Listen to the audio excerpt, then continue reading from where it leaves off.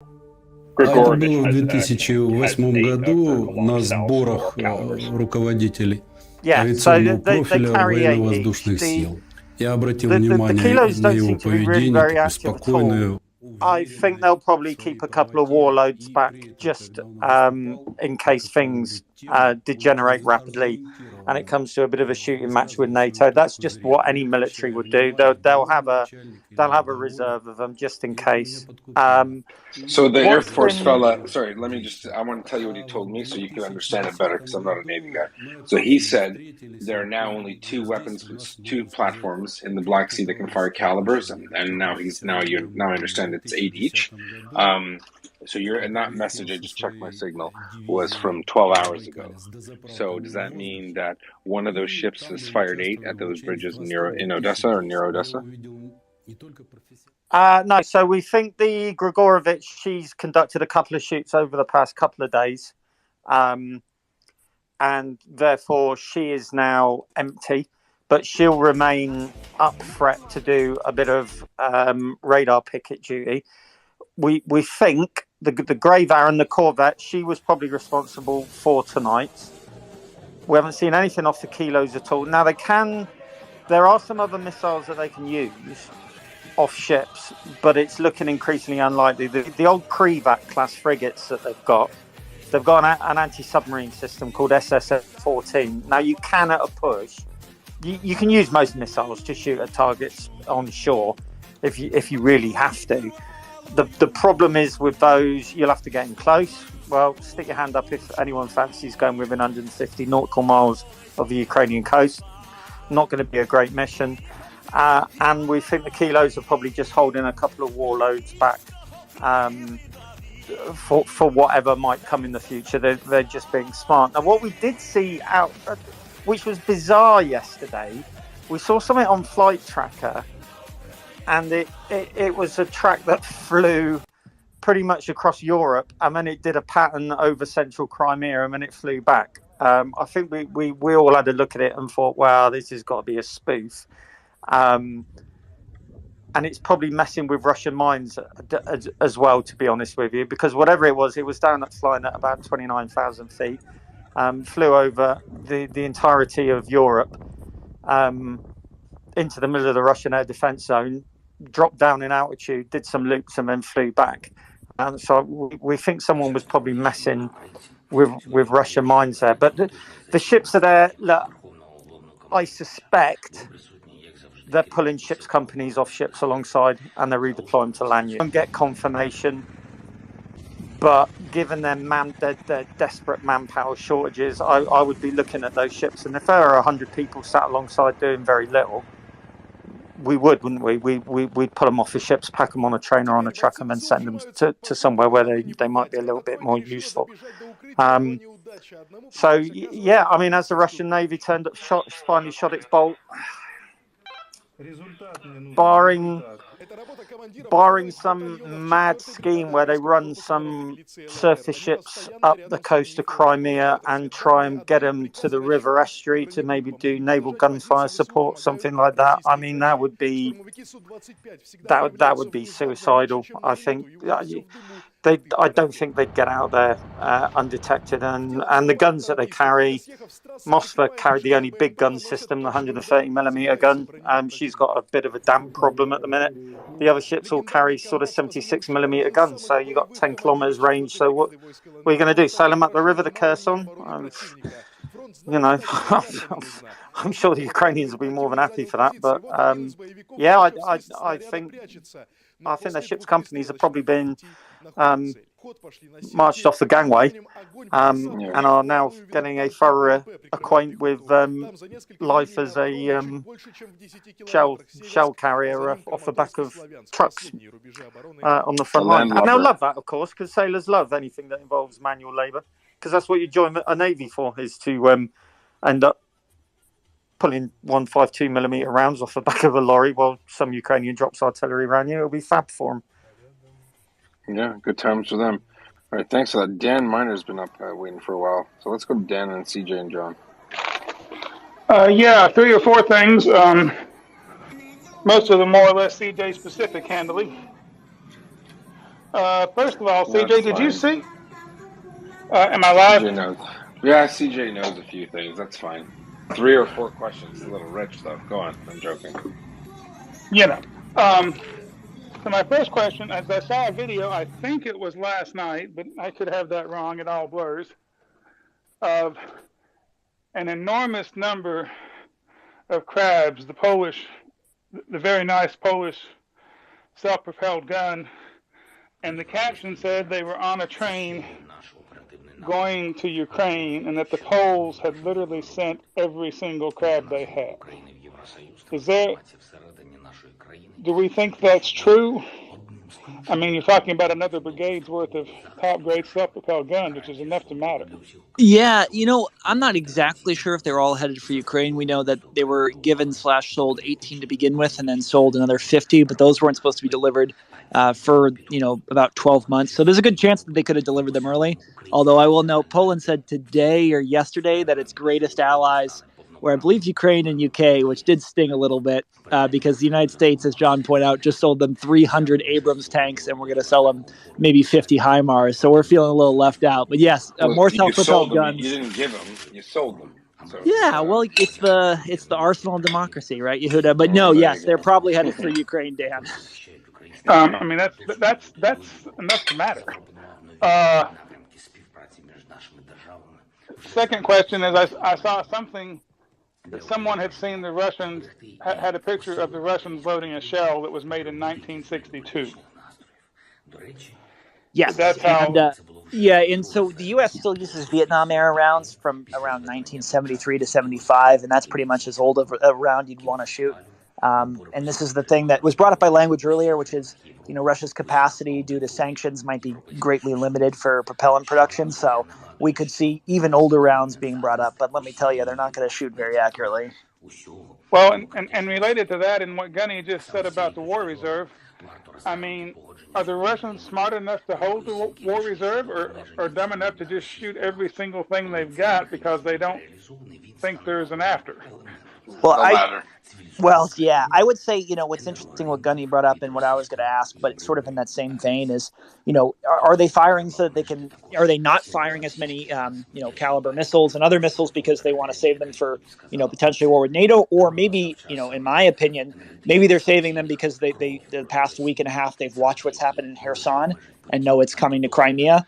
And there's a very real possibility they might have to use these missiles on Ukrainian troops trying to advance. So if I was Russia and the Russian Navy, I wouldn't necessarily be saving them for NATO. I'd be saving them for that, but I might be wrong.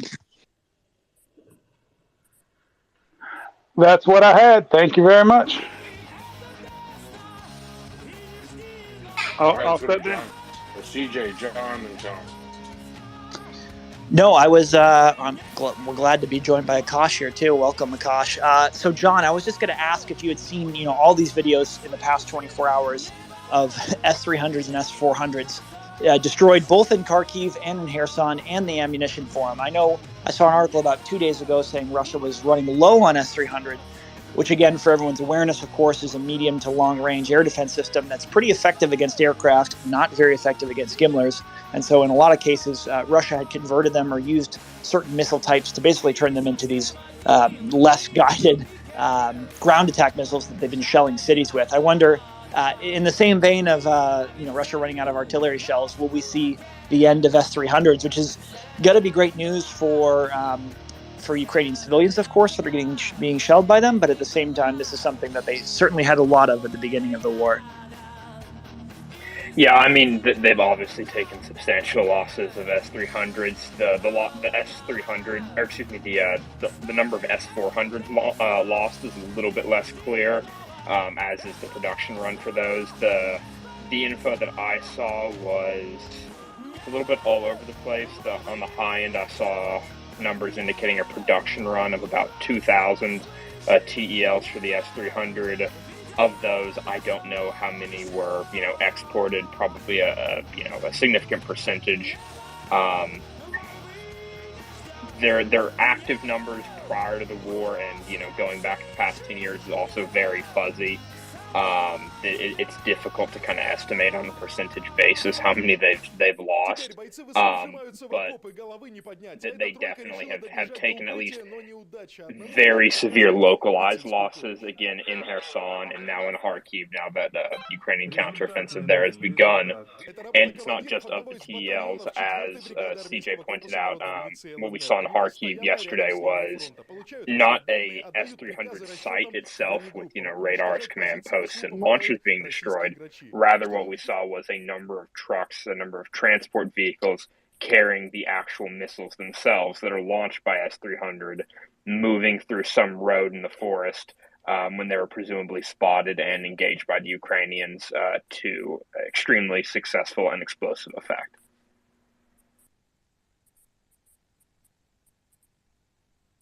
And yeah, it's they do have a lot of smaller mobile systems, but again, these have been taken out also by TB2s and sort of other systems that really have no business destroying air defense that much. But as Crimea gets closer and closer for the Ukrainians, people will continue to ask what air defense doing, and it's going to be clear that it's pretty much nothing.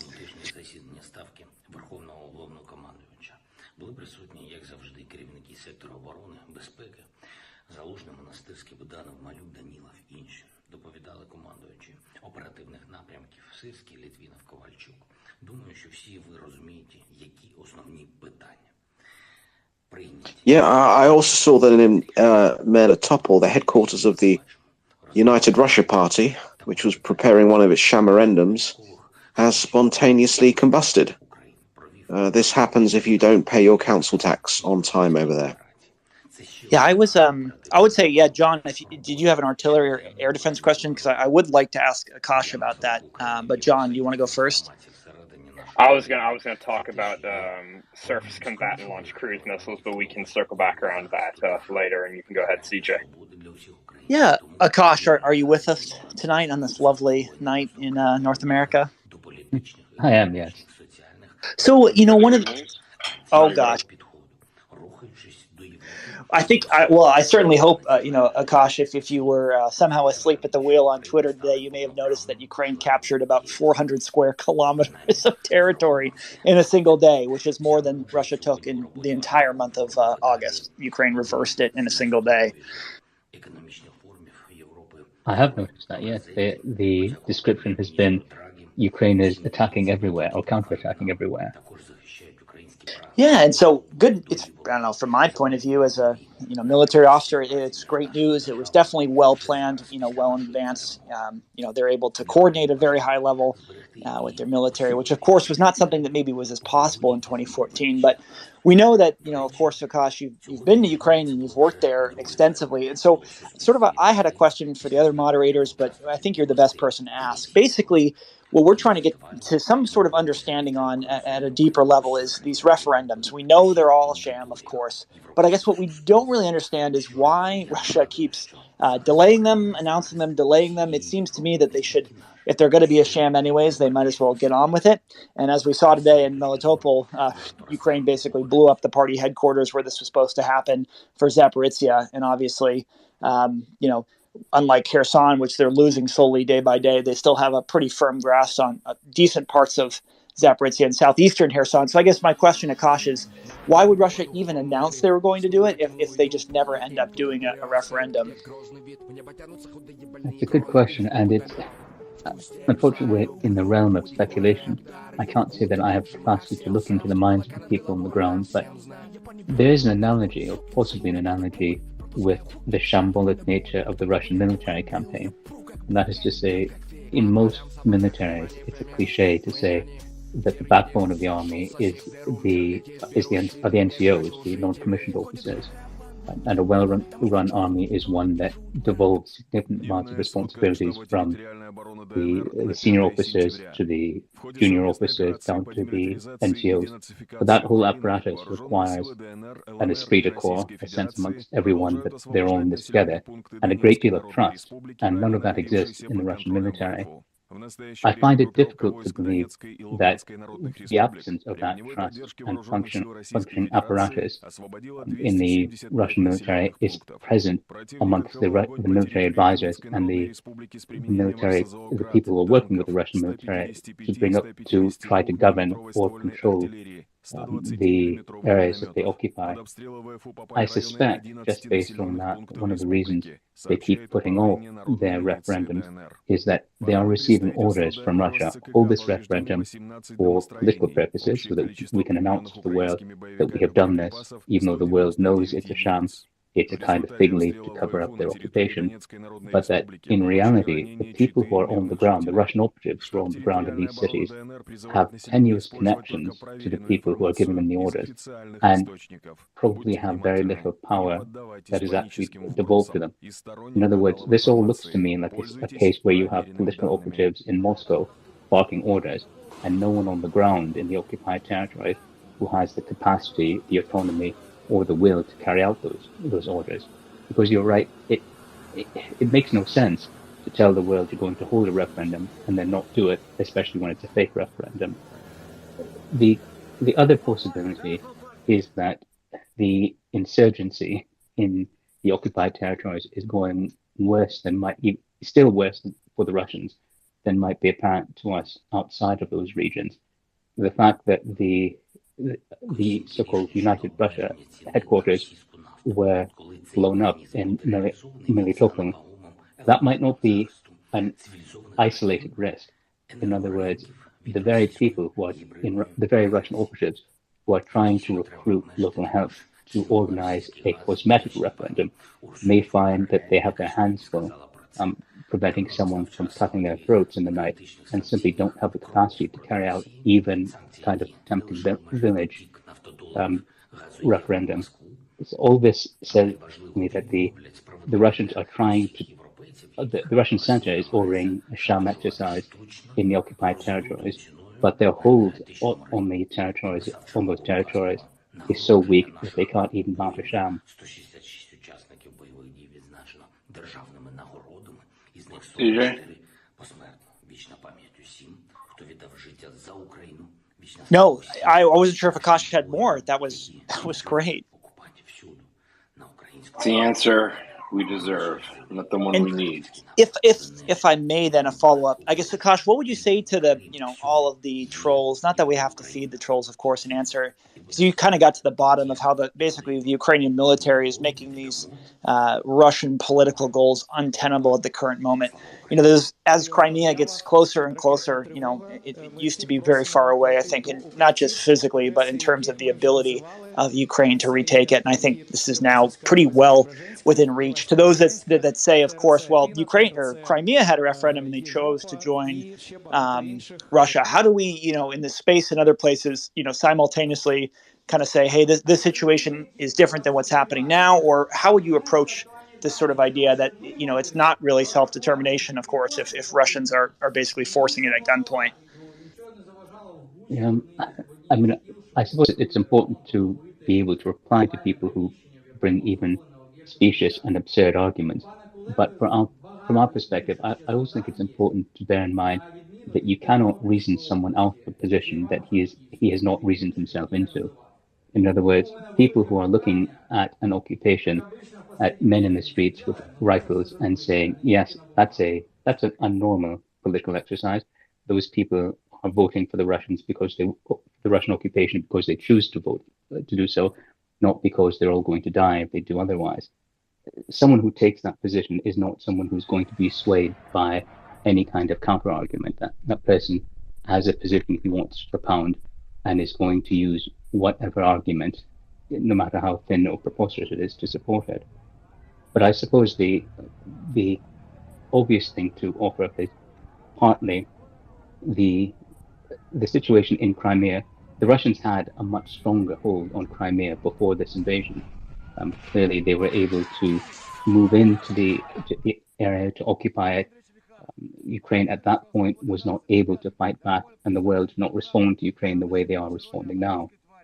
Conversely, today, obviously, Ukraine has responded to the Russian invasion. They are fighting back, and they are fighting back, and the world has come to their aid. The test then of what's going on the ground is, firstly, I mean, if you wanted to apply a rational test, if this were a real referendum, there would be referendums. There would be international observers. Even completely fictitious democracies invite international observers to be part of, to observe a referendum. And given that the Russians are in control of this and they are not allowing third parties to monitor what's going on, the only rational explanation is that they don't want people outside of the area to see the conditions under which these supposed referendums are taking place. And secondly, it's really where the will of the people. The referendum would not have to be carried out at a barrel of a gun. Before the Russian invasion, all of these cities and regions had municipal governments. They could have held referendums at any time had they wished to do so. And at no time, in fact, have the Russians even alleged that those previous councils were not democratically elected. The fact that they didn't do that before a gun was being put to their head, and now they are doing it when there is a gun being put to their head, no rational person could look at that and not conclude they're doing it because there's a gun that's been put to their head. And if you are acting only because someone's put a gun to your head, then it's unlikely to say that's something you really want to do.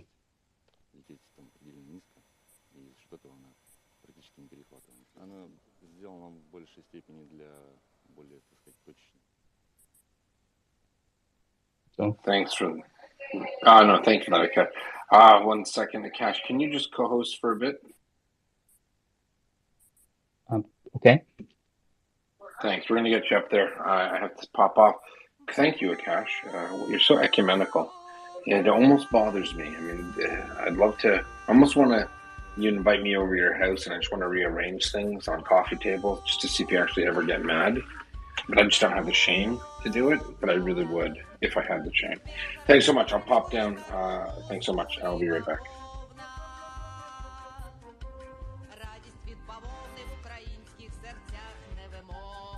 Yeah, please go ahead. I was just going to say, I think Tom has his hand raised. Oh, yes, thanks. I had a few questions around missiles for either Gunny or John Ridge or whomever. And there was a report, the U.S. Deputy Defense Secretary said that some truck-launched Harpoon missiles, the Ukraine was trained on them back in March, so presumably they've got them. Today, Zaluzhny of the General Staff mentioned that there were missile attacks. The Crimea missile, the attacks on the Saki air base were actually missile attacks. Do we think that those Harpoons would have reached it? I think the range on those is only about 100 kilometers, right? So it seems a little bit far for that to have been the tool there. And the second question on the missiles was speculation that Ukraine now might have some new cigarette flavors, a new HIMARS warhead, I guess M30A1, which is more focused, which is like a cluster munition for going after troop concentrations. Perhaps you've covered that earlier in the day, but I'm just wondering whether you have anyone has any more insight on either of those two suppositions. So for the first part, it was announced today that the Harpoon training had occurred in the United States, which is a little bit of a change from previous admissions from any sort of party that there had been internal training in the United States specifically regarding this war. So that was a little bit of news. In terms of any different types of missiles for HIMARS, I have not seen anything confirmed yet. Tomorrow there is a massive aid package that will be announced along with the newest Ramstein meeting that'll discuss aid for Ukraine from about 50 different countries, which is great news. This coalition is not just NATO, of course, but NATO plus some more. In terms of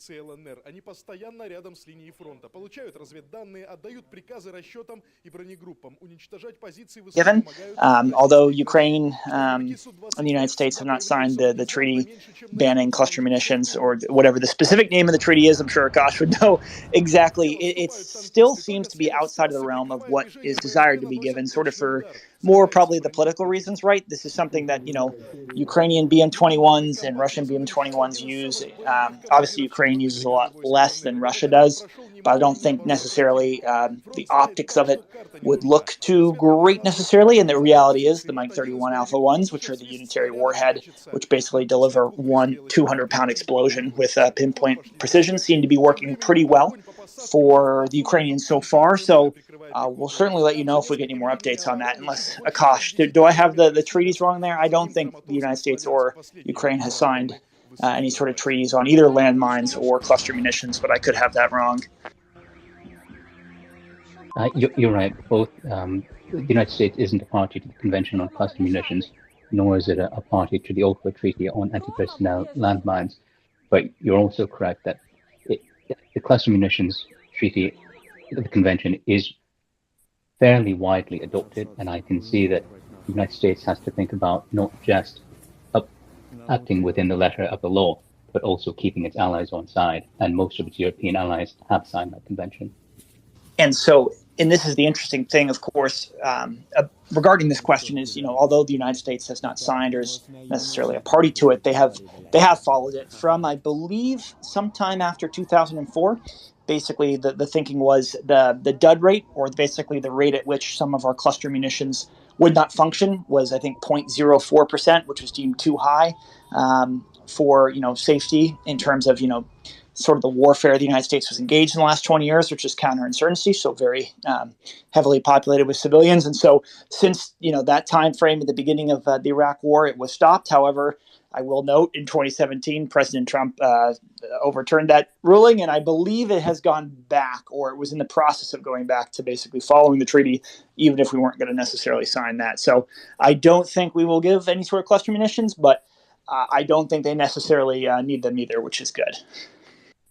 Yeah, I'll DM you just a little bit more. So someone's speculating about their use, but also an article that came out 2017 about the HIMARS M30A1, which is designed to replace traditional cluster munitions, but it's still going after troop concentration. So sort of I don't know if they're, if this has to do with semantics and definitions and how materially it's different it is, and whether it's safer for civilians. But I'm just wondering if that wasn't being used, would a traditional HIMARS explosive, the one that's been being used, how effective would it be against troop concentrations at the front line? And because there's been some speculation it's been used that way, certainly, during this offensive. Yeah, no, definitely a semantics issue.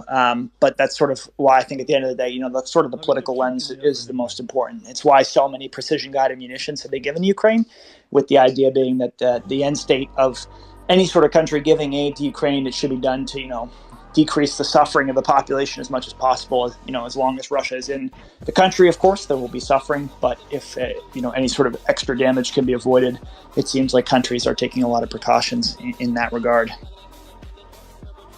Okay, great. Thank you. Thanks very much, CJ. All right, John. Thank you, Wendy. Just briefly on the Harpoon's point, and I'm sure Gunny can jump in right after me to add more detail. To my knowledge, the Harpoon in any of its variants does not have a land attack capability. And even if it does with some of the older variants, I'm not sure, unless they were to do this from an air launch platform, I don't think it necessarily has 200-kilometer range necessary, depending on where they're launching from. Maybe Gunny can correct me on that, but I'm reasonably confident that there was never a land attack variant of the Harpoon developed. There is a land attack variant of the Neptune, but not Harpoon. So as far as what was used in Saki, then we have the option of perhaps an Atacams, even though it's been denied, Neptune, or this the new Thunder one, right? What was it? Crim 2, the Ukrainian domestic system that we know nothing about. Right. Okay, and those still are the most likely options then? It would seem, yes. Great, thanks a lot.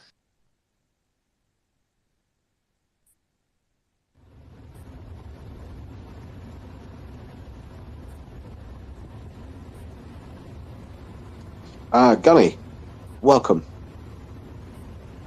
Yeah, hi.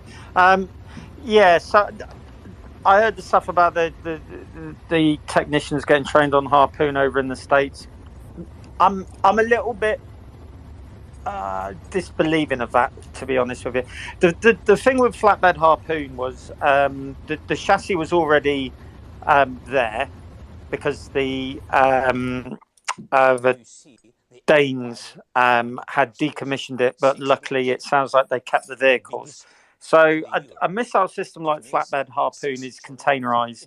And these days, you know, systems, if something goes wrong, they have a self-test facility. You plug a terminal in, you have a look at it. So actually maintaining the system itself isn't a massive job. I think on a Royal Navy frigate, I think on the harpoon section, there's probably one chief. A couple of lads, or a chief or a petty officer, or even these days, it might be just put to the Sea Viper section and they just look after harpoon as well. So you don't need to train a lot of people for it. It's very easy. It's plug in, self-diagnosis, have a look at it, swap out a circuit board or something like that. And the training for that, to be honest with you, can be done in pretty much any naval training facility in Europe. You could have flown 4 flatbed harpoon crews to the UK and put them in HMS Collingwood and banged them through a course in 2 weeks, and they'd have been ready to go. So if they were trained in the States, I think it was probably part of a bigger package. Maybe air-launched harpoon. Maybe the Ukrainians have got themselves the capability to use that. We just haven't seen it being used. That's always a possibility. I could see them wanting to put through some subject matter experts, what we call SMEs, through for something like that. But you know, I also think the harpoons were in theatre a lot earlier than we actually suspected. I don't think it took them that long to get trained up in it and actually move it through. I think it was probably, compared to training a crew up on a new tank, say, it's probably a lot simpler. And of course, the Ukrainians don't have to worry about the most important part of a system like Harpoon, which is finding the enemy, because somebody else was taking care of that side of things for them. All they needed to do was know how the system operates, how to diagnose various problems, setting it up, programming the round and getting the rounds away into the box, and then packing up the vehicle and legging it. The Ukrainians will not have been trained in some kind of long-range surface search radar, because the Russians would have been all over it if that was transmitting. So, yeah, I'm really surprised if they flew people out to the US. I'm convinced it's part of some kind of bigger training package, not just for flatbed harpoon. You could, as I say, you could do that a couple of weeks in a lot of training establishments in Europe. Was it used for the Crimea strikes? No, definitely not. Was Neptune land attack version used? Yeah, possibly, but no, I don't think so. Simply because the impact points were perfect, absolutely perfect, and I can see why people kind of initially looked at it and went, "Well, that's SF," because the rounds were landing in or just over revetments, and they pretty much put one into an air weapons magazine and destroyed that. They were nice. It was evenly spaced. It wasn't the kind of explosions that I would expect to see from 4, 5, 6 Neptunes, to be honest with you. It was way too precise for that. These were precision guided munitions that I think probably were detected, but too late, and the Russians could just, they could do nothing about it. And the movement of surface-to-air missiles around Crimea, probably, up to where the main fighting is, I think that's a tacit admission that they can't. They've kind of given up on the idea of doing any comprehensive air defence network over Sevastopol, and I think we might see them just lifting and shifting a lot of air defence stuff, maybe up to around the Kherson sector, just because they think it might be more gainfully employed up there. Is that possibly? Yeah. I mean, if you've got that stuff there and it blatantly isn't working, shift it somewhere else, I suppose. Who knows? And just one quick question. On the S-300s, lots being destroyed recently, is the cost of those $1 million? Is that what Russia actually pays for it? Or because they produce it, it's going to be a lot less for them? Well, it's kind of hard to say, really, isn't it? Because I mean, cost is relative, and cost will be plummeting every single day. What might have cost $1 million around at the start of the war, you can probably pick up for £3.50 in a bag of pork scratchings at the moment. It's that crap. So, yeah, I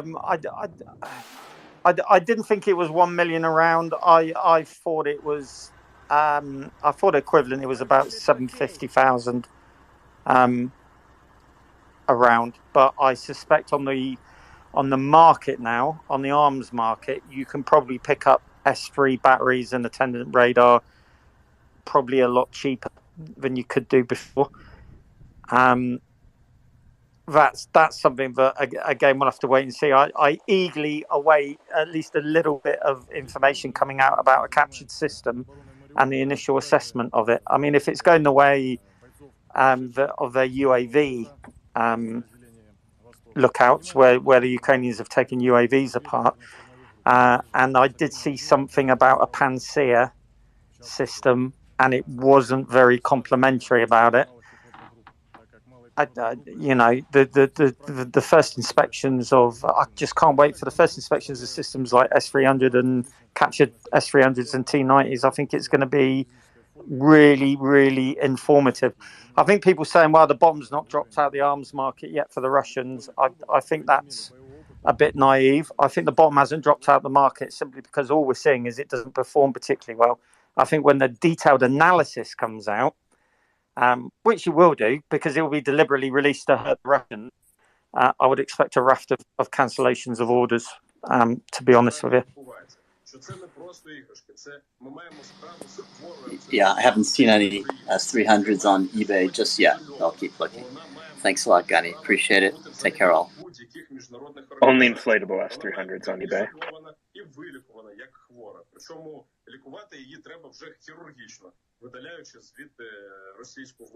I want to thank I Like Wendy for hosting for several hours.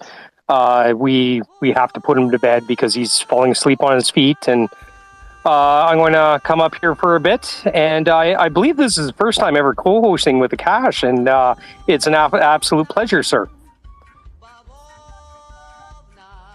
Thank you. The pleasure is mine. If you would like to come up and ask a question or a comment, please request to speak. If you come up, raise your hand. We'll get you in order. If you are a little shy and don't wish to speak to the crowd, that is fine. DM one of us, and we'll read it aloud. If you're super shy and you want to remain anonymous, just have a note that you wish to remain anonymous, and we'll just read the question aloud. With that, we'll go to Raver. Hey, Battle Moose. Hey, Akash. John, so the land attack version of the Harpoon is called the Slam ER, and it's what the U.S. Air Force used to kick Assad's teeth down his throat in the second strike after chemical weapons used by Assad under the Trump administration. I wish CJ was still up. I was going to ask him, and you might know, has anybody seen the 105 millimeter howitzers in use yet?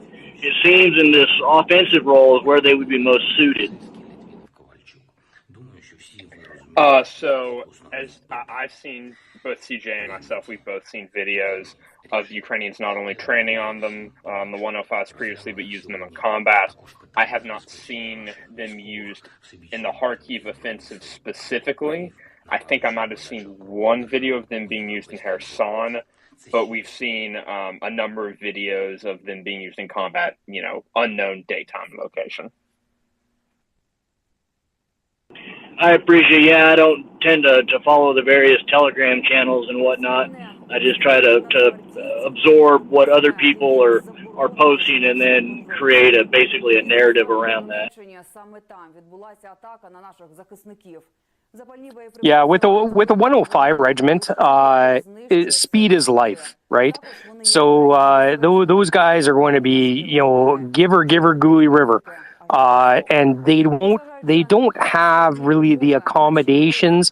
When I say accommodations, they don't have the facilities to have maybe reporting with them and whatnot, because they're operating at breakneck speed.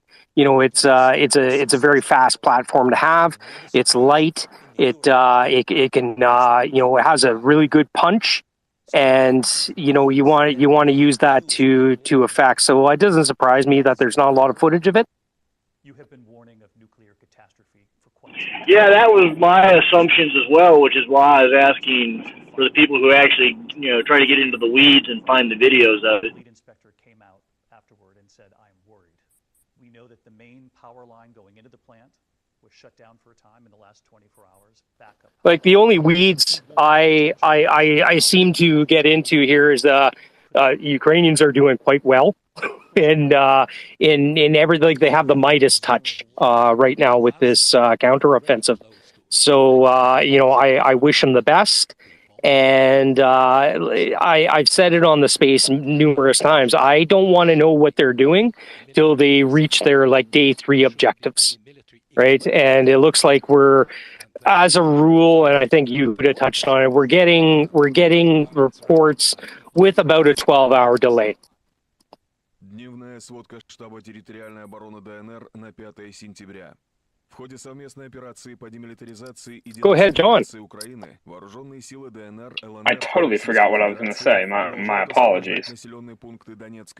You're probably going to say, "Hey, Battle Moose," but we're getting real time footage of the Russians, and we all know how that pans out for them.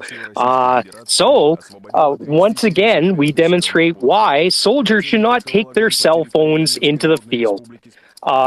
Because especially smartphones that could be geolocated, and we all seen the little Russian troopy videotaping.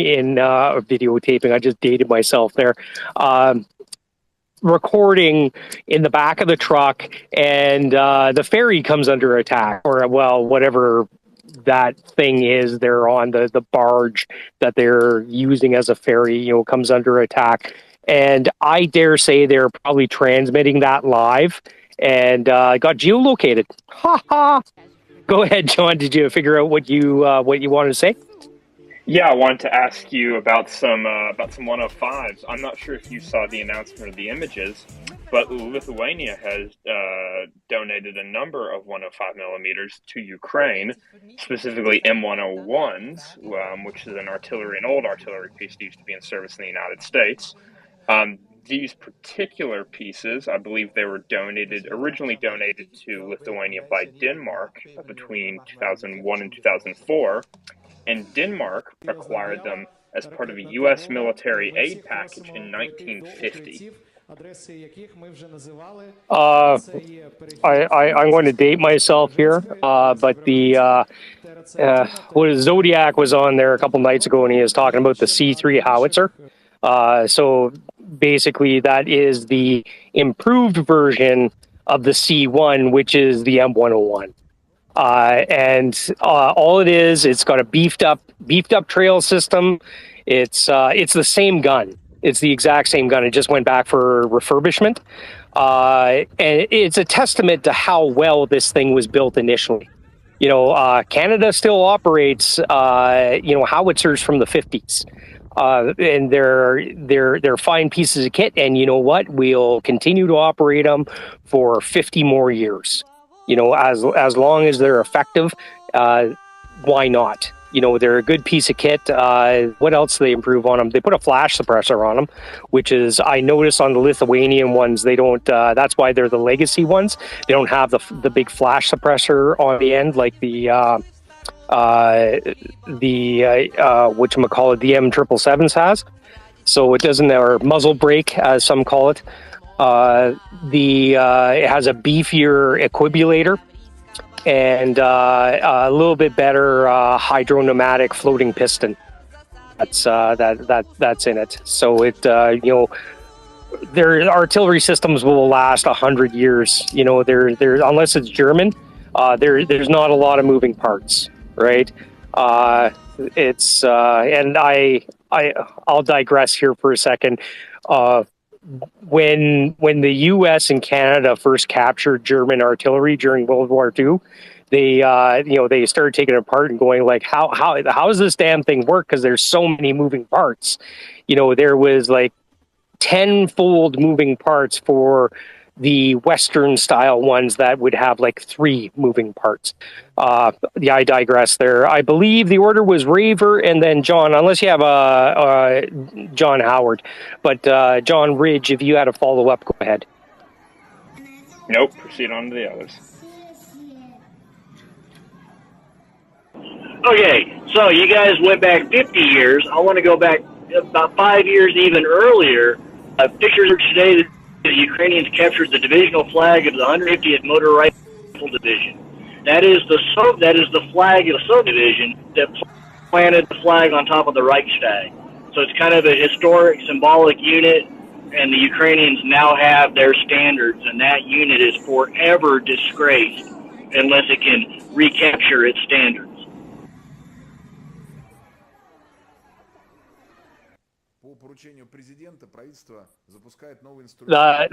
Just for the listeners, that's a big deal. In days of yore, if somebody took your battle honors, you would fall on your sword. It's a big deal. I didn't realize it was the same unit that it took the Reichstag. But yeah, that's amazing. That's some artillery unit in the Crimean War, the Boer War, retreated without taking the guns. And the artillery in the Commonwealth had to wear a lanyard to symbolize 100 years of shame. And we just overcame that, I don't know, about 20 or 30 years ago. We finally got over it. And so if some unit takes your battle honors, that I can't even think of a civilian. It'd be like a sports team and somebody taking your mascot and then brutalizing it and hanging it out to dry in front of your town for all to see. I don't even have an analogy for that. John Howard, go ahead. Thanks, Bartlemoose, but you're absolutely right. I don't think there is an analogy for that, particularly given that it's that unit and what that unit did and how central that moment was and is, and that's part of the problem. It still is to Russian culture. I mean, that is going to boil Putin's piss without a shadow of a doubt. Yeah, amazing. A question for any of the North American speakers at the moment. CJ mentioned earlier that Lend-Lease is going to come online in about 3 weeks.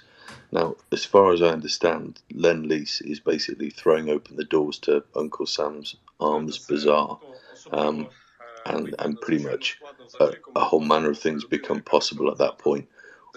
What do John or Akash or Bartlemoose? I know I wouldn't call you an American, buddy, so please don't think I'm saying that. But I mean, you're a lot more adjacent to the US than me. What do you think? How do you think, rather, this might go in terms of what this means for Ukraine? Thank you. I got a quick comment, then I'll leave it to my colleagues here. But let's not kid ourselves. Lend-Lease won World War II. Hands down.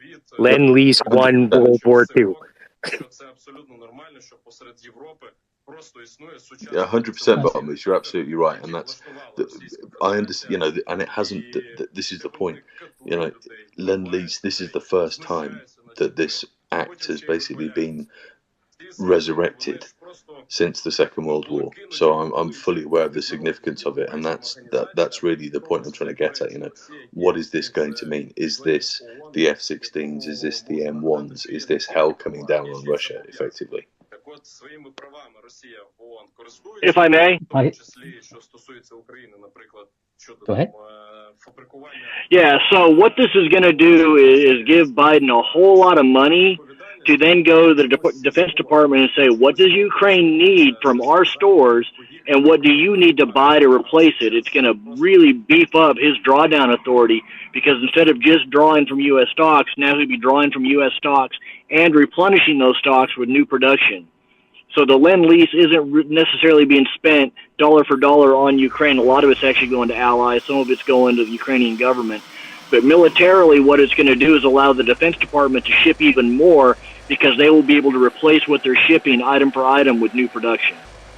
And then real quick to Battle Moose before I lose service, British battle honors are still displayed at West Point that we captured at Yorktown. For now. That's great, Raver, but you never burnt down Westminster, did you?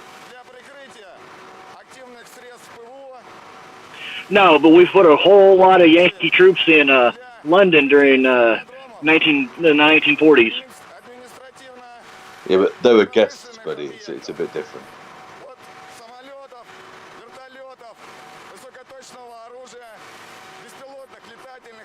It was just a family squabble. The other part of the act is by coming online, it lifts any restrictions on the amount of time the equipment can be loaned to Ukraine. So without the Lend-Lease act, there is the clock is ticking the moment any equipment is given or loaned to the Ukrainians, with a hard requirement of the material being returned after 5 years. Hopefully this war will still be going after 5 years, but that clock is no longer ticking as a result of the passage of this act. It also lifts certain restrictions on what the president can directly negotiate with the Ukrainians. So there are some kinds of weapons and some kinds of agreements that, in the absence of the Lend-Lease act, he would have to go back to Congress to get authorization. He won't have to do that now, which means that he can make these decisions much more quickly and much more nimbly. I think anything's on the table less CBRN. Well, thank you, Barmoose, and thank you, everybody. And that was my understanding. I was trying to invite, particularly people from the US, to speculate as to what that might mean in real terms, in terms of systems. But if no one wants to do that, that's good. Oh, in fact, I think John, please, buddy. Yeah, so the reason why it's October 1st, I assume that there's also a number of practical considerations in terms of getting stuff ready and training Ukrainians up on the relevant equipment. But October 1st is the start of the fiscal year for the United States government, so it corresponds to that. And as a little bit of a side note to that, I believe the figure right now for presidential drawdown authority remaining for this fiscal year is around $2.75 billion remaining in presidential drawdown authority. So that is the total value of equipment and other material that we can send to Ukraine from existing stocks under, that relevant under that relevant statute. So over the next, 3 weeks now, that we still have nearly $3 billion that Biden has in presidential drawdown authority worth of kit that can still be sent, and we have 3 weeks to use all that. Що це не просто іграшки, це ми маємо справу з хворою, абсолютно терористичною країною, яка має бути CJ, would you like a last pop at this before they get moved on? Or before... Well, I heard my alma mater being mentioned, so I just had to come up.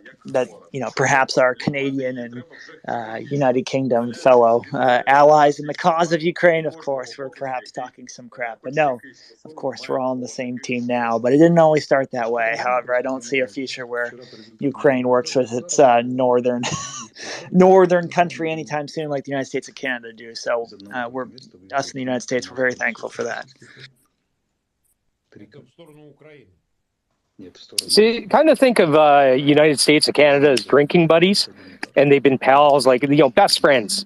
And they sometimes they get a little rowdy when they drink, and fisticuffs happen, and the next day we get up, we dust ourselves off, and back at her. I believe CJ. What Raytheon doing?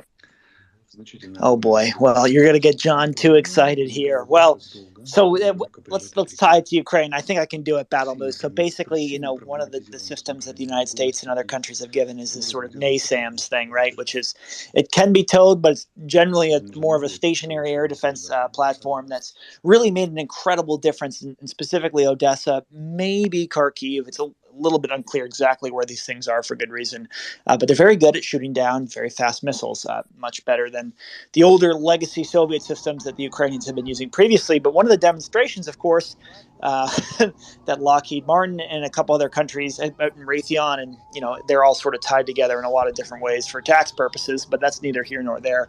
Long story short, a lot of these launchers are going to be able to fire a bunch of different missile types that are even faster and better for very specific different types of aircraft. So if things like this are tested, the NASAMS are already in Ukraine. This is something that can be upgraded later on. And really just an important note that, the last aid package the United States gave to Ukraine was different from the rest. It was different because about half of the money was allocated for a more long-standing military agreement, meaning Ukraine wouldn't see these sort of supplies and training and equipment for at least a year. It was production for more Gimlers. It was production for other equipment that they're going to see over time, really demonstrating that the United States, well, in a lot of other countries, aren't just giving aid to Ukraine to help them take back their country. It's a long-standing commitment for Ukraine's defense. And this is really important because as Russia continues to lose more terribly, and again, I actually with the help of a couple OSINT accounts, told about the amount of territory that Russia lost today, and it's actually somewhere near 500 kilometers, just 400 kilometers alone in Kharkiv.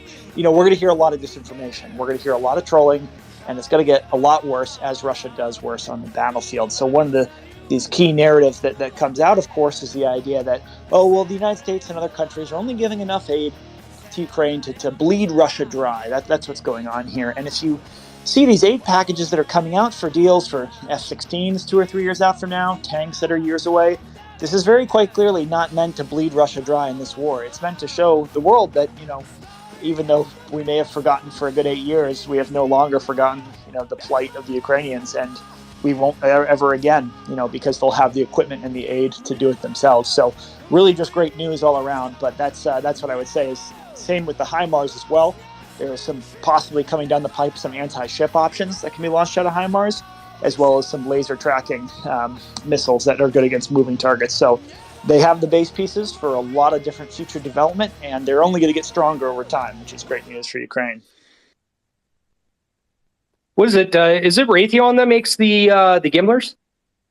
So it's a Lockheed Martin. I can feel John shaking, but it's Lockheed Martin that makes the HIMARS, and I believe Raytheon and a couple others make all the parts. But if you actually were to break down these individual missiles, it's actually a bunch of different countries making all the different parts. But I'll let John go because I think he's pretty excited here. Yeah, so just to briefly say for Gimlers, Lockheed Martin is, I believe, the prime contractor for that, and they handle assembly of the overall system. There's dozens of different contractors and subcontractors that produce a bunch of different components. I believe Northrop Grumman produces the actual solid rocket motors themselves, and the list is probably very long. For NASAMS, that was originally I believe a jointly developed U.S. and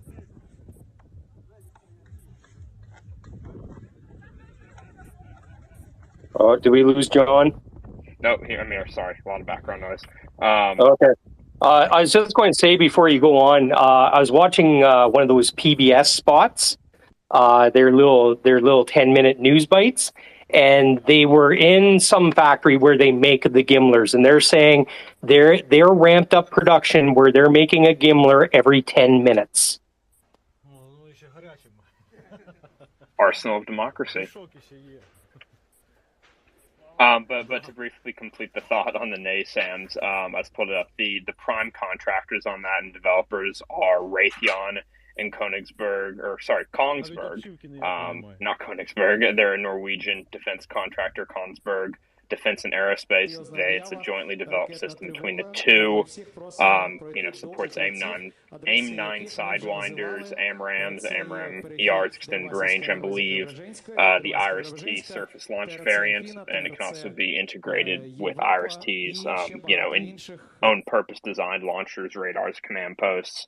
The missiles themselves, I don't remember what the contractors for those are off the top of my head. But yeah, I suspect all of these companies are going to be getting some pretty good business. And one other interesting thing to note about that test is it was specifically against cruise missile targets.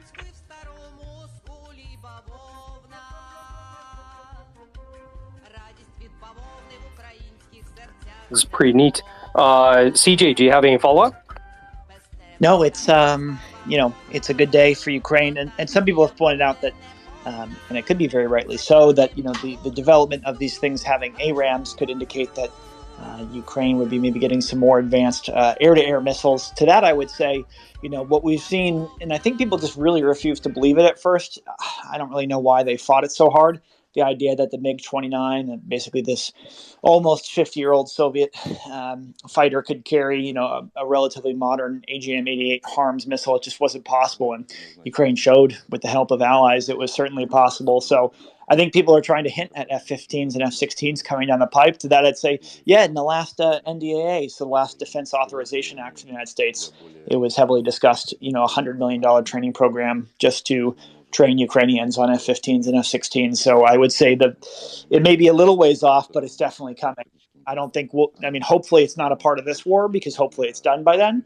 But we'll be in a situation where even if it's a little bit longer for Ukraine to join NATO, they'll still be stronger in that interim period. Of course, I would ask Akash, because I remember early on in the space when everyone was talking about no-fly zones and a lot of different types of involvement, intervention that could be done. The application to NATO seemed very far off. Akash, could you sort of explain where the EU process is in terms of their candidate status? And because I've heard mixed things about if it's going to be, a short amount of time or a long amount of time. And having been to Ukraine many times, what you see is their prospects for joining NATO now that they are on the offensive and pushing Russia back. It's a difficult question to answer. The EU is making very positive sounds about Ukraine's accession to the European Union, but my sense is a lot of those positive sounds are for the purpose of giving comfort to the Ukrainians and also to do a bit of cheap saber-rattling at the Russians. What I mean by that is that it seems unlikely that there is any real prospect Ukraine will accede to the European Union until the war is over. But the good news, though, is that even without formal accession, they're likely to get a lot of reconstruction aid from the European Union. And when those negotiations begin in earnest after the war, it's also likely that the EU will demand and receive from the Ukrainians assurances that Ukraine will complete the process of building up its anti-corruption system and provide adequate oversight for reconstruction funds. It is very much tied to the question of reconstruction. So right now, the Ukrainian government estimates that once the war is over, it will cost about $750 billion over 10 years to rebuild the country. That's probably too high. The Kiev School of Economics estimates that it's something closer to $120 billion, and the German Marshall Fund estimates something even lower, $100 billion. It's still a fair amount of money, and it's telling to me that EU states are already debating amongst themselves how will they divide up the responsibility for paying that. Will it come from added debt? Will it come from some kind of apportionment of payments from just amongst the large donor states or the large net contributors such as Germany and France, or will it be spread across all of their member states? I don't think there's any way they would be involved in those kinds of internal deliberations if they were not highly confident that once the war is over, Ukraine will become a member of the European Union. And I suspect it will happen very quickly. I would be surprised if it happens while the war is ongoing, simply because there are certain political requirements that Europe will have of Ukraine like joining the European prosecution system, like having parliamentary oversight, requirements that are necessary for a state to be part of the European Union and a functioning part of the European Union, but requirements that it would not be reasonable to demand of Ukraine while it's still fighting for its survival.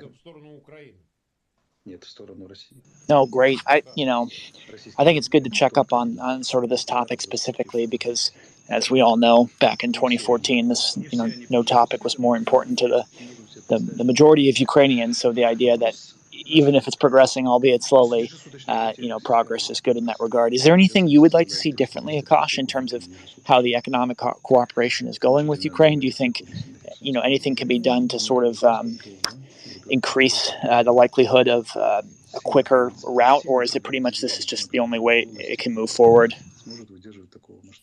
Well, right now, much of the debate has focused on how much money countries are going to provide Ukraine to keep its economy going.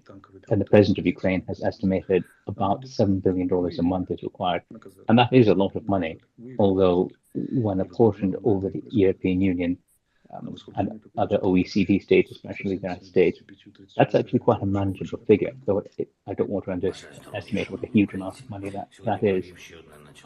There are two things that I would like to see. The first is that it's important that political leaders, both in Europe and in North America, continue to emphasize to their population why it's important to support Ukraine. Because I am concerned that once winter arrives, especially in Europe, particularly in countries that don't have very well insulated buildings and homes and consume a great deal of gas in order to keep those buildings warm, there will be a lot of pressure coming from their populations to turn the taps back on with Russia. And it's clear that Russia is banking on that. That is why they have already started to cut off the gas supply. It's vital that democratic leaders make the case to their populations now, because if ever there were a case where we want politicians to lead public opinion rather than merely being led by it, it's now. The other aspect is that I do think that to take some of the pressure off public coffers, it's important to try to encourage private investment in Ukraine. And very few people want to invest in an area where there's an ongoing war. That kind of investment can be encouraged if countries provide a form of war insurance. That is to say, they provide some kind of underwriting system for private investors who are willing to put money into Ukraine if they lose part of their investment as a result of the war. And that is a way, that's kind of economic multiplier. It's a way of allowing, of public corporates putting up less money and through that triggering more money from the private sector. As well, I think that is good for Ukraine in the long term, because once the war is over and huge amounts of money start flowing in for reconstruction, everyone and his dog will want to set up shop in Ukraine. It is in the interest of the people of Ukraine that they know who their real friends are sooner rather than later, so that they can form strong partnerships with companies and investors who are in it for the long haul with the people of Ukraine.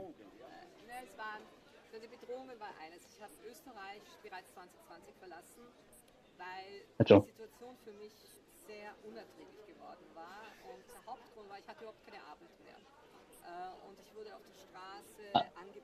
Leonard, I see your hand up. Well, thank you, Akash. Yes, I'm just going to make a brief comment further to Battlemus's description of, say, the old-time Canadian-American relations as somewhat of a hockey dust-up or a hockey fight. But yes, and in response to Raver, you mentioned that you still have some British battle flags from Yorktown.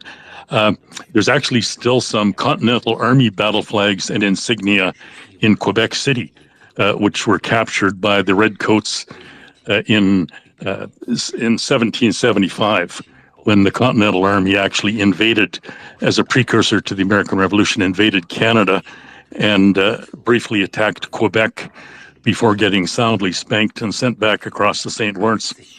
In addition, I just wanted to refer also that the Lend-Lease issue was raised a few moments ago. And just to perhaps highlight that a little bit, it's a very significant piece of legislation, and of course it's kind of a revivification, if you will, of the original Lend-Lease Act from 1941, and it essentially the powers under the Lend-Lease Act are a little bit touchy, and were quite touchy up until the actual passage of the act by U.S. Congress in March of 41, because up till that time, Roosevelt had made a gentleman's agreement, if you will, with Winston Churchill, and was actually providing U.S. material and manufactured sort of excess military hardware out of U.S. stocks, including aircraft and so on, to that supposedly which were targeted for the purpose of helping Britain win the Battle of Britain. But it was touchy enough that, and there was enough opposition in Congress, that Roosevelt was unable to deliver, did not feel comfortable delivering the aircraft, say, directly to England or shipping them, but agreed that with a wink and a nod, that if the aircraft could be brought within a mile of the Canadian border, then Canadians could come across, provided they did not have motorized transport, could come across with horse-drawn carriages and recover these aircraft and draw them back across the 49th parallel with horsepower, literally, and thereafter ship them on to England to supposedly be used in the Battle of Britain. So it was kind of a very touchy and very technical kind of resolution to giving help to Britain and Canada without really getting any kind of a serious nod from Congress. Of course, that all changed when the Lend-Lease Act was formally passed, but it took another 5 or 6 months because there was a lot of opposition in Congress to the very idea of formalizing that kind of assistance to England, Great Britain, and Canada. So, yeah, just to kind of put that in perspective, there's the going was not just as smooth as glass until literally after Pearl Harbor, and then of course the entire sea change happened literally overnight, and the floodgates were open, and hardware just flowed continuously thereafter. But yeah, hopefully that puts a little bit of a more detailed perspective on that. Thank you. Thank you. John, your hand's up. Thanks, Akash. I just wanted to briefly point out, as a little bit of historical context, that kind of one of the major purposes of Lend-Lease, the original Lend-Lease Act of 1941, was to circumvent the previously enacted in the mid to late 1930s Neutrality Acts, which restricted the direct sale of weapons, ammunition, and other military hardware to foreign countries. Those were still on the books, on the statute books at the time that Lend-Lease was passed. And so the whole intent of Lend-Lease was to kind of create a process through which military material could be provided to foreign nations circumventing the Neutrality Acts. My understanding is that the Neutrality Acts are no longer on the books nowadays, and so the actual substantive legal effect of the modern Lend-Lease Act in 2020 is quite different. Its specific legislative provisions are quite different in the various acts that they amend or suspend in the context of material or military material deliveries to Ukraine. Thank you. I think that's an important point to raise. Although there are some differences, there are some benefits to the 2022 Lend-Lease Act. A significant part of passing it is psychological and political. Might I just respond briefly there, Akash? Please do. Thank you. Yes, thank you, John, for mentioning the Neutrality Act. And yeah, that's been long since glossed off the books in the U.S. And just to kind of put it into perspective, what at least Franklin Roosevelt thought about the so-called Neutrality Act from the 30s. He specifically referred to that in his fireside speech in December 1940, and he said that the Neutrality Act may require Americans and the American polity to be neutral in terms of the legalities and in terms of the black and white operations of contract. But he said it had no bearing upon whether Americans had to remain neutral in their hearts. So very clearly, it was an expression of his assessment that the Neutrality Acts were a technicality that were clearly, in his view, obstructing the United States from acting upon its preferred foreign policy, if you will, and its strong historical, cultural, and emotional commitment to England and to Great Britain. And he was intimating. Чомусь ООН там соромиться, щось сказати, поїхати, проконтролювати. А в цей час їх просто мовчазної згоди там відбуваються страшні речі. Над людьми просто знущаються. Їх катують щодня. Ну, це жахлива історія, на яку мені, наприклад, надзвичайно складно дивитися.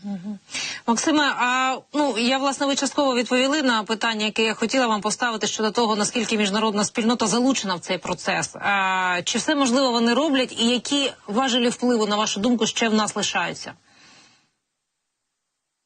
Я вважаю, що майже нічого не робиться з того, що мало б робитись міжнародними організаціями. Більше того, я вважаю, що відтепер будь-яка взагалі дипломатична зустріч, в якій присутні українці, чи то хтось приїжджає до нас, чи то зустріч президента України, чи то українських дипломатів, чи урядовців, вони мають розпочинатись саме з цих світлин. Кожен, хто зараз робить вигляд, що хоче допомагати Україні, або дійсно вважає себе другом України і хоче допомагати, вони мають бачити і розуміти, що насправді відбувається. Що це не просто іграшки.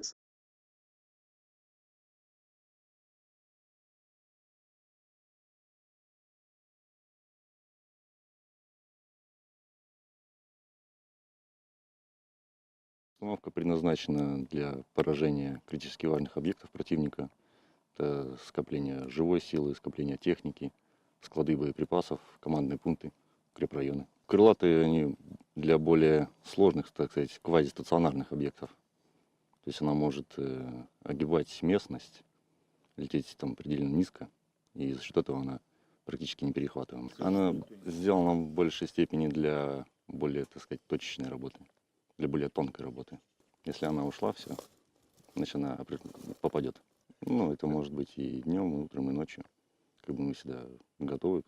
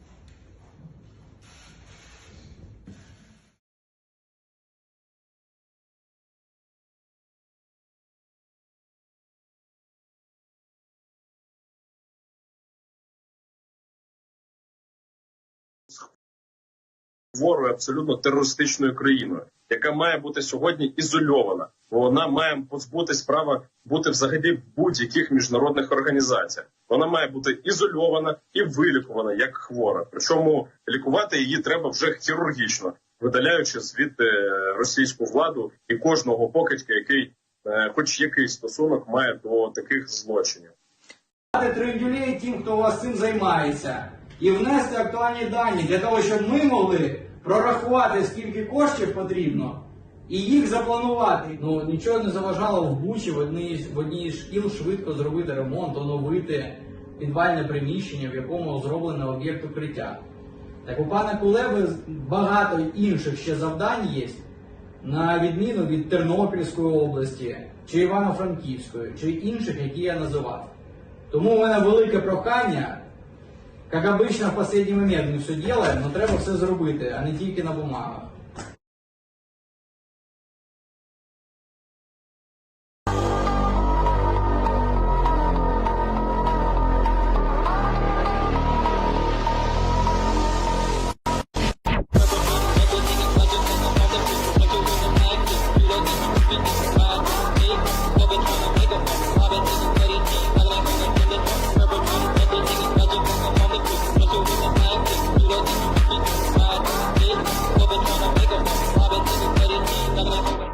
Серйозна об'ява, ракетна тривога. Ми всіх просимо пройти до укриттів, адреси яких ми вже називали. Це є перехід Дерибасівська на розі Преображенської, Дерибасівська-Преображенська, ТРЦ Афіна, ТРЦ Європа і ще багато інших.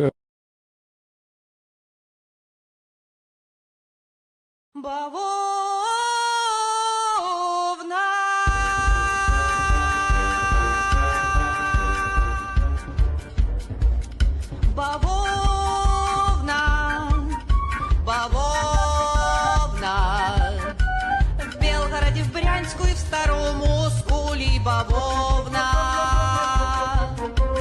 радість від бавовни в українських серцях невимовна, без тебе таврійська бавовна.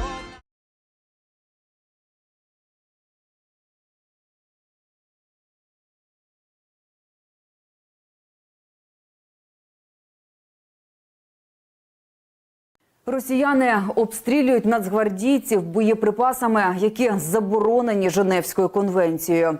Відео знято на Донеччині. Саме там відбулася атака на наших захисників. Запальні боєприпаси мають вигляд вогняного дощу, який знищує все навкруги. Також вони є вкрай небезпечними при потраплянні на шкіру людини, адже роблять опіки аж до кісток. Незважаючи на такі складні умови, наші воїни продовжують тримати оборону України.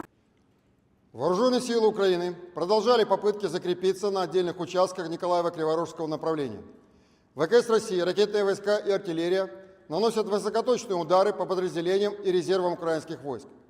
Всего за прошедшие сутки в ходе боевых действий на данном операционном направлении противник потерял 11 танков, 7 боевых машин пехоты и 8 других бронированных машин, 9 пикапов с крупнокалиберными пулеметами и более 220 военнослужащих. Кроме того, высокоточным оружием в районах населенных пунктов Березнеговатая и Мураховка Николаевской области поражены пункты временной дислокации 57-й мотопехотной бригады. В районе населенного пункта Кочубеевка Херсонской области ВКС России сбит вертолет Ми-8 воздушных сил Украины.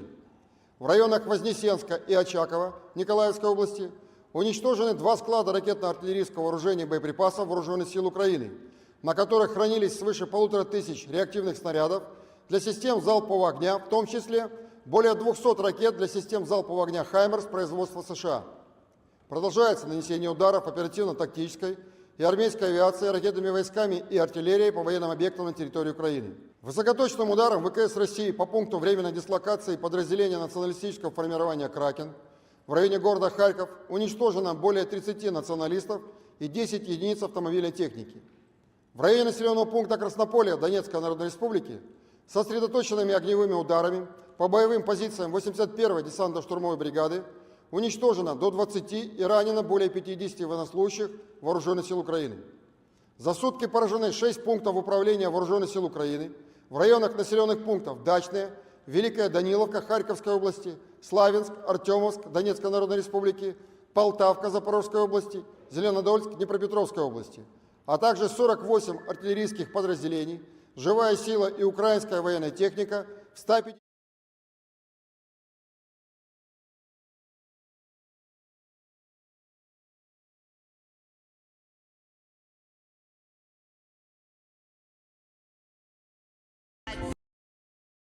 Буде неповна, засадим бавовну густу, аж по мосту.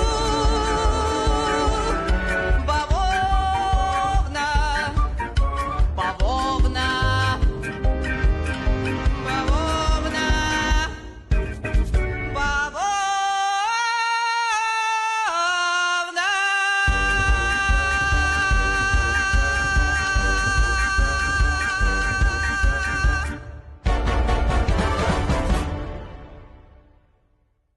Россию. А почему Единая Россия? Да потому что Путин молодец. Во. А что сделал Владимир Путин для... Он все сделал. Для России он все сделал. Для Российской Федерации сделал что? Все. Да он очень много чего сделал, очень хорошего. Ну что-то так его критикуют в последнее время. Да это кто там критикует? Да пускай они там разговаривают. Пусть критикует, кому делать нет. А так Владимир Владимирович Путин, он нормальный президент Российской Федерации. Я за него. Я тоже за него. Хай буде весна, там, де ми стоїмо до кінця, і нас не зламає війна, наша віра єднає серця, Україна навіки жива.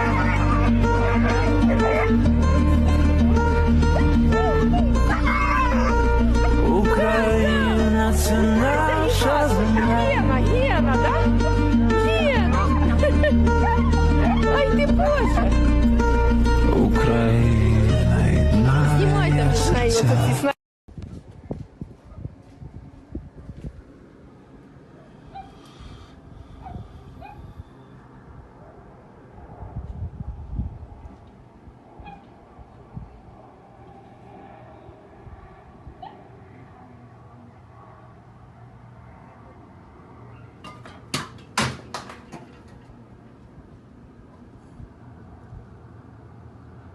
Бажаю здоров'я, шановні українці. Сьогодні провів ще одне на цьому тижні засідання Ставки Верховного Головнокомандувача. Були присутні, як завжди, керівники сектору оборони, безпеки.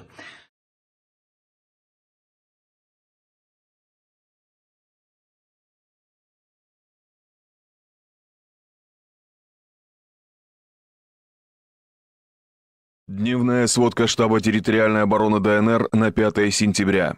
В ходе совместной операции по демилитаризации и денацификации Украины вооруженные силы ДНР, ЛНР и Российской Федерации продолжают освобождать населенные пункты Донецкой Народной Республики, ранее находившиеся под контролем ВФУ. В настоящее время группировка войск Донецкой и Луганской Народных Республик при огневой поддержке вооруженных сил Российской Федерации освободила 275 населенных пунктов.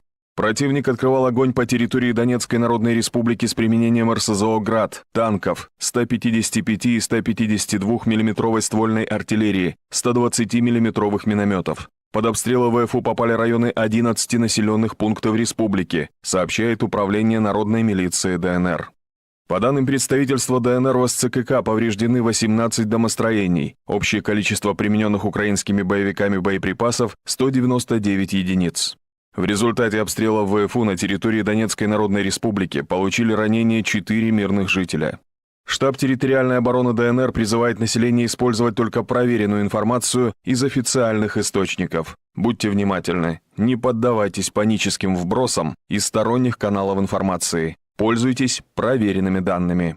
В поселке Новотошковское, разрушенном отступающими украинскими нацистами, все еще проживают мирные жители, отказавшиеся покидать свои, хоть и уничтоженные, но родные дома. Военнослужащие народной милиции покинули населенный пункт уже давно. И жители признаются, что жить стало тяжелее, ведь освободители постоянно помогали водой и продуктами питания.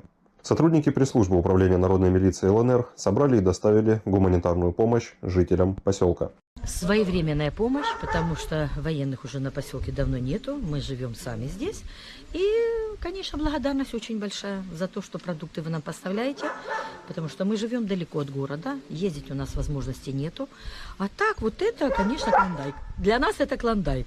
Вода в первую очередь, еда в первую очередь, потому что жить на поселке 12 человек, вы же сами понимаете, как это, ну как сказать, плохо вроде бы и не скажешь плохо, но одиноко что ли, хочется общения с кем-то, хочется всего. А вот это подарок. Большое спасибо.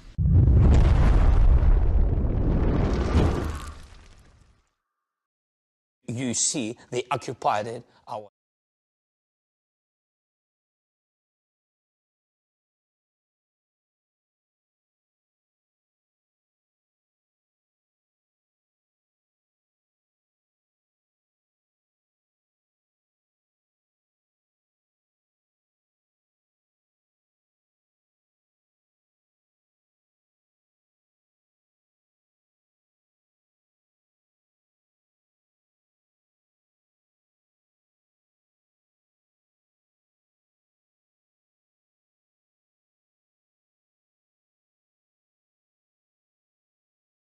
Бавовна.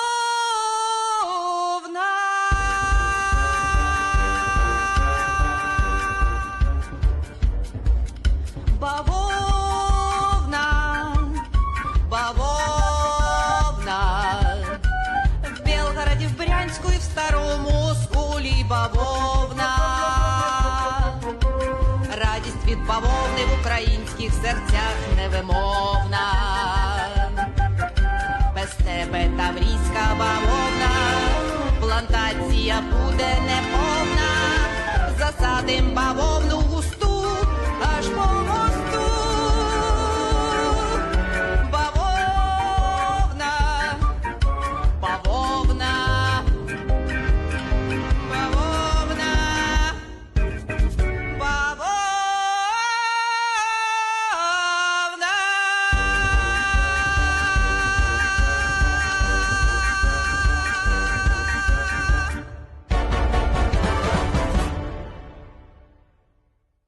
Знаєте, це фото особливо мені надзвичайно складно взагалі коментувати, тому що людина, яка на цьому фото, це мій дуже старий товариш, якого я знаю багато років, мій побратим.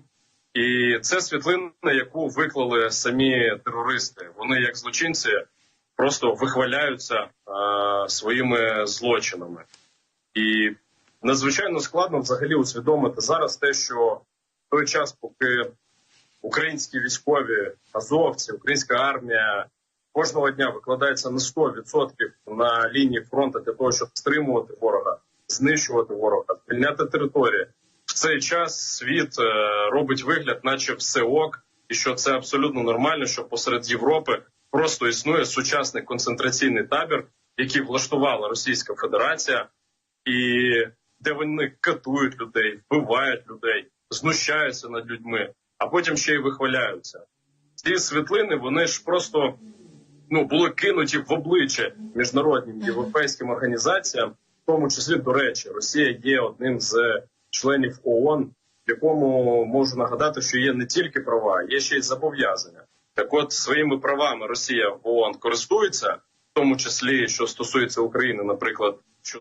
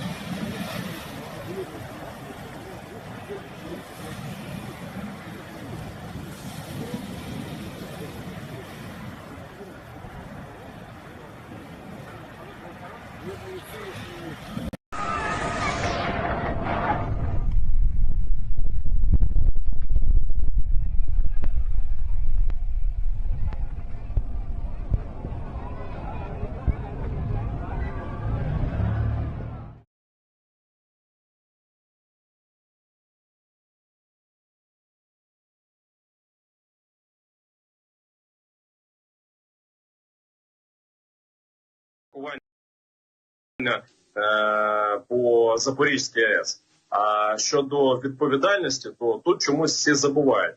Чомусь ООН там соромиться щось сказати, поїхати, проконтролювати. А в цей час з їх просто мовчазної згоди там відбуваються страшні речі. Над людьми просто знущаються. Їх катують щодня. Ну, це жахлива історія, на яку мені, наприклад, надзвичайно складно дивитися. Максиме, я, власне, ви частково відповіли на питання, яке я хотіла вам поставити щодо того, наскільки міжнародна спільнота залучена в цей процес. Чи все можливо вони роблять і які важелі впливу, на вашу думку, ще в нас лишаються? Я вважаю, що майже нічого не робиться з того, що мало б робити з міжнародними організаціями. Більше того, я вважаю, що відтепер будь-яка взагалі дипломатична зустріч, в якій присутні українці, чи то хтось приїжджає до нас, чи то зустріч президента України, чи то українських дипломатів, чи урядовців, вони мають розпочинатись саме з цих світлин. Кожен, хто зараз робить вигляд, що хоче допомагати Україні, або дійсно вважає себе другом України і хоче допомагати, вони мають бачити і розуміти, що насправді відбувається. Що це не просто іграшки, це ми маємо справу з хворою, абсолютно терористичною країною, яка має бути сьогодні ізольована. Вона має позбутись права бути взагалі в будь-яких міжнародних організаціях. Вона має бути ізольована і вилікувана як хвора. Причому лікувати її треба вже хірургічно, видаляючи звідти російську владу і кожного покидька, який хоч якийсь стосунок має до таких злочинів. Трендюлей тим, хто у вас цим займається, і внести актуальні дані для того, щоб ми могли прорахувати, скільки коштів потрібно, і їх запланувати. Ну, нічого не заважало в Бучі в одній із шкіл швидко зробити ремонт, оновити підвальне приміщення, в якому зроблено об'єкт укриття. Так у пана Кулеби багато інших ще завдань є, на відміну від Тернопільської області, чи Івано-Франківської, чи інших, які я називав. Тому у мене велике прохання, як обычно в останній момент ми все робимо, але треба все зробити, а не тільки на бумагах.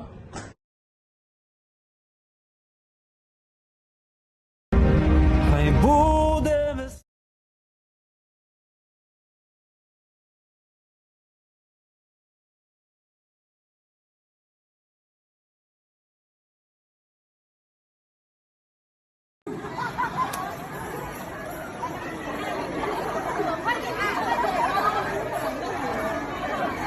来到我这儿吧，谢谢。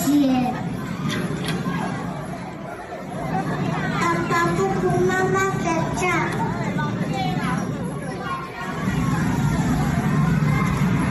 阿姨，坐我这儿吧，谢谢。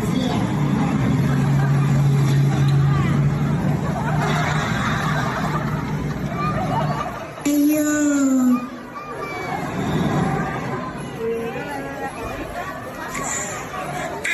坐我这儿吧，谢谢。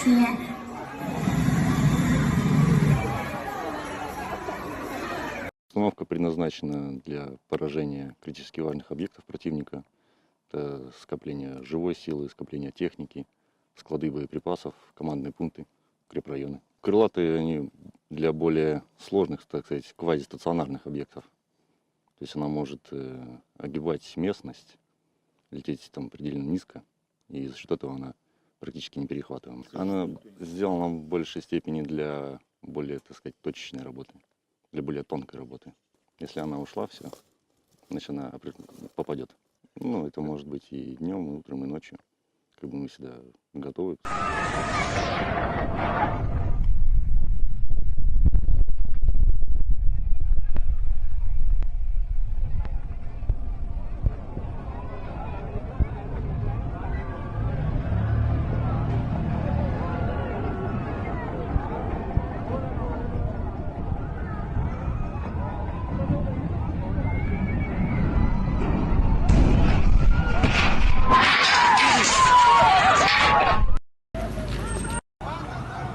سلام علیکم. لحظه قبل از انفجار در عضو سفارت شوروی صورت گرفت که خیلی زخمی شهید و زیاد باشن. بخیر باشن.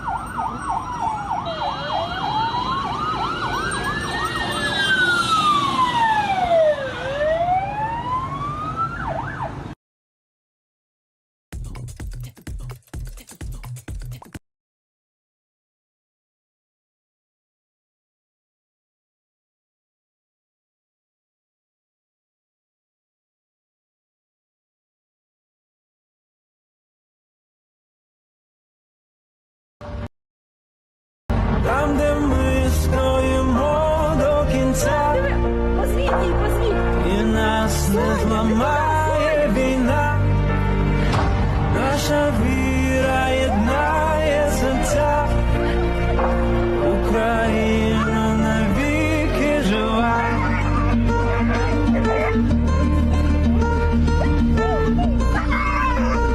Україна – це наша земля. Гена, да? Гена! Ай ты Боже! Украина Снимай там на Россию. А почему Единая Россия? Да потому что Путин молодец. Во. А что сделал Владимир Путин для... Он все сделал. Для России он все сделал. Для Российской Федерации сделал что? Да он очень много чего сделал, очень хорошего. Что-то так его критикуют в последнее время. Да это кто там критикует? Пускай они там разговаривают. Пусть критикует, кому делать нет. А так Владимир Владимирович, почему он нормальный президент Российской Федерации? Я за него. Я тоже за него.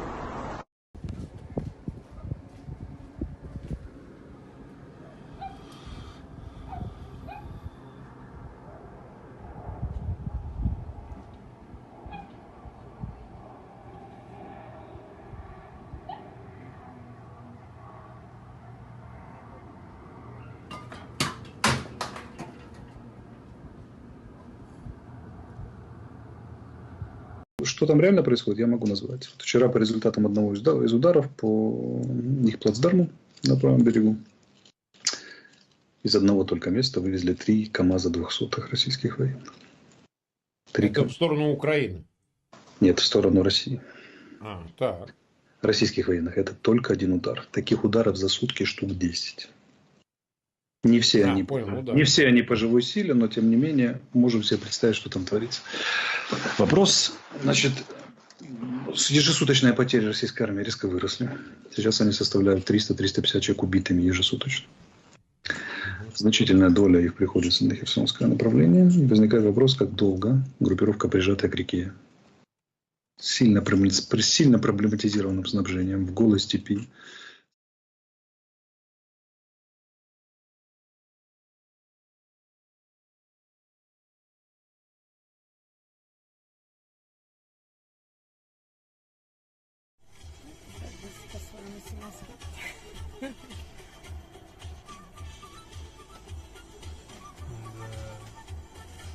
пневматики фигачит. А рядом родильный дом. Мы находимся в Мариуполе на базе тренировочного центра подразделения «Испаньола», входящего в состав бригады «Восток». Уникальность этой истории в том, что курс молодого бойца здесь проходят футбольные фанаты, хулиганы, которые, несмотря на разногласия между клубами, решили объединить свои усилия на благо Родины. Далее. 3-4 вместе. Побежали. Предложили футбольным хулиганам большой земли перейти на новый уровень хулиганизма, который будет выражен в подбитых танках, в действиях рейдовых отрядов, в отработанных снайперских целях, ну и в подобном варианте. Несмотря на терки в мирное время, сейчас во время спецоперации все свои поддерживают своих. Многим кажется, что фанаты – это маргиналы, хотя это не так. Среди нас есть много уважаемых и состоятельных людей, которые как раз предложили нам помощь в закупке современного вооружения.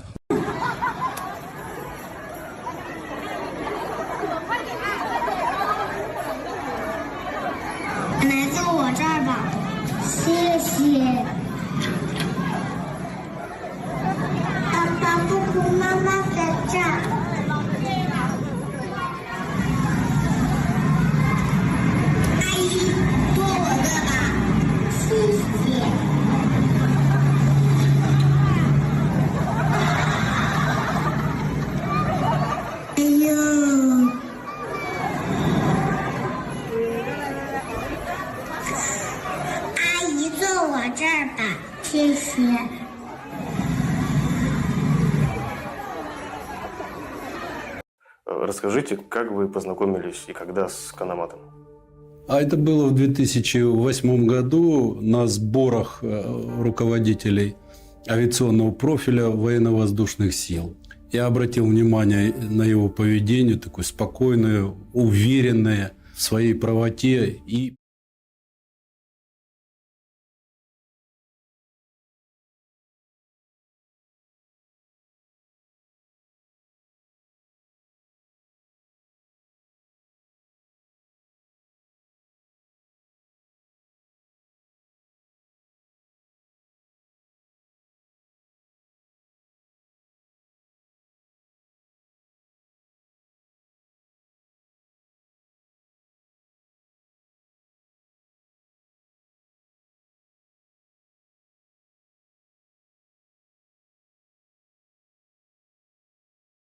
Бажаю здоров'я, шановні українці. Сьогодні провів ще одне на цьому тижні засідання Ставки Верховного Головнокомандувача. Були присутні, як завжди, керівники сектору оборони, безпеки, Залужний, Монастирський, Буданов, Малюк, Данілов і інші. Доповідали командуючі оперативних напрямків Сирський, Літвінов, Ковальчук. Думаю, що всі ви розумієте, які основні питання прийняті і певні рішення. Я думаю, ми їх всі побачимо. Розглянули сьогодні також питання забезпечення наших військових всебічної підтримки Збройних сил України. Провів нараду щодо подальших кроків держави у європейській інтеграції. Це ще один наш оперативний напрямок роботи, щоденної важливої роботи. Для нас рух України в Євросоюз, трансформація всередині нашої країни – це те, що є одним з ключових елементів довгострокового захисту держави. Гарантію свободи для усіх українців. Тому євроінтеграційний процес заслуговує не просто окремої уваги до політичних, економічних, соціальних, правових аспектів, а цілісного підходу. Рухаючись до Європи, ми посилюємо українське національне життя в цілому. Впевнений, що Україна стане повноправним членом ЄС. Принаймні, зробимо все для цього. Взяв участь сьогодні у роботі важливого форуму в Італії, один з найвпливовіших економічних форумів Європи, форум Амбразетті. Подякував прем'єр-міністру Драгі, усім італійцям, які допомагають нам, також захищають українські прагнення до свободи, до Європи. Запропонував нові напрямки співпраці між нашими державами вже зараз, після нашої перемоги. Для України важливо зберегти і посилити італійську підтримку попри будь-які зміни політичних настроїв. До речі, цього тижня це було вже друге звернення до суспільства Італії після звернення до учасників і гостей Венеційського кінофестивалю. Ми боремось за підтримку і розуміння України в усіх країнах Європи, в усіх аудиторіях європейських суспільств. Щоразу я нагадую, що захист України – захист усієї Європи, не тільки наш, усього демократичного світу. Саме з цієї точки зору варто розглянути погодження сьогодні країнами Великої Сімки рішення щодо обмеження ціни на російську нафту. Коли цей механізм буде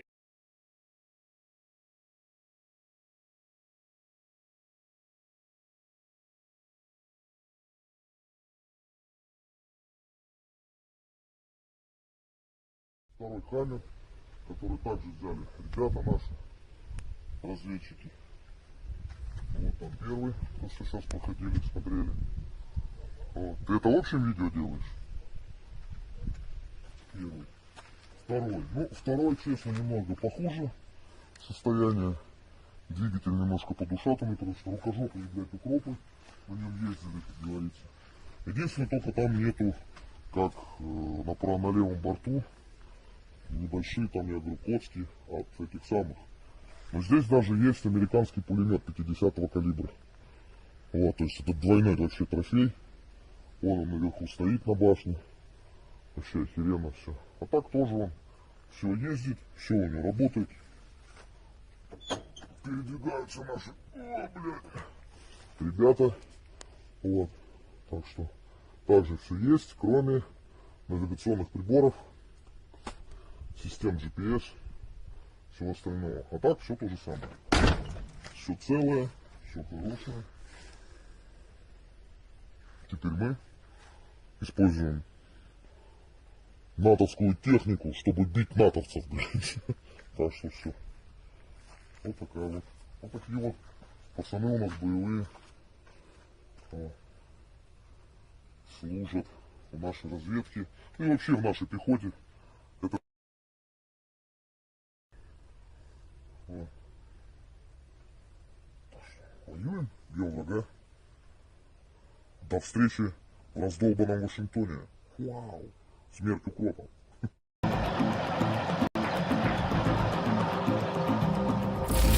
Сейчас мы находимся в Шервудском лесу. Это одно из самых тяжелых мест от Изюма к Славянску. Бои здесь продолжаются 5 месяцев, 6-й. На сегодняшний день Шервудский лес освобожден практически на 70%. Где-то дошли уже даже до кромки. Почему Шервудский лес называют Шервудским? Это условное обозначение густонаселенные части. Для того, чтобы куда-то продвинуться, приезжают специальные инженерные машины, простреливают дороги, и таким образом образуются просеки. Дальше наши военнослужащие занимают позиции.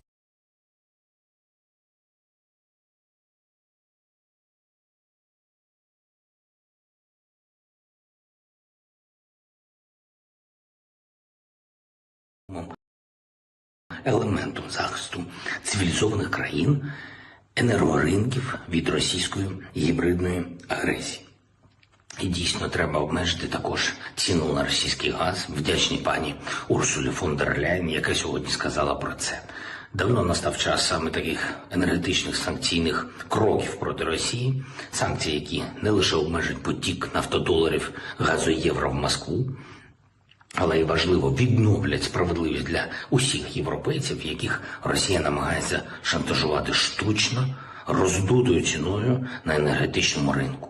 Підписав черговий указ про нагородження наших воїнів. 166 учасників бойових дій відзначено державними нагородами, із них 44 посмертно. Вічна пам'ять усім, хто віддав життя за Україну. Вічна слава усім нашим воїнам, які б'ють окупантів всюду, на українському напрямку, на нашій землі. Харківський напрямок, Донеччина, Донбас, увесь південь, Крим, всюди є і буде Україна. І тільки, і буде свобода, і тільки, і буде Європа.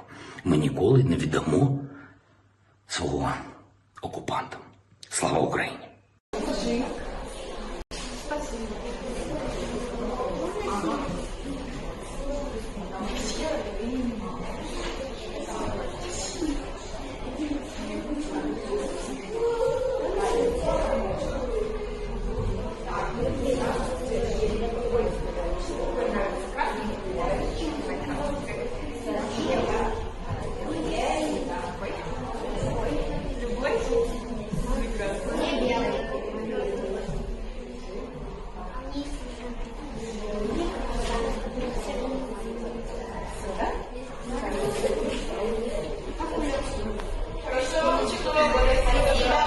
Россию. А почему Единая Россия? Да потому что Путин молодец. Во. А что сделал Владимир Путин для... Он все сделал. Для России он все сделал. Да. Для Российской Федерации сделал что?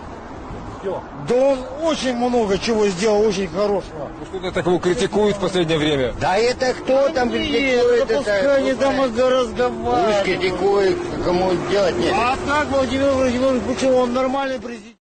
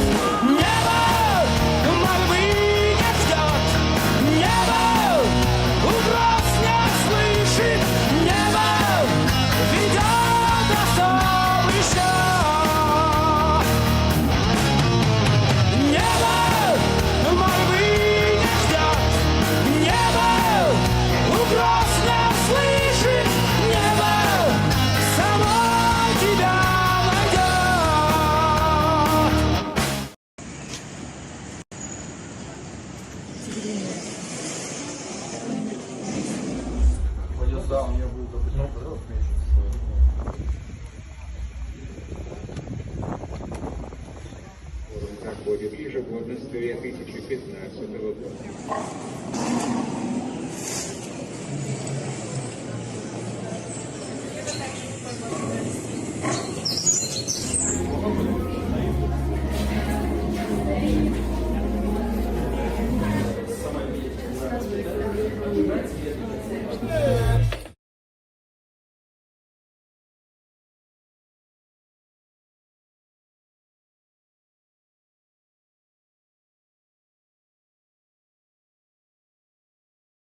Я за него. Я тоже за него. Трендюлей тим, хто у вас цим займається, і внести актуальні дані для того, щоб ми могли прорахувати, скільки коштів потрібно, і їх запланувати. Ну, нічого не заважало в Бучі в одній із шкіл швидко зробити ремонт, оновити підвальне приміщення, в якому зроблено об'єкт укриття. Так у пана Кулеби багато інших ще завдань є, на відміну від Тернопільської області, чи Івано-Франківської, чи інших, які я називав. Тому у мене велике прохання, як обично в останній момент ми все робимо, але треба все зробити, а не тільки на бумагах.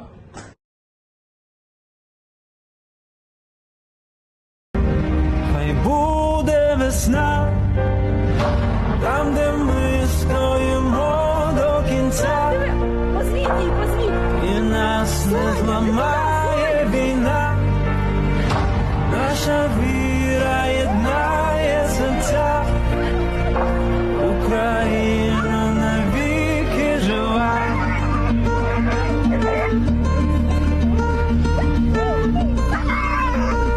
Україна — це наша земля. Гена, да? Гена! Ай ти Боже! Україна єднає Знімайте серця.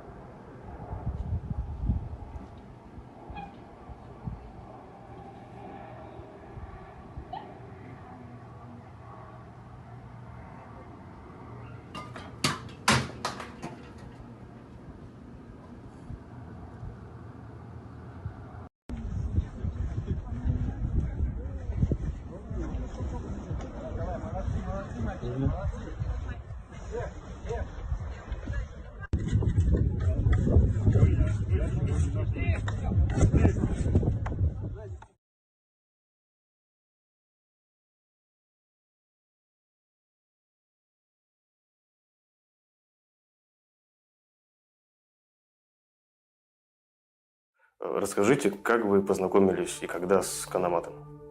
А это было в 2008 году на сборах руководителей авиационного профиля военно-воздушных сил.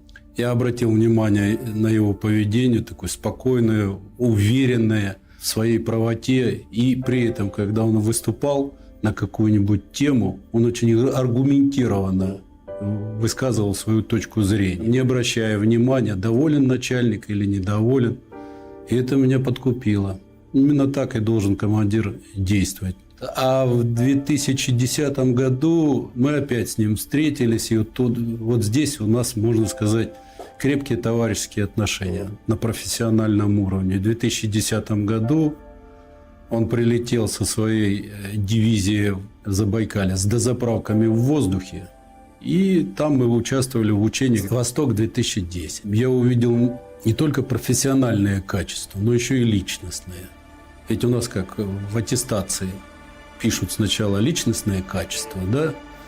Дисциплинирован, теоретически подготовлен. А в нем была какая-то вот мужская сила.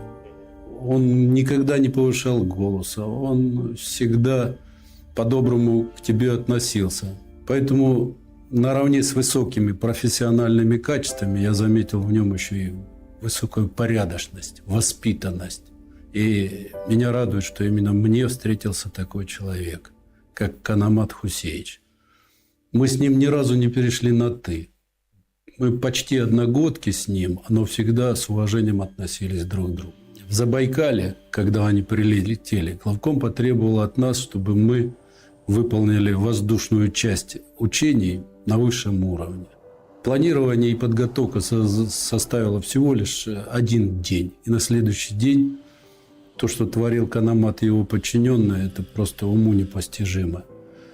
Там на учениях присутствовали даже иностранная делегация военная. Ну и все... То, что происходило на земле, форсирование реки, они, конечно, обращали внимание, но в основном они в небо смотрели, то, как летал Канамат. Я руководил.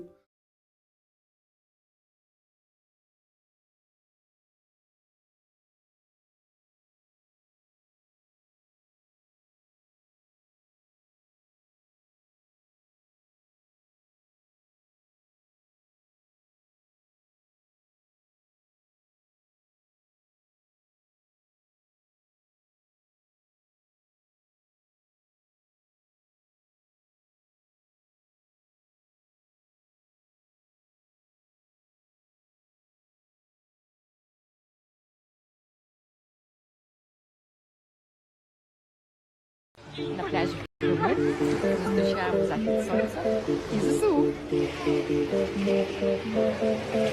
До зустрічі. Крим наш, Україна наша. І ми переможемо.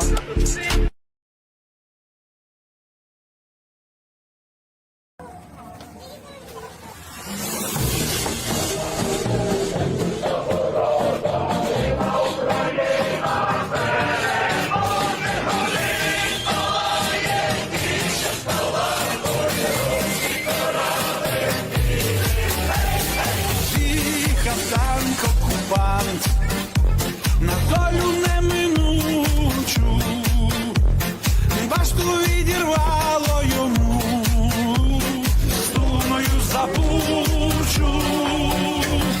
Полетів окупант, мігом 35-м,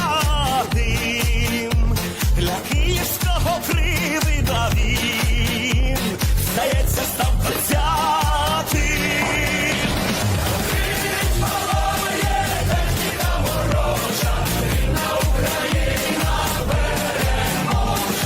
Stellt sich für mich in diesem Zusammenhang dann auch die Frage,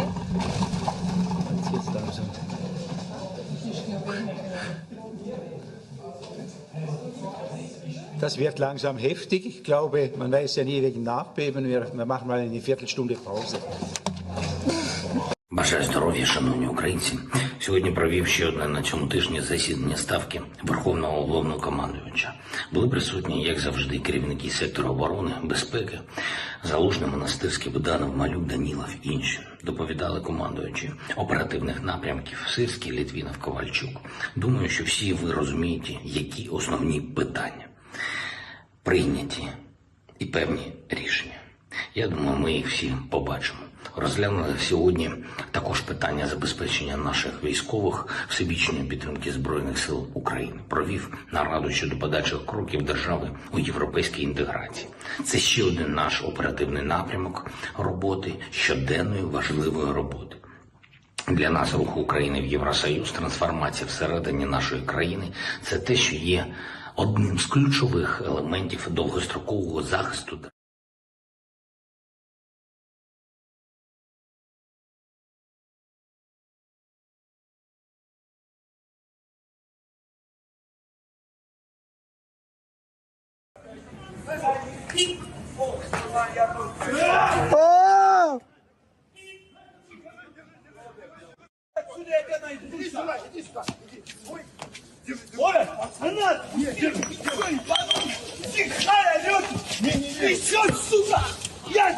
Я за наш! Россию, сука! Сука! Я за наш! Россию, сука! Набил! Сука! Зикхай! На нахуй! Зикхай!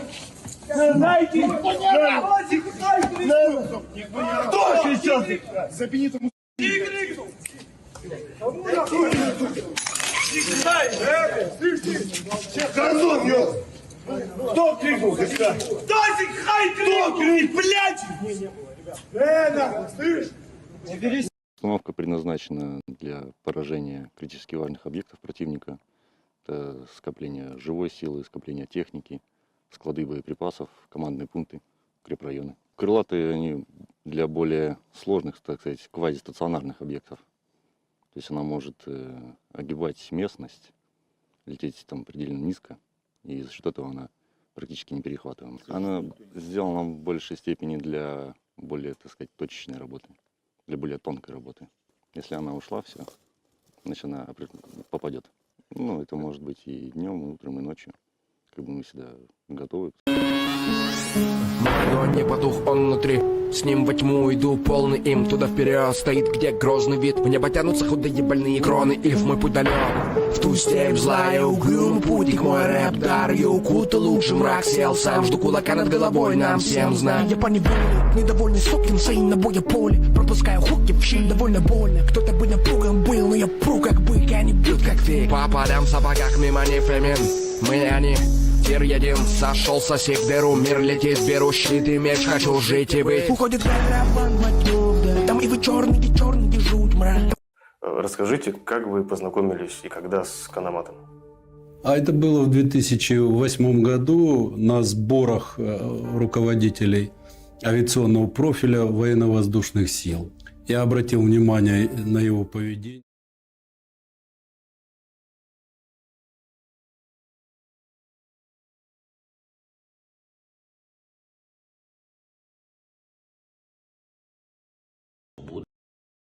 Для усіх українців. Тому євроінтеграційний процес заслуговує не просто окремої уваги до політичних, економічних, соціальних, правових аспектів, а цілісного підходу. Рухаючись до Європи, ми посилюємо українське національне життя в цілому. Впевнений, що Україна стане повноправним членом ЄС. Принаймні, зробимо все для цього. Взяв участь сьогодні у роботі важливого форуму в Італії, один з найвпливовіших економічних форумів Європи, форум Амбразетті. Подякував прем'єр-міністру Драгі, усім італійцям, які допомагають нам, також захищають українські прагнення до свободи, до Європи. Запропонував нові напрямки співпраці між нашими державами вже зараз, після нашої перемоги. Для України важливо зберегти і посилити італійську підтримку попри будь-які зміни політичних настроїв. До речі, Цього тижня це було вже друге звернення до суспільства Італії після звернення до учасників і гостей Венеційського кінофестивалю. Ми боремося за підтримку і розуміння України в усіх країнах Європи, в усіх аудиторіях європейських суспільств. Щоразу я нагадую, що захист України – захист усієї Європи, не тільки наш, усього демократичного світу. Саме з цієї точки зору варто розглянути погодження сьогодні країнами Великої Сімки рішення щодо обмеження ціни на російську нафту. Коли цей механізм буде реалізований, він стане вагомим елементом захисту цивілізованих країн, енергоринків від російської гібридної агресії. І дійсно треба обмежити також ціну на російський газ. Вдячні пані Урсулі фон дер Ляєн, яка сьогодні сказала про це. Давно настав час саме таких енергетичних санкційних кроків проти Росії. Санкції, які не лише обмежать потік нафтодоларів, газу і євро в Москву, але й важливо відновлять справедливість для усіх європейців, яких Росія намагається шантажувати штучно, роздутою ціною на енергетичному ринку.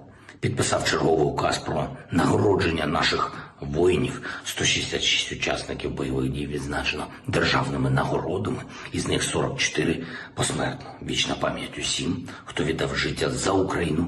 Вічна слава усім нашим воїнам, які...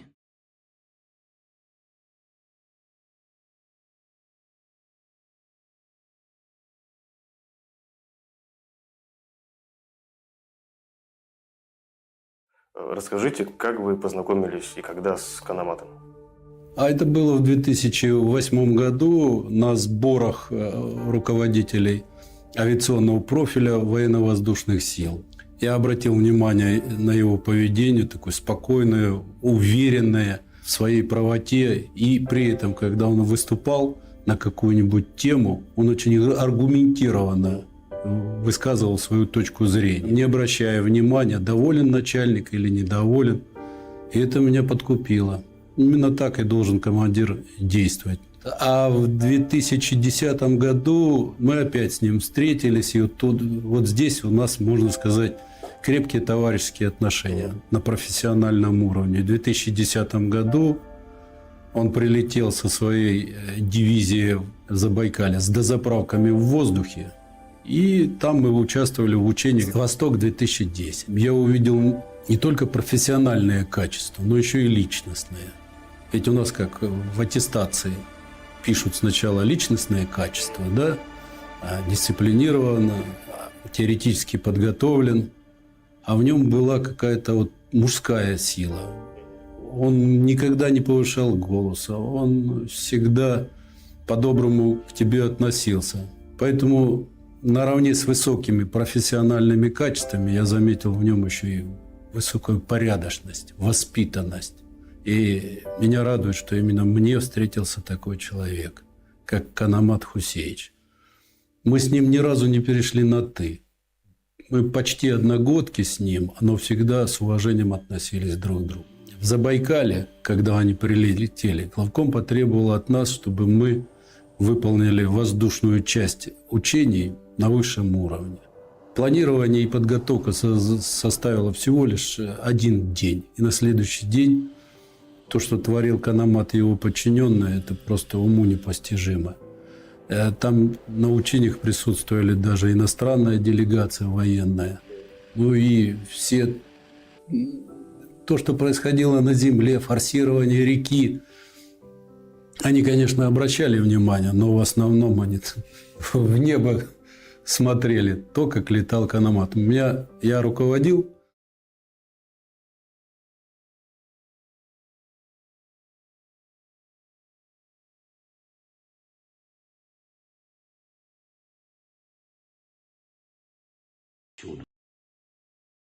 На українському напрямку, на нашій землі. Харківський напрямок, Донеччина, Донбас, увесь, Південь, Крим, всюди є і буде Україна. І тільки, і буде свобода. І тільки, і буде Європа. Ми ніколи не віддамо свого окупантам. Слава Україні! Знаєте, це фото особливо мені надзвичайно складно взагалі коментувати, тому що людина, яка на цьому фото, це мій дуже старий товариш, якого я знаю багато років, мій побратим. І це світлина, яку виклали самі терористи. Вони, як злочинці, просто вихваляються своїми злочинами. І надзвичайно складно взагалі усвідомити зараз те, що в той час, поки українські військові, азовці, українська армія кожного дня викладається на 100% на лінії фронту для того, щоб стримувати ворога, знищувати ворога, звільняти території. В цей час світ робить вигляд, наче все ок, і що це абсолютно нормально, що посеред Європи просто існує сучасний концентраційний табір, який влаштувала Російська Федерація, і де вони катують людей, вбивають людей, знущаються над людьми, а потім ще й вихваляються. Ці світлини, вони ж просто були кинуті в обличчя міжнародним європейським організаціям, в тому числі, до речі, Росія є одним з членів ООН, в якому можу нагадати, що є не тільки права, є ще й зобов'язання. Так от, своїми правами Росія в ООН користується, в тому числі, що стосується України, наприклад, щодо там фабрикування по Запорізькій АЕС. А щодо відповідальності, то тут чомусь всі забувають. Чомусь ООН там соромиться щось сказати, поїхати, проконтролювати. А в цей час з їх просто мовчазної згоди там відбуваються страшні речі. Над людьми просто знущаються. Їх катують щодня. Це жахлива історія, на яку мені, наприклад, надзвичайно складно дивитися. Максиме, я, власне, ви частково відповіли на питання, яке я хотіла вам поставити щодо того, наскільки міжнародна спільнота залучена в цей процес. Чи все можливо вони роблять і які важелі впливу, на вашу думку, ще в нас лишаються? Я вважаю, що майже нічого не робиться з того, що мало б робитись між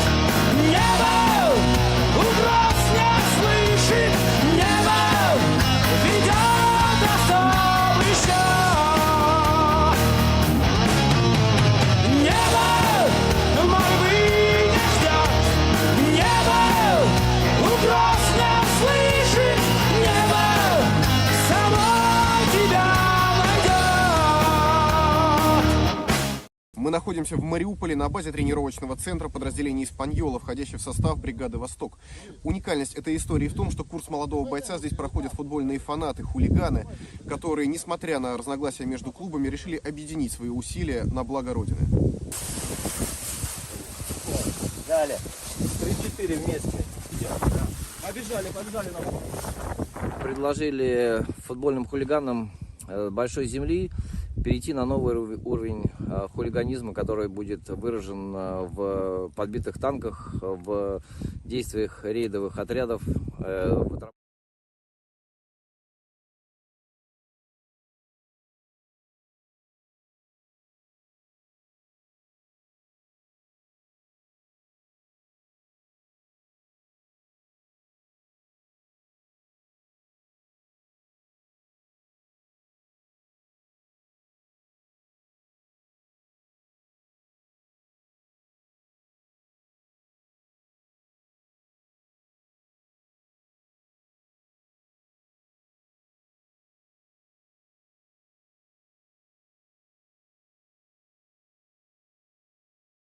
Stellt sich für mich in diesem Zusammenhang dann auch die Frage,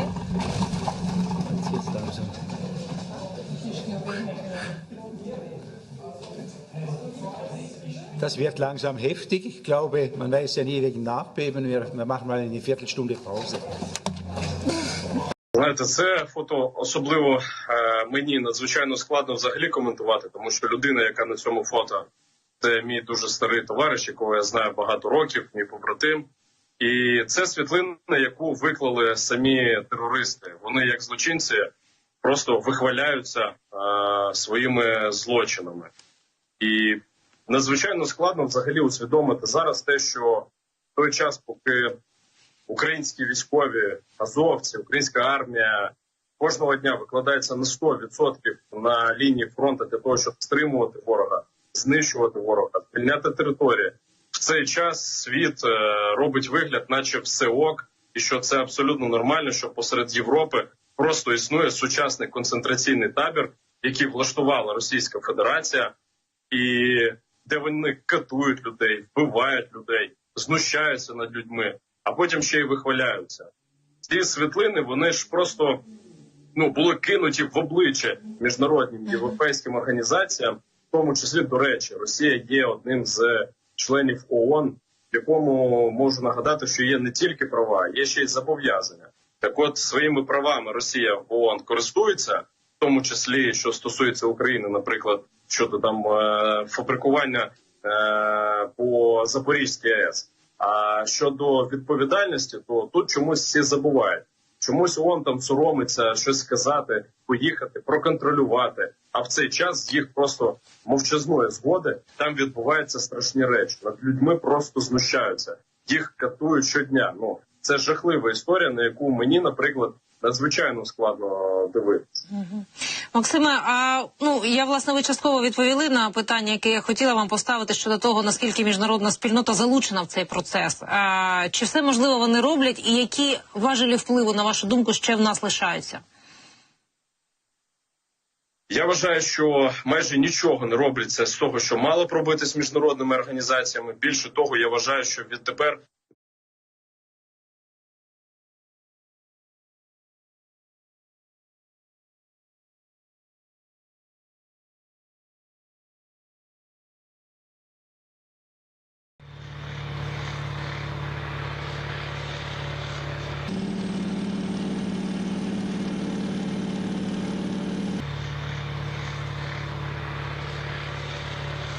Установка предназначена для поражения критически важных объектов противника.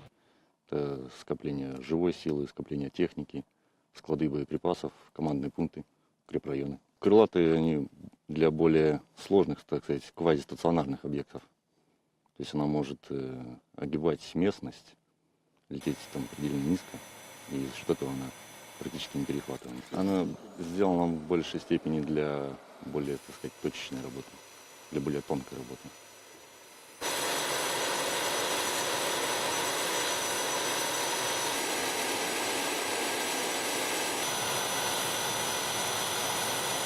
В ночное время отработали нанесение ракетного удара, склады боеприпасов. Отработали успешно, вовремя. Расчет слаженно отработал задачу. Выполнять задачу все готовы. Днем, ночью. Пуск!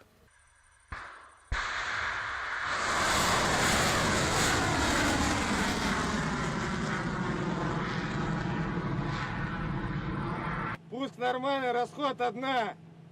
Пуск нормальный, расход 1, принял.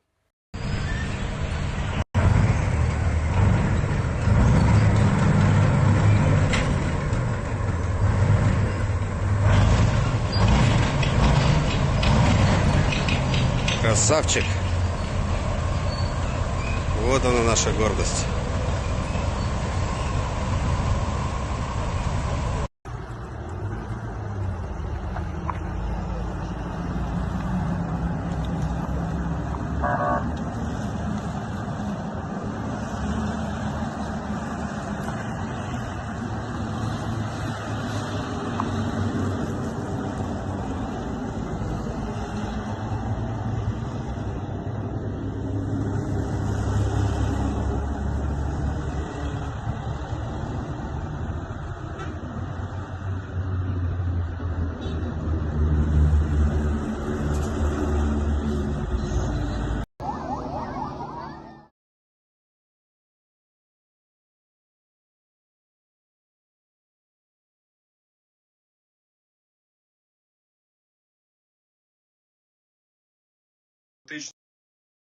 Зустріч, в якій присутні українці, чи то хтось приїжджає до нас, чи то зустріч президента України, чи то українських дипломатів, чи урядовців, вони мають розпочинатись саме з цих світлин.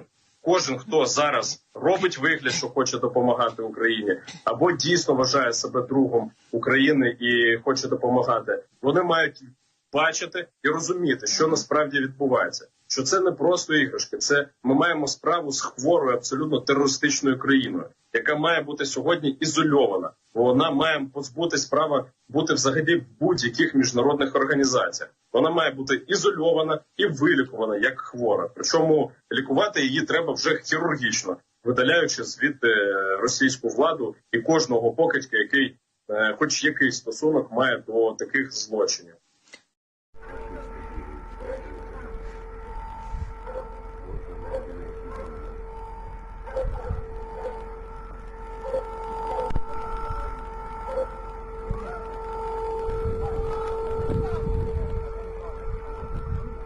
Трендюлей тим, хто у вас цим займається, і внести актуальні дані для того, щоб ми могли прорахувати, скільки коштів потрібно, і їх запланувати. Ну, нічого не заважало в Бучі в одній з шкіл швидко зробити ремонт, оновити підвальне приміщення, в якому зроблено об'єкт укриття. Так у пана Кулеби багато інших ще завдань є, на відміну від Тернопільської області, чи Івано-Франківської, чи інших, які я називав. Тому у мене велике прохання, як обычно в останній момент ми все робимо, але треба все зробити, а не тільки на бумагах.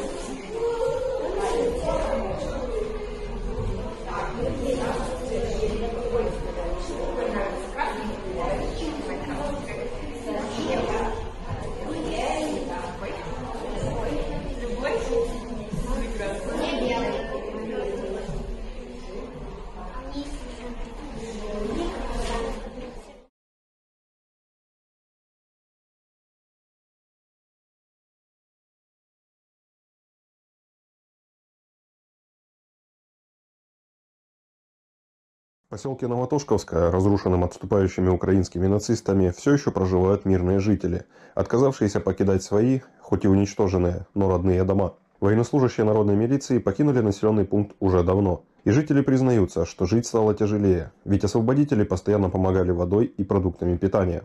Сотрудники пресс-службы управления народной милиции ЛНР собрали и доставили гуманитарную помощь жителям поселка. Своевременная помощь, потому что военных уже на поселке давно нету, мы живем сами здесь. И, конечно, благодарность очень большая за то, что продукты вы нам поставляете, потому что мы живем далеко от города, ездить у нас возможности нету. А так, вот это, конечно, клондайк. Для нас это клондайк. Вода в первую очередь, еда в первую очередь, потому что жить на поселке 12 человек, вы же сами понимаете, как это, ну, как сказать, плохо вроде бы и не скажешь плохо, но одиноко, что ли, хочется общения с кем-то, хочется всего. А вот это подарок. Большое спасибо.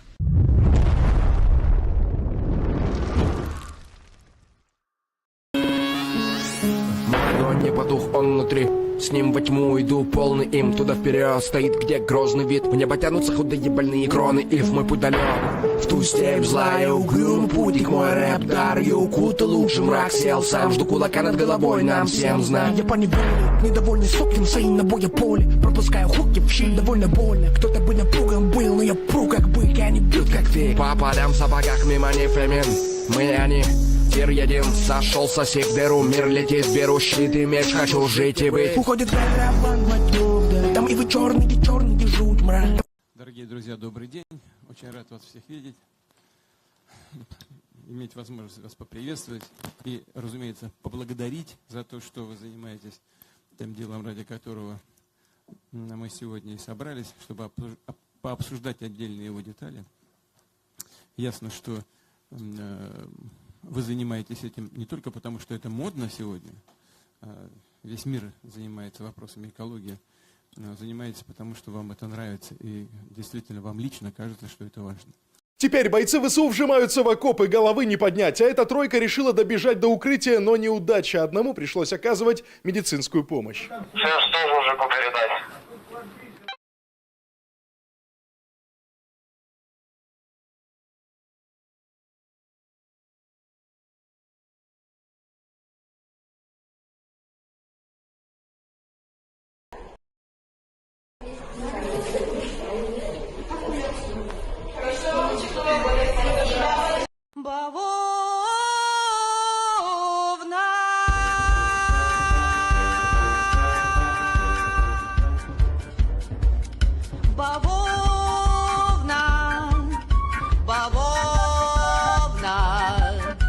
В Белгороде, в Брянську и в Старому Осколі бавовна.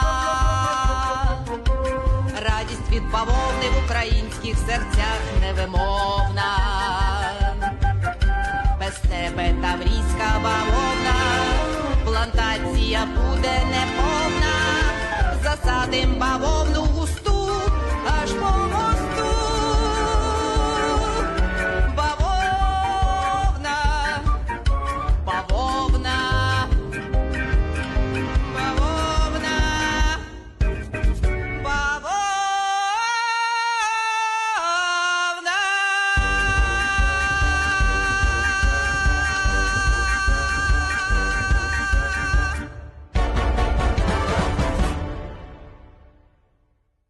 Серйозна об'ява, ракетна тривога. Ми всіх просимо пройти до укриттів, адреси яких ми вже називали. Це є перехід Дерибасівська на розі Преображенської, Дерибасівська-Преображенська, ТРЦ Афіна, ТРЦ Європа і ще багато інших.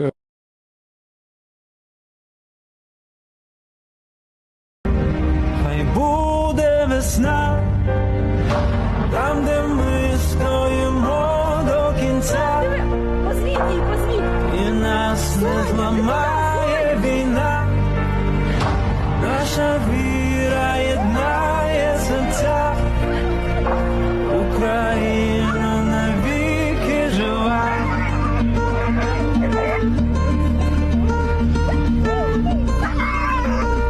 Україна це наша земля. Гена, да? Гена!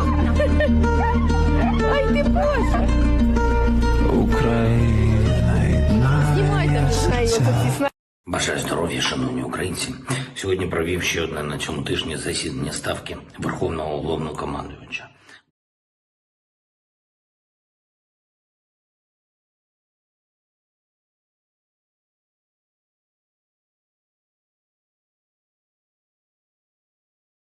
Sie haben Ihre Heimat verlassen. Ja. Wo sind Sie jetzt? Im Libanon. Warum? Wegen die Bedrohungen? Ja? Die Bedrohungen war eines. Ich habe Österreich bereits 2020 verlassen, weil die Situation für mich sehr unerträglich geworden war. Und der Hauptgrund war, ich hatte überhaupt keine Arbeit mehr. Und ich wurde auf der Straße angepöbelt, auf eine sehr, sehr unangenehme Art und Weise. Und ich beschloss im September 2020, also vor 2 Jahren, nach Frankreich zu gehen. Ich habe lange nach einem Haus gesucht, hatte das dann endlich gefunden. Dazwischen war ich wieder in Österreich, wegen Lockdowns und einem Unfall, aber ich wollte einfach durchstarten, wieder wirklich von Null in Frankreich.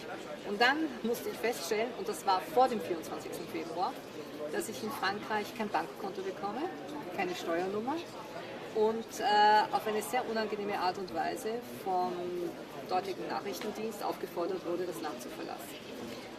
Und das war zuerst eine Überraschung und dann ein Schock, weil ich war gerade erst angekommen, ich hatte gerade erst meine Papiere und mich nach Frankreich transportiert und dann stellte ich Mitte März fest, dass ich gehen muss. Und ich beschloss dann in den Libanon zu ziehen, aus mehreren Gründen. Ich spreche gut Arabisch, ich kenne das Land, ich habe dort Freunde aus Zeiten lange vor Funktionen, die ich hatte. Und es war auch leichter, so verrückt das klingen mag, aber es war leichter, die Tiere und mich aus Frankreich über Marseille in den Libanon zu transportieren, als irgendwo anders hinzugehen. Für Europa sind Sie Putin-Versteher?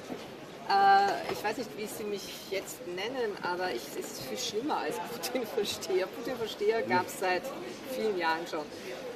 Das, was man mir vorwirft, ist, und ich bin offenbar auf verschiedenen Listen, ich destabilisiere die Europäische Union. Das ist verrückt, ja. Ich bin Propaganda-Chefin, ich bin Agentin und. Also die Vorwürfe sind sehr, sehr lange. Wie denken Sie, hat Europa einen Fehler mit den Sanktionen gemacht? Also die Energiesanktionen waren von Anfang an nicht durchdacht, weil es gibt Angebot und Nachfrage. Und wenn man das Angebot verkleinert, dann steigt der Preis. Und das wurde offenbar überhaupt nicht wahrgenommen. Und man ist davon ausgegangen, dass man diese Energie...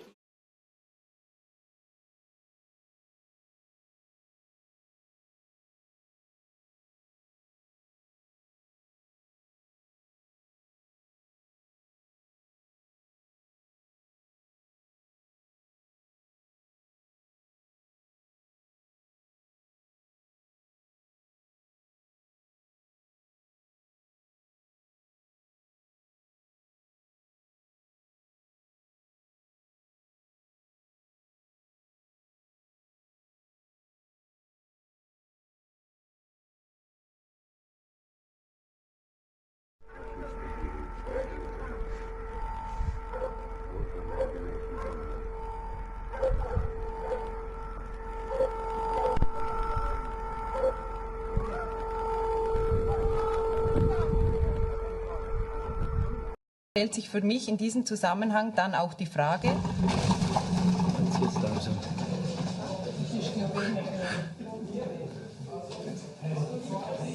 Das wird langsam heftig. Ich glaube, man weiß ja nie wegen Nachbeben. Wir machen mal eine Viertelstunde Pause.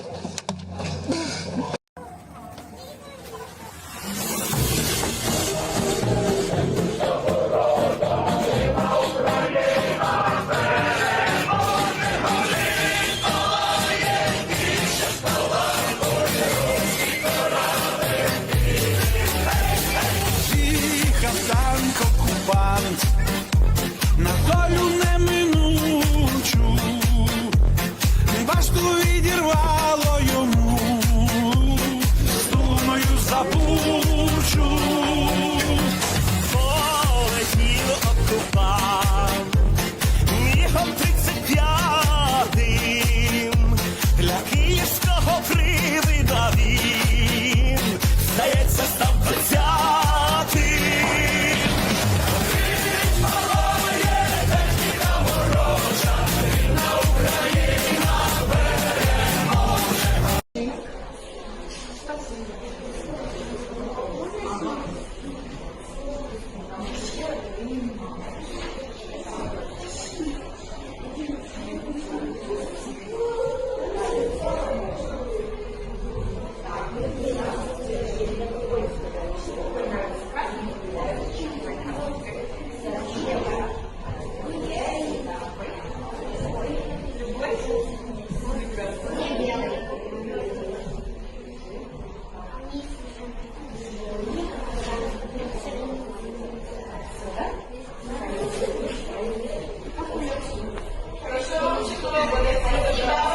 Знаєте, це фото особливо мені надзвичайно складно взагалі коментувати, тому що людина, яка на цьому фото, це мій дуже старий товариш, якого я знаю багато років, мій побратим.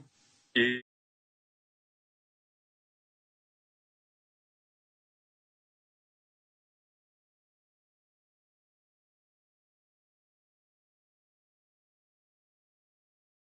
Росіяни обстрілюють нацгвардійців боєприпасами, які заборонені Женевською конвенцією. Відео знято на Донеччині. Саме там відбулася атака на наших захисників. Запальні боєприпаси мають вигляд вогняного дощу, який знищує все навкруги. Також вони є вкрай небезпечними при потраплянні на шкіру людини, адже роблять опіки аж до кісток. Незважаючи на такі складні умови, наші воїни продовжують тримати оборону України. Та північного шару. Быстро Рома, побежали! Рома, в убежище!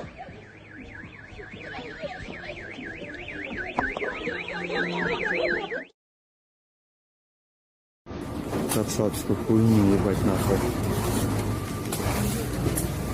Намутили, блядь. Ну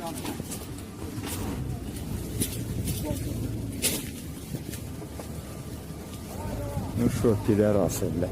Тепер будемо вас нею і мочить, нахуй, блядь, тварі, блядь. Ха-ха-ха.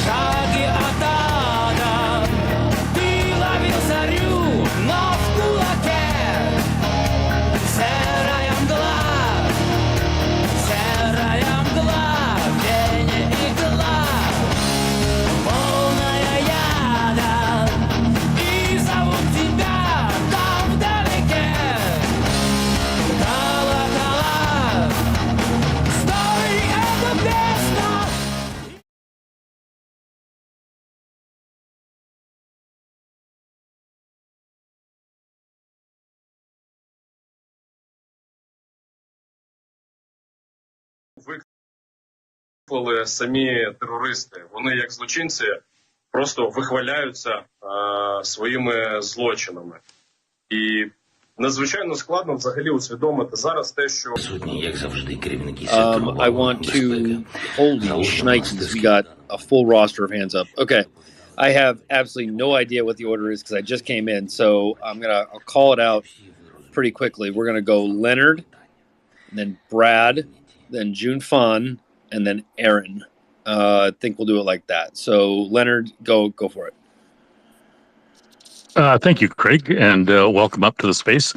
I just wanted to illustrate just a little bit more detail in terms of what Peter referred to by way of the Nuremberg War Crimes Tribunal, and just to point out that yes, I believe the conclusion is 100% correct, Peter, that none of the Russian hierarchy presently is immune from prosecution by an international tribunal, and certainly under the existing provisions of the International Criminal Court. But and of course, they have already served notice out of the International Court that they are treating the Russian activities as effectively war crimes. But we all know from the experiences of the ICC during the prosecutions in the Bosnian and Herzegovinian cases that it takes a long time, and it's a very detailed, involved, and highly intensive investigative process.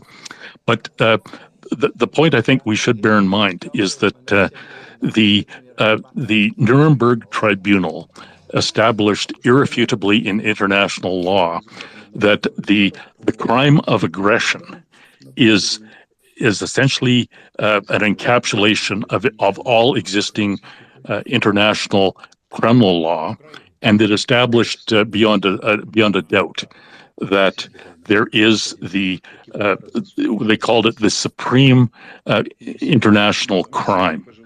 The crime of aggression. And of course, there are other crimes enumerated and charged and tried at that time by the Nuremberg Tribunal, such as the conspiracy to commit aggression, crimes against humanity, and then specific war crimes as well.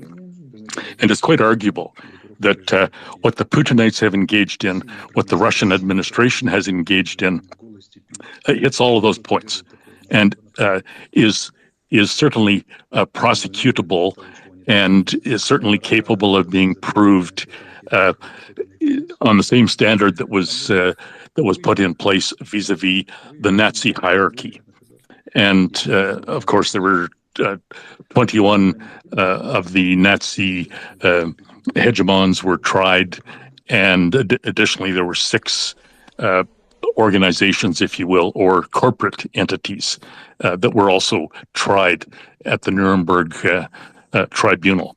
And one further interesting note is that just to kind of eliminate any Russian waffling on this subject, is that the very concept of crimes of aggression was pretty much put together by the Russian jurist Trenin,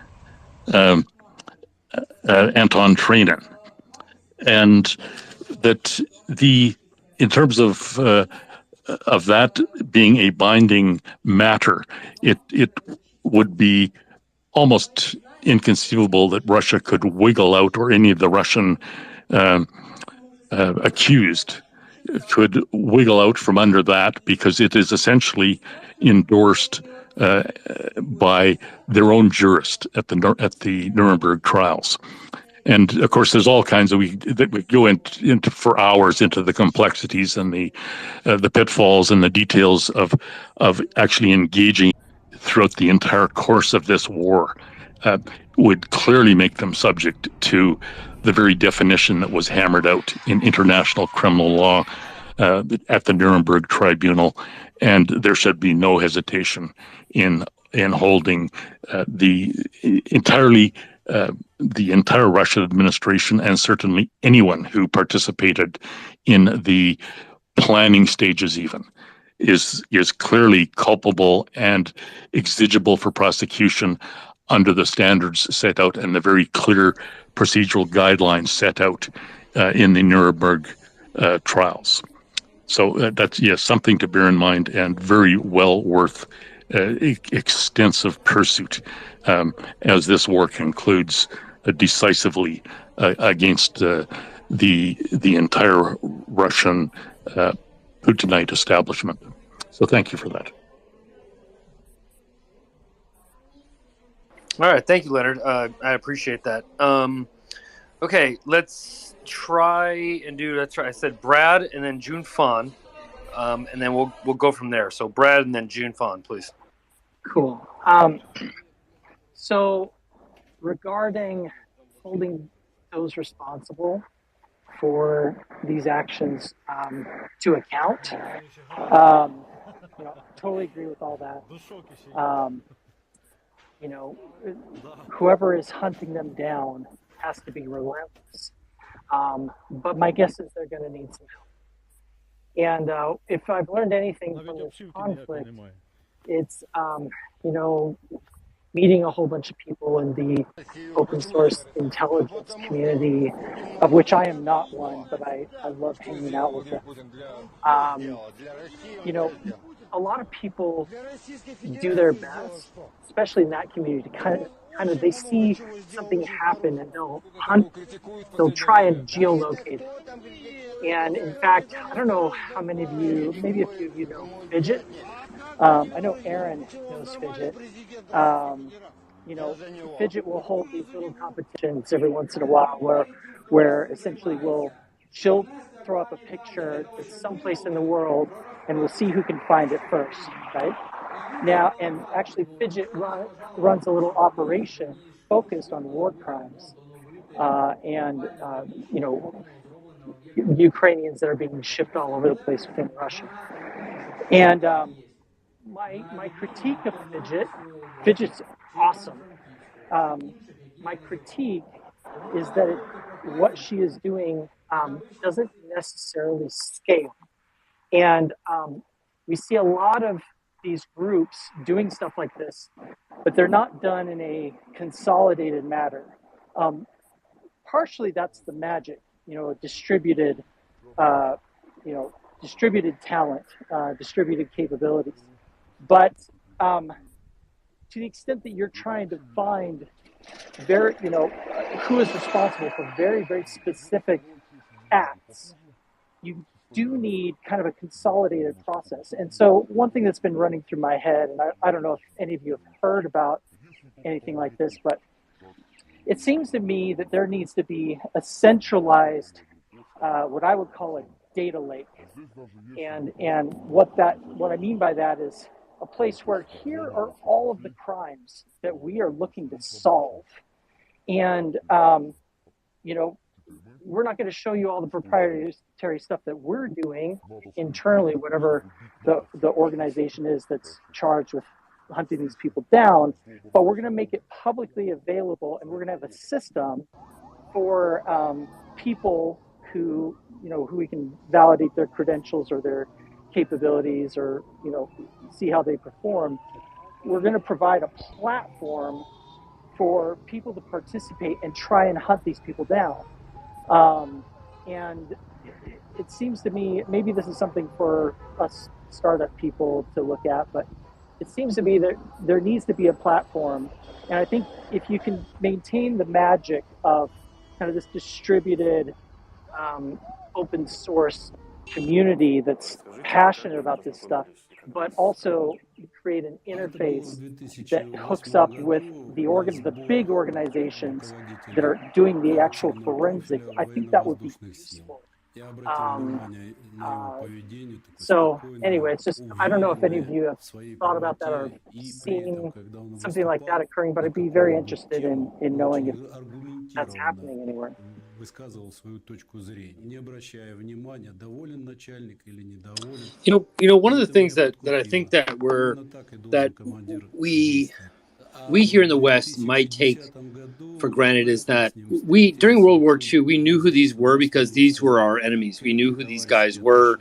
We kept files on them. We kept intelligence. And I'm not saying we're not doing that now, but the Ukrainians know who these people are. Their memories are going to be long, and their memories are going to be very, very clear.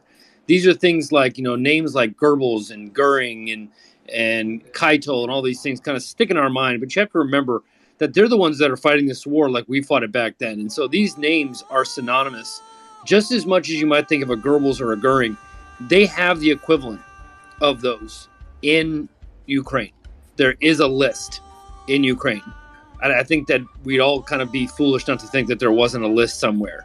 And they keep these names in a drawer, in a filing cabinet, much like the Israelis did when they chased down Nazis after World War II. They were chasing Nazis 70 years after, 80 years after World War II. So I think the Ukrainians are going to have, I don't want to say they're going to have carte blanche. They're not going to be able to just go around doing whatever they want. But they're also going to have people in the West that are like, the Ukrainians are going to find them. They're going to find them. They're going to call us and say, hey, we found him. He's in Chicago. Somehow he got to Canada. Somehow he got to France. And they're going to say, okay, yeah, sure. Well, you guys can go pick him up, or we'll pick him up for you, right? So there's a degree of cooperation there that maybe the West doesn't need to, I don't want to say carry the baggage and have our own separate list. I'm sure there'll be those that have kind of offended our norms and our mores in the United States.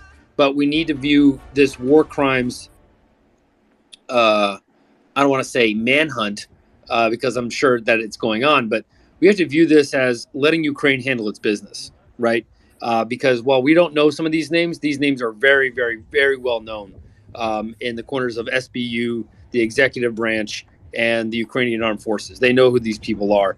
They're just going to need our help and to help facilitate extradition to Ukraine if and when they decide to leave Russia. And if they don't leave Russia, then, that's a story for another day.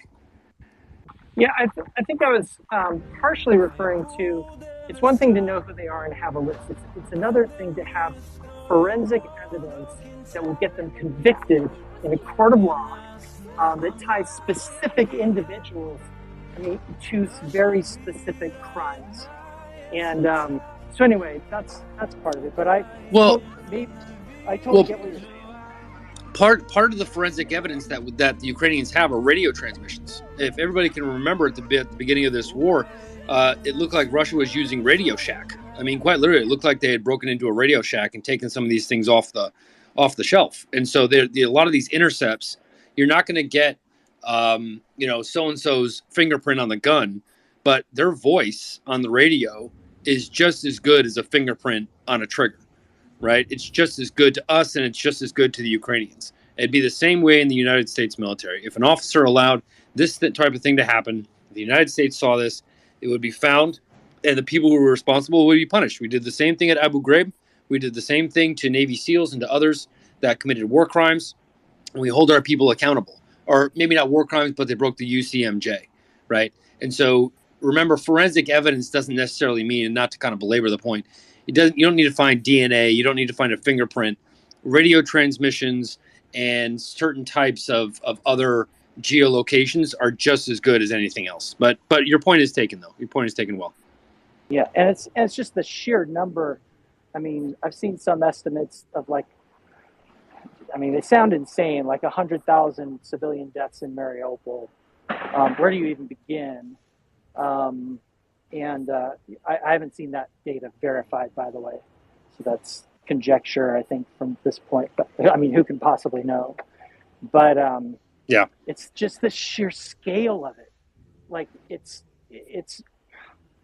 Well, I mean, we were hunting. I mean, we were hunting Nazis. We were hunting Nazis for 60 or 70 years. So, you know, if they were 20 years old when they did this, then they're not going to be able to rest and be rest on their laurels. The second they step outside Russia, I can almost guarantee that these guys will be traced. That there will be a division, much like there was in Israel.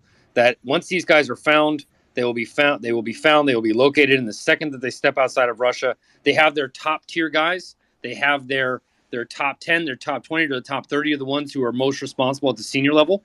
But the individual soldiers who commit the crimes, much like the SS, committed war crimes and engaged in the Holocaust and genocide.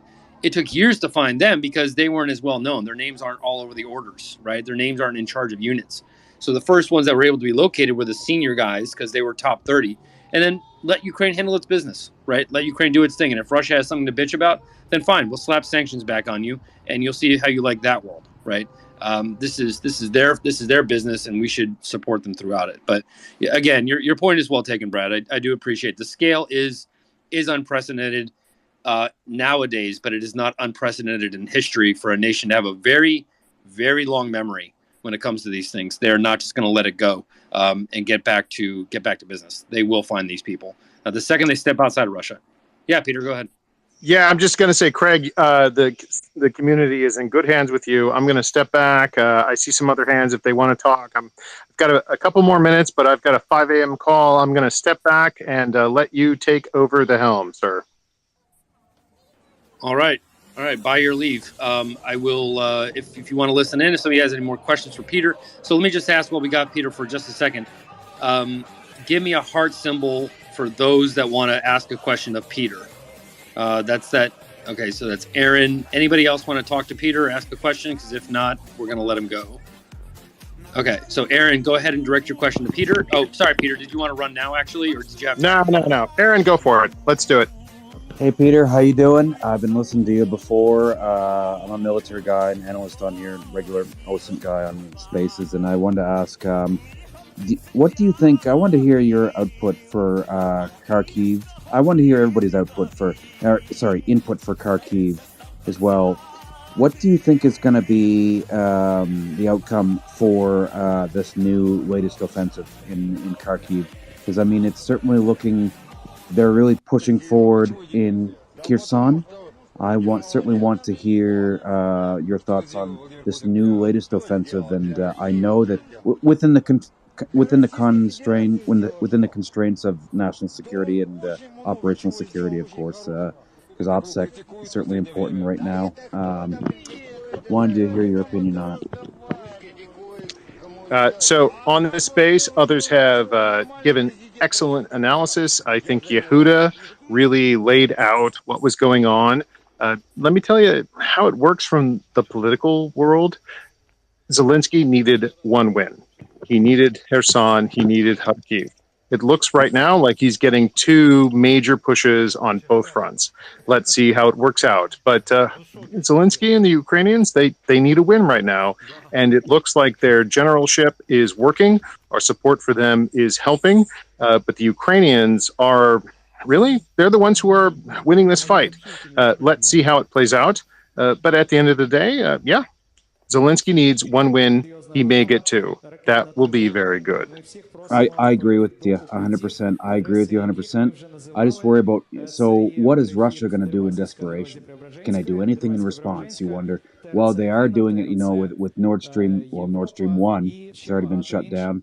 What else are we looking at? I mean, they're going to do a meeting I think tomorrow with the UN Security Council on giving on the weapons that are going from Western countries to Ukraine.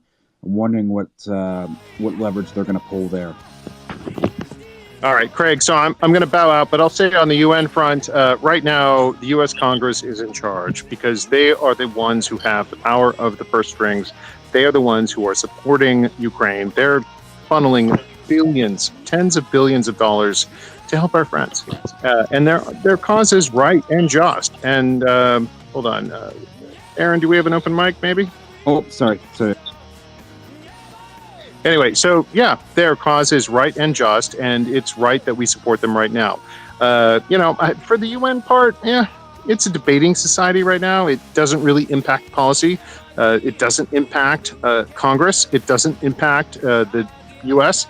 So, we're going to help our friends, and let's see how the Ukrainians play out over the next few weeks. But right now, Zelensky looks like he has positioned his generals to achieve the win that he needed. And that is very encouraging to me. Yeah. Thank you so much for the question, Aaron. And again, if everybody can just kind of give a round of applause for Peter Doran for joining us. He took a much needed rest from the space and Twitter, as we all should do, a healthy diet. And we definitely want to thank Peter for his time, his efforts, and his expertise and knowledge. Peter, my friend, you are welcome back anytime, especially when I'm co-host. We have a lot of stuff to talk about when it comes to choo-choo trains and politics. I mean, Craig, we're talking about war crimes when you show up. And all I want to do is say, hey, guys, shouldn't we be talking about trains right now? So you guys are in good hands with Craig. Craig, tip of the hat. Well done, man. Thanks so much, Peter. You have a good evening, sir. Take care and get some rest. All right. That was Peter Doran. Very much appreciated member of our space. Great contributor, wealth of knowledge, a well that I would only hope to get half as deep at when it comes to my own. So always a big pleasure when Peter joins us. Okay, so we did have an order going. I do want to welcome Language Learner. What's up, brother? Hope you're doing well. Hope you're having a good night. You, I'm sure, have been very busy for the past 48 hours. So there's a lot going on. Yeah, yes, I heard rumors that something was happening somewhere. I don't know where, but I'm sure you might fill us in. So what I want to do, Language, is that I'm gonna clear the hands very briefly, so we can have some time to get set up and give you ready to go. Everybody kind of strap in because I'm sure that this is going to be a lengthy one. Make sure you pull up. I'll do this for you, Language, so you don't have to say it. When Language is up, make sure to pick up a Google map. Just put in Google Maps. Follow along, follow the bouncing ball, so to speak. If you can't follow the map themselves because you're not sure of the spelling, I, for one, am horrible at Ukrainian. I embarrass myself continuously. You can open a ISW, that is Institute of Study of War Map, so you can help follow along. You find them at ISW on Twitter. You just put that into that little search bar, and they should pop right up. Again, that's the Institute for the Study of War.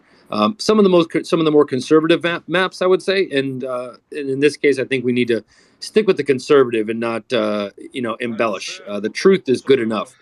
We don't need people coming on saying that next stop Moscow, right? Sort of talk. We don't need to go down that road.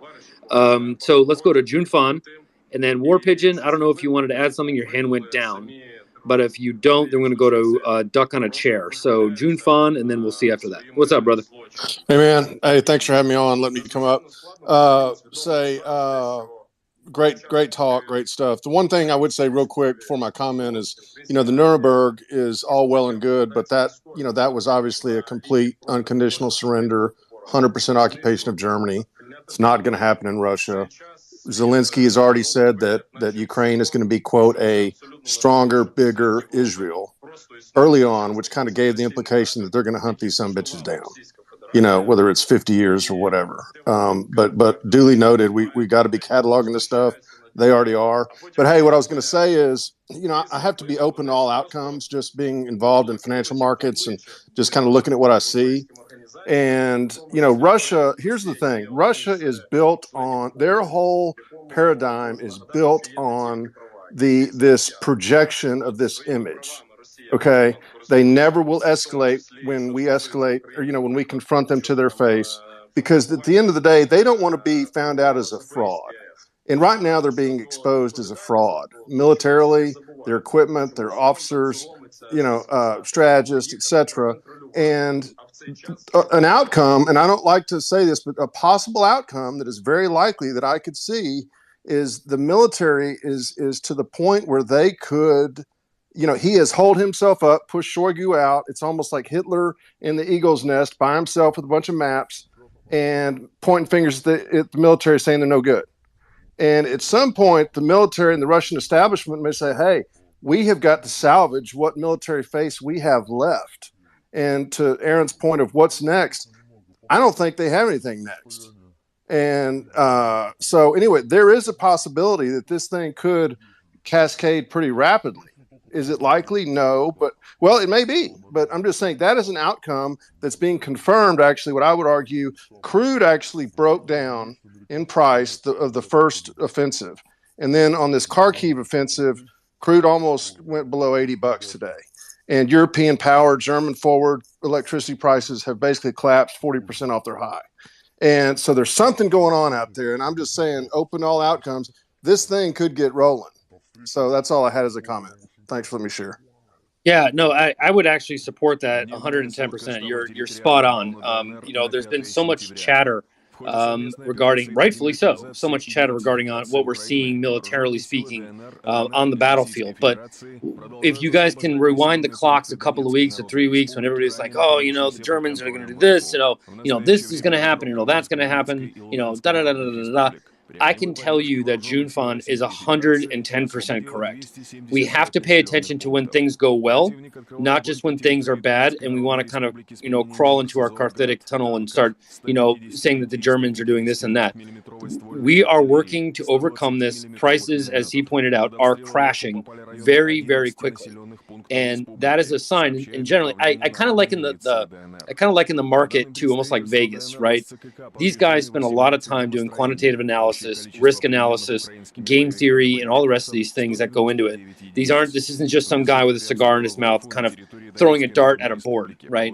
This is very sophisticated stuff. Just like when you see a betting line in Vegas, this isn't just some, guy named Tony saying, oh, let's do 3-1 or 4-1 or even money. The markets themselves are sending a signal that we should rightfully say, this is good news for the alliance. This is good news for NATO. This is good news for Europe. This is good news for the world, economically speaking, right? And we should remind ourselves that when we want to, I don't want to say speak ill, because I don't think anybody's speaking ill, but when they speak about the situation vis-a-vis Germany and energy, take a moment and say, you know what, we spoke about this 2 weeks ago, and we all thought it was going to go, down the toilet, and then boom, oil prices crash. German energy, LNG, is coming online. They're finding new resources. They're finding new things. And I'll do you one better. When this war ends in a Ukrainian victory, and I believe that it will end in a Ukrainian victory, when it does, here's the real rub, guys. If you really want to put your thumb in somebody's eye, the war ends. Fast forward 2 years from now. These supply chains that have been set up for Germany and for Europe are not just going to disintegrate. These are the new permanent supply lines that Europe and Germany are going to depend on. It will take time. It will take effort. It will take a little bit of pain. We understand that. But the UK, Germany, and the Czech Republic are doing what they can to cap the price of the natural gas for the winters that's coming up. This message has been generated with municipal data. At times, we go down that spiral. But it's not like this war ends and Germany's like, and Russia's like, okay, we're ready to sell our gas again. We're ready to sell our oil again. We're behaving ourselves. And Germany's like, well, I don't need it because I already got another supplier and it's a lot less risky than dealing with you again. So thanks, but no thanks. Go sell it somewhere else and go take your discount and your spot pricing and all the rest of that stuff, because sure, we'll take 1 or 5 or 10%, but nowhere near the levels we saw before. So the solutions are materializing. So thank you for pointing that out, June Fun. I really do. Okay, so we have language here. I'm trying to kind of get through this a little bit more quicker than my soliloquies. Let's go to War Pigeon and then. All right, let's go to War Pigeon and then Duck on a Chair. Air siren alert update. Hi everyone. So full alert. I just this wanted message to has say been generated that, with municipal data. Yesterday, I went to a playground with my 3-year-old niece, here in Warsaw, and completely not thinking about the things that we're talking about now. I saw a Ukrainian girl. There's a lot of Ukrainians here in Poland, and she didn't have a hand. She was maybe 7 years old. I don't know. I'm not good at telling the age of children. Maybe 6, and she was just standing there, and she didn't really know what to do because it was pretty evident it wasn't. This message has been natural. generated with municipal it was probably data. blown off or something, and it really hit me very hard. I've seen my share of photos of videos of pretty grim things from the battlefield, but I have to say they don't strike half as hard as when you're just in your daily routine and you see something like that, in the middle of your day. And it just made me think that it's not going to be possible for Europe, especially Central Europe, I think, to get back to normal after the war, which Ukraine, I'm sure, will win, without bringing these people to justice. And I'm not only talking about Putin and Lavrov, because they seem to be, I feel for a lot of people, that's like the cherry on the cake to get it, bring them to justice. This message and has of been course, generated it's with very municipal important, data. But I don't think it's less important to go after the people that physically perform these crimes, that take the POWs and hurt them, like Olga described. It's they are just as criminal as Putin is. There's maybe 100,000 Putins in Ukraine right now. So I just wanted to say that I don't believe it's gonna be possible for this region to just return back to business and back to normal with Russian officers who ordered these types of crimes, resting on the beaches of Greece and Turkey, and sitting in cafes in London or in Paris. Shit's gonna go down. It's people are not gonna forget. It's just not gonna be possible, and I just wanted to say that maybe if someone has a bit of time, it's a good idea to read about Rafał Lemkin. He's the guy that actually coined the term genocide. He was an interesting person because he was a Polish Jewish lawyer who was also tied in a way to Ukraine. He studied in Lviv. His final years were in the US, so he's very tied to the region.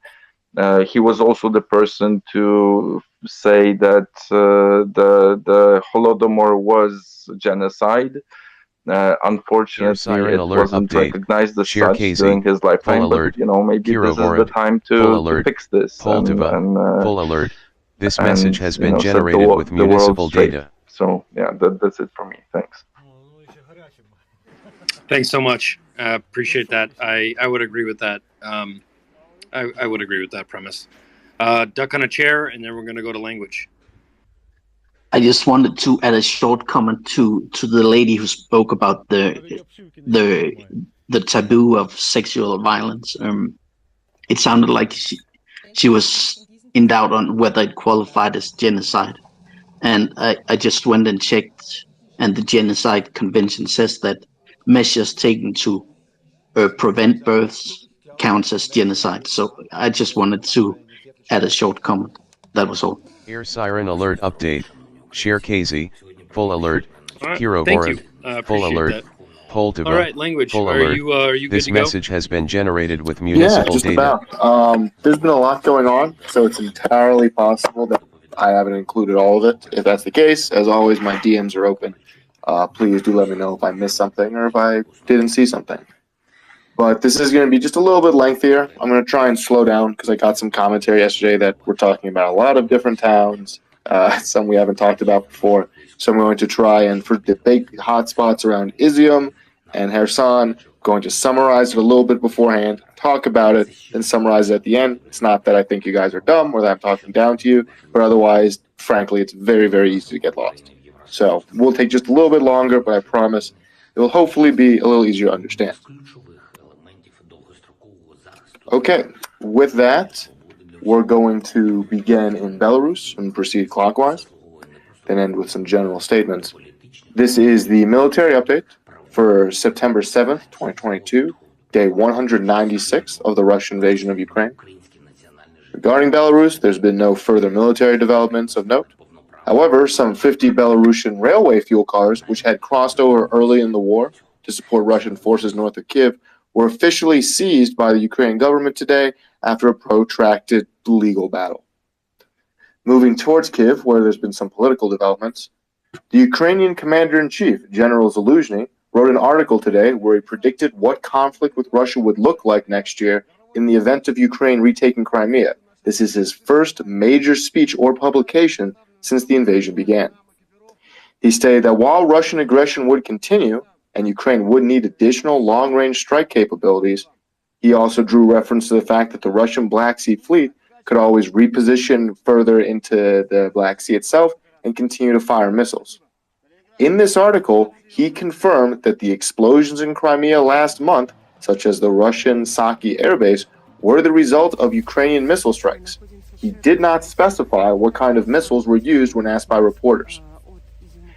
He also said that while the war will certainly continue into 2023, and while it is possible to retake Crimea next year, it will require the mobilization and equipping of another 50 to 100,000 personnel. He also said that long-range missile strikes into Russia proper might become necessary in order to force Russia to recognize the true cost of this war, and he elaborated that while such Western missile systems exist, they would need to be, and could be, produced in Ukraine proper so as to sidestep rules of engagement for their use from supplying nations. He also stated that while technically there remains a possibility of tactical nuclear weapon usage by Russia, that Ukraine frankly cannot do anything to resolve that threat itself and so will continue to fight, but that instead Western pressure will keep Russia from doing anything radical of that sort. This all comes at the same time as the fifth meeting of the Ramstein Conference of Western military aid partners to Ukraine, and it is believed to be part of an effort for Ukraine to acquire ATACMS missiles, longer-range rocket artillery, as well as to lift restrictions for the use of existing missiles on Russian territory proper. Otherwise, the Ukrainian government is discussing a number of methods to help subsidize heating bills for the population, regardless of employment status or housing status. Ukraine has banned the export of coal today as part of these efforts to prepare for the heating system. And Ukraine stated that they will require at least 12 billion euros in financial assistance next year, and that they have received already in excess of that this year. Moving further east towards the Sumy and Chernihiv region, harassing strikes continued over the day with a noted increase in Russian artillery fire across the border, with some 70 shells being fired. This is all believed to be due to the rotation of a new Russian artillery unit to the border regions here, and there's been increased reporting that they're not that experienced, and they're simply using these villages as target practice. And Zelensky appointed a new head of the SBU, the Ukrainian intelligence service, for Chernihiv and also for Kherson Oblast, given that he had removed the heads for both of those regions some months ago. Moving to Kharkiv, northern Kharkiv specifically, Russia continues to fire artillery and lob missiles into both the city and supply lines headed north toward the front, and while there is a noted increase in Russian UAV operations, there are no reports of Russian assaults. Ukrainian troops and Russian troops do continue to skirmish along the front line in some of the small towns due north of Kherson, Kharkiv rather, specifically Supivka, Verkhny Prokty, and Borshova. We see artillery firing across them. It doesn't look like there's a massed assault from either side. Much further to the east, Air siren alert update. Several explosions were recorded in Kupiansk, this message has been generated with municipal data. Kilometers to the east, and is the beating heart of the Russian logistical supply network for all of northeast Ukraine. Apparently, anti-personnel rockets are being used in addition to high explosive missiles fired from these long-range NATO artillery systems such as HIMARS. These anti-personnel rockets which we already have evidence of them being used by Ukraine, release well over 10,000 tungsten balls at very high speeds instead of an explosion, which decimates anything struck by them. Footage emerged today of Russian troops in the Kharkiv region, the southeast, being scythed down by gunfire after have taken some massive blast which had stripped a large area of trees of leaves without causing any fires.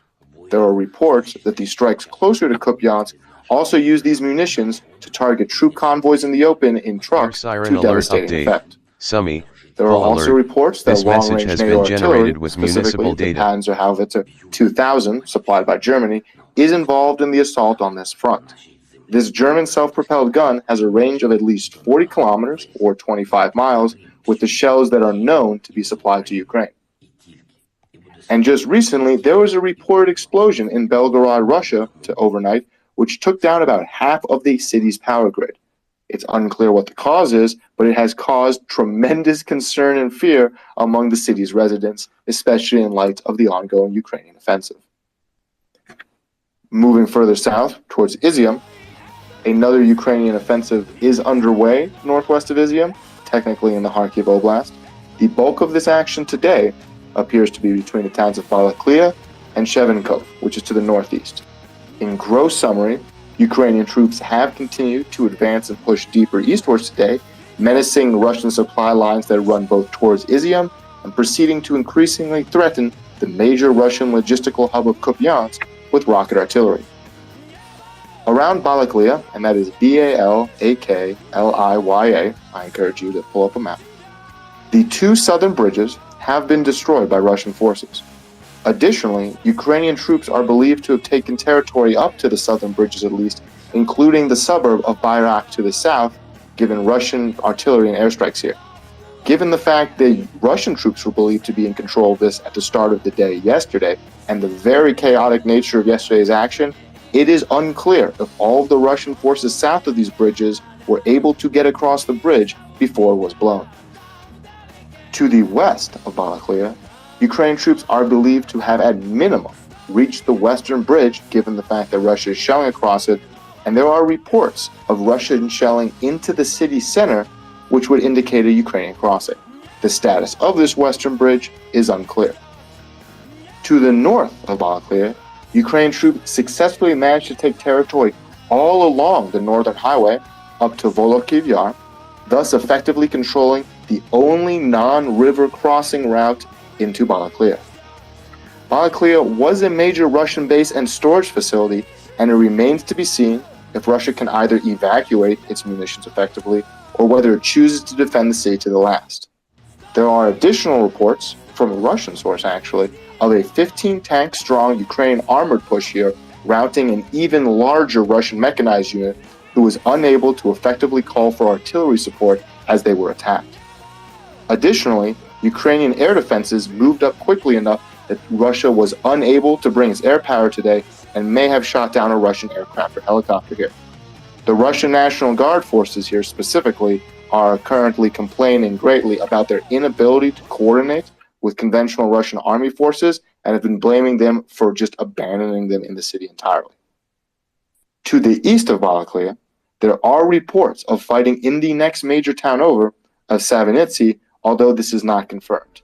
If this is the case, it would indicate that Ukraine has crossed over the southern river in another area, and not only are they using artillery to menace this town, but they physically would control all the areas in and out of it. Per Russian sources in this region, the general order of battle for these small towns has been as such. Ukrainian special forces drive into the town at very high speeds, sometimes at night, and suppress Russian defenders from coordinating an effective defense, while the main armored group rumbles in behind them. Upon reaching the town proper, the armored forces essentially rout or kill all Russian positions that have been unable to effectively consolidate themselves, and the cycle repeats. All of this occurs while Ukrainian artillery and airstrikes thunder overhead. Further northeast from here, Ukrainian troops have pushed east towards the town of Shevchenkov, which lies along the main highway to Kupiansk, that is Kupyansk. If you move just about 20 kilometers to the west, you'll see what I'm talking about. It is really sort of both of these towns, cities I should say, are the hubs and wheels of You could say, I think each of them has at least 6 highways feeding into them. So that what makes them so important for Russia's logistical supplies and why Ukraine is so interested in them. Currently, the greatest extent of Ukrainian advance is believed to be around Shevchenko, where Russian artillery has been attempting to keep them at bay. There are reports of extreme losses of Russian units in this area that were caught flat-footed, as Russian doctrine generally only tries to prepare the first 10 kilometers of the front for defense, and this is now beyond it. And there's reports that a single unit took 40% casualties in the last 72 hours, which is ludicrously high. Now, Shevchenko is only 30 kilometers away from the main Russian logistical hub of Kupiansk, and thus it is inside of Ukraine's most long-range conventional artillery guns, in addition to rocket artillery. There's been some rumors today, from Russian Telegram actually, of Ukrainian troops bypassing the city. These are almost entirely unsubstantiated based on what we know from the ground, as frankly, A, there's no real way to bypass it. It is the central hub for all the roads around it. And B, the benefits of capturing it are worth much more than trying to sprint around it further east. In summary, Ukrainian troops have successfully surrounded the Russian base and strongpoint of Balaklia on at least 3 sides in a very rapid attack, and are using artillery or manpower to heavily restrict movement on the remaining side that is not surrounded. Ukrainian troops continue to push quickly towards other transportation nodes and Russian logistical hubs, with deeper strikes here than we have seen all war. The redeployment of Russian troops from this area to the Donbass and Kherson in recent months likely means that Ukraine has at least a 1-to-1 ratio in soldiers, if not an outright advantage. And then further south, closer to Izium, Russian forces attempted a half-hearted assault towards Sloviansk along the highway and were again repelled for the immeasurable amount of time in the forests and hills where Ukrainian troops have a definite advantage. Moving southeast towards Seversk, Russian troops continue to shell into the Seversk region, this is to the east of Sloviansk, but appear to have been dislodged somewhat from the town immediately to the east of Seversk along the main highway to Lysychansk. Russian forces attempted assaults back towards this town today, but were repelled in close combat, per the Ukrainian Ministry of Defense. North of Seversk, across the Seversky Donets River, Ukrainian troops are still assessed to have control over the village of Ozern, and there are reports of additional Ukrainian assaults further into Russian lines here. Another report coming out today is that Ukrainian troops also crossed the river to the northeast of Sloviansk, taking the town of Stary Karavan, which is en route to the city of Liman. There has been an increase in Russian strikes in this area over the last several days as a result of Ukrainian troops crossing this river. There's also been reports of Russian forces redeploying from here further northwest towards the rest of the collapsing Izium Russian lines. The likely goal for these Ukrainian troops is either the towns of Yampil or Liman, where Russian forces have been redeploying out of, and by capturing them, would allow for easier access of Ukrainian troops across the river, thus opening up another front in this whole direction towards Kupiansk. Otherwise, everybody not north of the river here on the Russian side seems to have turned their attention south towards Bakhmut. Speaking of Bakhmut, fighting continues in Soledar to the northeast along the highway, with Russian forces having pushed back generally to the southeast side of the town over the last week. Artillery fire continues across the line, along with some close quarters fighting. Specifically, in the southeastern suburb of Soledar, Bakhmutsky, Russian troops have been unable to definitively advance due to Ukrainian artillery fire into the fields around the town after the Russian forces were evicted from the town. Reportedly, in the southeast of Bakhmut itself, Russian forces continue to fight in and around Kodema, a Ukrainian strongpoint where Ukrainian troops had withdrawn into the hills and are shelling Russian attempts to advance through the former town. There's a lot of defenses in these hills, and just because they're out of this town itself does not mean that Ukraine is out of the fight here by any sense. Further north, Ukrainian troops are still very much encamped in Zaitsev, which has also deployed a large number of mines around this town. It is the southeastern major approach into Bakhmut, and thus far Russian troops have been unable to capture it. Unfortunately, Ukrainian troops in this region have recently expressed concerns about supplies, and there have been reports of Russia using short-range ballistic missiles against a number of Ukrainian ammo depots around Bakhmut in the last week, which has increased the problem dramatically. For some Ukrainian forces, their most consistent source of ammo has started to become from fallen Russian troops since the advances in Kherson and Izium began, and there has been some expressed aggravation towards the large amount of supply that other fronts have access to currently.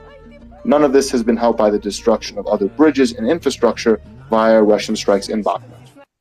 And it's possible that a Russian gunship, a Mi-24 Hind, sometimes they can also be used for transporting troops, was shot down in this area by a short-range shoulder-fired missile.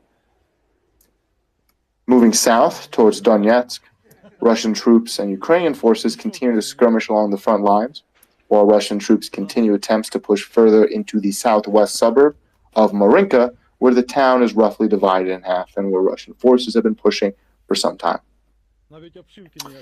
Shelling continues along the front lines, especially targeting Avdiivka, that's Avdiivka, it's where Russia's been shelling for months now. Russian troops continue to be slowed down in and around the southwestern suburb, about 15 kilometers away, of Pisky, P-I-S-K-Y, where very accurate Ukrainian indirect fire originating from outside the village has essentially made the town a no-go zone for Russian troops. Ukrainian troops still control the bridges nearby, and while Russian troops can enter the town at any point, it just prompts a wave of, via a number of methods, incredibly accurate fire, and so they don't really stick around. Unfortunately, south of Avdiivka, Russian troops did capture a major Ukrainian strongpoint nicknamed the Anthill, where a multi-year construction effort to make a large trench system of concrete and dirt had been established. This underground base has withstood Russian assaults for several weeks in terrible conditions and under heavy fire. Russia apparently brought even larger artillery and started collapsing it piece by piece. The Ukrainians had to retreat. The UN has announced that a UN mission is en route to the Olenivka prisoner of war camp, where some 50 Ukrainian soldiers were killed and up to 130 injured by what is believed to be a Russian terrorist attack in their barracks 5 weeks ago. This UN mission should arrive in the next few days, and while there are concerns that Russia has managed to destroy evidence in the interim, the UN demands full access to the site. Per the Ukrainian intel services, the work was carried out by Wagner Group mercenaries acting on direct orders from the head of the Wagner Group, Yevgeny Prigozhin, who is a close confidant of Putin, and incendiary weapons were detonated inside buildings while the prisoners of war slept, where the Mariupol defenders had recently been transferred to. This has been somewhat evidenced by the fact that while the windows themselves were not blown out by an explosion, the fire appears to have started in the center of the barracks. And then the DPR occupation government returned the body of British volunteer Paul Urey, who was captured in April while evacuating civilians from Zaporizhia as part of a non-governmental organization. He was accused of being a mercenary and arrested at a checkpoint. His body returned, showing signs of heavy torture, despite Russian claims he died of, quote, stress and illness, unquote. He leaves behind 2 daughters, and both the Ukrainian and British governments have expressed massive condemnation of his torturers. Moving to Mariupol, where the situation remains grim, the Russian government has further postponed their planned referendums to join the Russian proxies in the occupied regions, especially in the south. Moving west along the southern axis, Ukrainian troops continue to shell along the front lines with Russian forces, with no reported major offensives in this area. A large explosion occurred again in Enerhodar yesterday of unknown causes. This is the city around the nuclear power plant, cutting water and electric utilities to the city. Both sides blame the other. The Ukrainian Nuclear Agency has stated that with damage to the 6th reactor's power line at the Zaporizhzhia nuclear power plant, they may have to shut down the plant itself, as this is the power generation source that feeds back into the plant and helps it with running all its operations, including cooling operations. Reportedly, while currently there is still a source of external power, should that last one be lost, it would require at least 4 tankers of diesel fuel to operate each day, which could be challenging to guarantee continued deliveries of. As such, while there is diesel fuel on site, and while there is still an external power line, the government or the Ukrainian Nuclear Agency is discussing possibly just shutting the whole thing down so they don't have to run into the issue where they're juggling multiple fuel trucks. Moving to Kherson, further to the west. In general, Ukraine forces do continue to push. We have seen increased strikes on Russian logistical nodes, sometimes in one notable case being filmed by a Russian soldier as the strike was happening on them, as well as increased Ukrainian pushes towards the northeast. There continues to be reports of Russian forces refusing to fight in this area and having issues receiving basic supplies, including food and water. A number of Russian soldiers were captured in the last 48 hours, and one Russian artillery unit encountered reportedly lost some 60% of its men and is effectively destroyed. Across the front today, the ongoing Ukraine operation continues, with Russia launching 6 airstrikes. Reportedly, one of Russia's most modern Ka-52 gunships and an Su-25 strike aircraft were both shot down by large quantities of Ukrainian anti-air man-pads, such as Stingers or Iglas. There were 13 Ukrainian airstrikes, which along with the highest number recorded, 370 artillery strikes, were responsible for eliminating 108 Russian soldiers, 15 armored vehicles, 5 tanks, 10 artillery guns of various types, 2 of Russia's most modern S-400 anti-air systems, as well as 1 radar complex, 4 ammo depots, and an unknown number of Russian HQs. Starting from the west of Kherson City and moving clockwise, Ukrainian troops continue to fight along the northwest M14 highway towards Kherson, and the outcome is currently known, although Ukrainian troops do continue to shell both along the highway and into the Russian garrison just next to it. There have also been additional shellings reported further down the highway towards the Chornobyka airport, where Russia has been fortifying and bringing in supplies via helicopters. Air siren alert update. Kharkiv, Moving around the all clock, clear. Russian This troops message in has been Snihurivka, generated further with to the municipal northeast, data. which lies along the western bank of the Inhulets River, continue to be struck by Ukrainian artillery, as does their supply lines, as possibly also some of the small bridges that go across the Inhulets River. While, if you're looking at a map, the Dnipro River runs east-west, very large.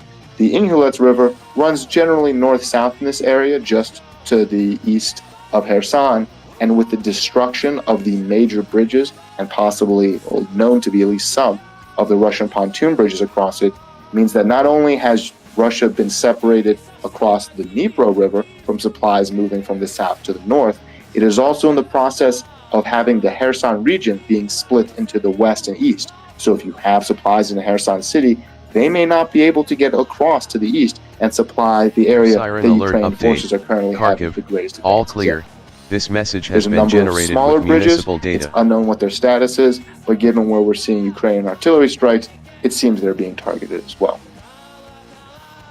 Even further to the northeast, where near Davidi Brid, Ukrainian forces have crossed the Inhulets River several days ago to be anti-offensive and are making the largest of their offensive gains. As such, it is taking the brunt of Russian airstrikes and artillery in this area. There's also Ukrainian airstrikes active. They have apparently been targeting the Russian force concentration at the highway garrison nearby. Ukrainian troops in this area are believed to have not only managed to menace the highway itself, one of 2 major Russian supply highways here, but have also continued to push southeast across the grass and fields which run along the highway itself. The maximum reach of Ukrainian forces is to believe to be Shlako, where the definite gains are around Slasiv, I know, very similar. They're about 5 kilometers apart. All clear. Both This of these message areas has are been about generated 30 with to municipal 35 data. kilometers northwest from Berislav, that is Bryslav, which is the Russian-controlled main logistical junction along the Dnipro River, right across from the dam and the bridge which has been destroyed. Should Ukrainian forces be able to either reach Berislav or simply menace its roads with artillery, it would effectively threaten to cut off all fresh supplies to any Russian troops further north in Kherson region, which is very bad for the Russian troops. All clear. Bad position, I should say. All clear. Dnipropetrovsk, Otherwise, all along clear. the northern front, Poltava, Ukrainian all troops and clear. international Legion This message soldiers has been continue to generated with reinforce municipal Ukrainian data. positions in Arkhangelsk, where Ukrainian shelling continues. This is along the northwestern-most axis of the ongoing offensive. Ukrainian troops, further to the northeast, having taken Vyskopila a few days ago, have also appeared to push down further to the town's mouthful of Novovoznezhsky, which lies about midway on the front itself along the north. As such, it appears as of yesterday, really the one Russian bulge into the Ukrainian lines has been reduced or otherwise entirely eliminated by Ukrainian forces, who can now move more freely east and west. Ukrainian forces destroyed a Russian pontoon barge that was attempting to move across the wetlands directly south of Kherson City from the town of Hola Pristan. There are also emerged video of a Russian soldier who recorded himself under fire while attempting that same crossing. Before he gets on the barge, he remarks that they will be crossing over the narrow part of the river where a crossing had already been hit by Ukraine strikes earlier in the day, and he prayed, quote, "Lord, save and preserve us on this lousy pontoon," unquote. He is then part of a traffic jam onto the pontoon as they board, and the video ends with multiple explosions. His follow-up video shows numerous Russian casualties spread out across the pontoon itself, as some try to give first aid and the rest scream and groan in pain, including the man recording. Moving to the Black Sea, there is reportedly 2 Russian ships with about 16 cruise missiles available for use. In general, yesterday, Ukrainian forces eliminated 450 soldiers for a new total of 50,610, This message has been generated with 36 municipal armored data. vehicles, 20 tanks, 19 artillery guns for a total, and 4 of them being rocket artillery, 15 cars and trucks, 1 aircraft, 1 helicopter, and 4 UAVs. The losses were most pronounced in the Kherson and Izium regions. The UN stated that more than 7 million people have left Ukraine due to the war, and that more than 6 million Ukrainians are internally displaced. Putin stated that the export of Ukrainian agricultural products under the grain agreement should now be restricted, as has been predominantly going to EU nations rather than, quote, countries in the Middle East and Africa suffering food shortages, unquote, and that he would consult with Turkey about this. Ukraine responded derisively that nobody gave Russia the vote or right to amend the grain agreement based on where it's exported. They also have been sending stuff to the Middle East and Africa, most recently Somalia. Ukraine stated today that they have been increasing their rate of grain exports by 20 to 30% every month thus far. And allegedly leaked reports from the Russian Ministry of Defense regarding payments to families of killed Russian soldiers seem to indicate some 49,000 Russian soldiers are confirmed dead, in addition to unknown numbers of wounded and deserters. This document itself has not been 100% declared as true. With that, thank you very much, and if there's any questions, I'm happy to answer. Mykolaiv, all clear. Donetsk, All right, all thank you, clear. language. This message has been generated with We've municipal got data. a couple people that are trying to come up. Give me just a second. Let me go ahead and raise them up here. And we have a hand, but I'm going to use my co-host privileges if I may be so bold.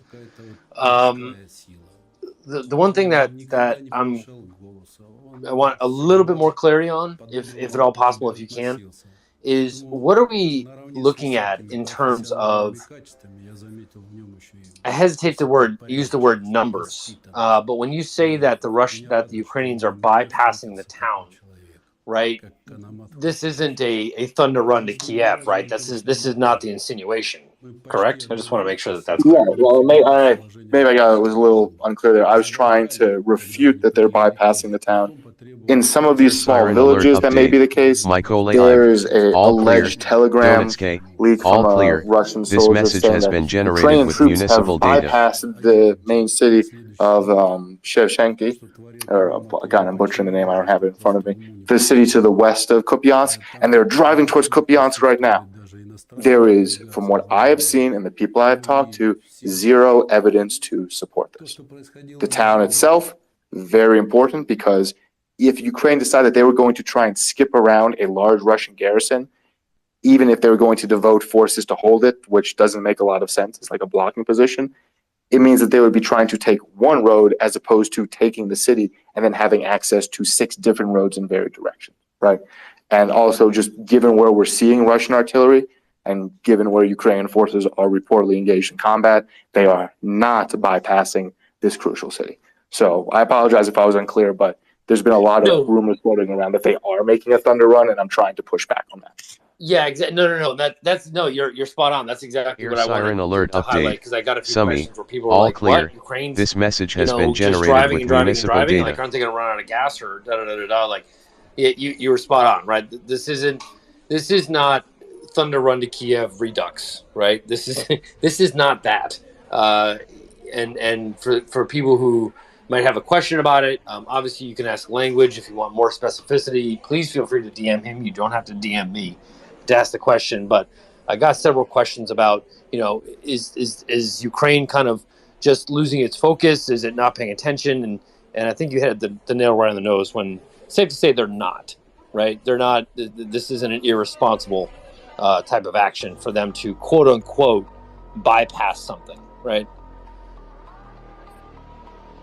Yeah, it's just to push back that there is a method to what's going on now. This is not some we're sprinting at Kupiansk and we're hoping for the best. Municipal data. That's why I try to go a little bit more into the granular detail of what this looks like, where the Russian troops here, they're not the best and brightest. A large number of them have been cycled away, and the Russians are complaining that they knew Ukrainian troops were amassing for something, and yet they didn't, either they couldn't or they wouldn't reinforce the Russian troops here, and the communication is just so garbage between all the varied forces here that have been tried to glue together into larger units that they can't even call for artillery when the first Ukrainian troops sprint into their town and start shooting up their buildings. And then because they can't call artillery in, the tanks move in, and then it is all over for the Russian troops in that town.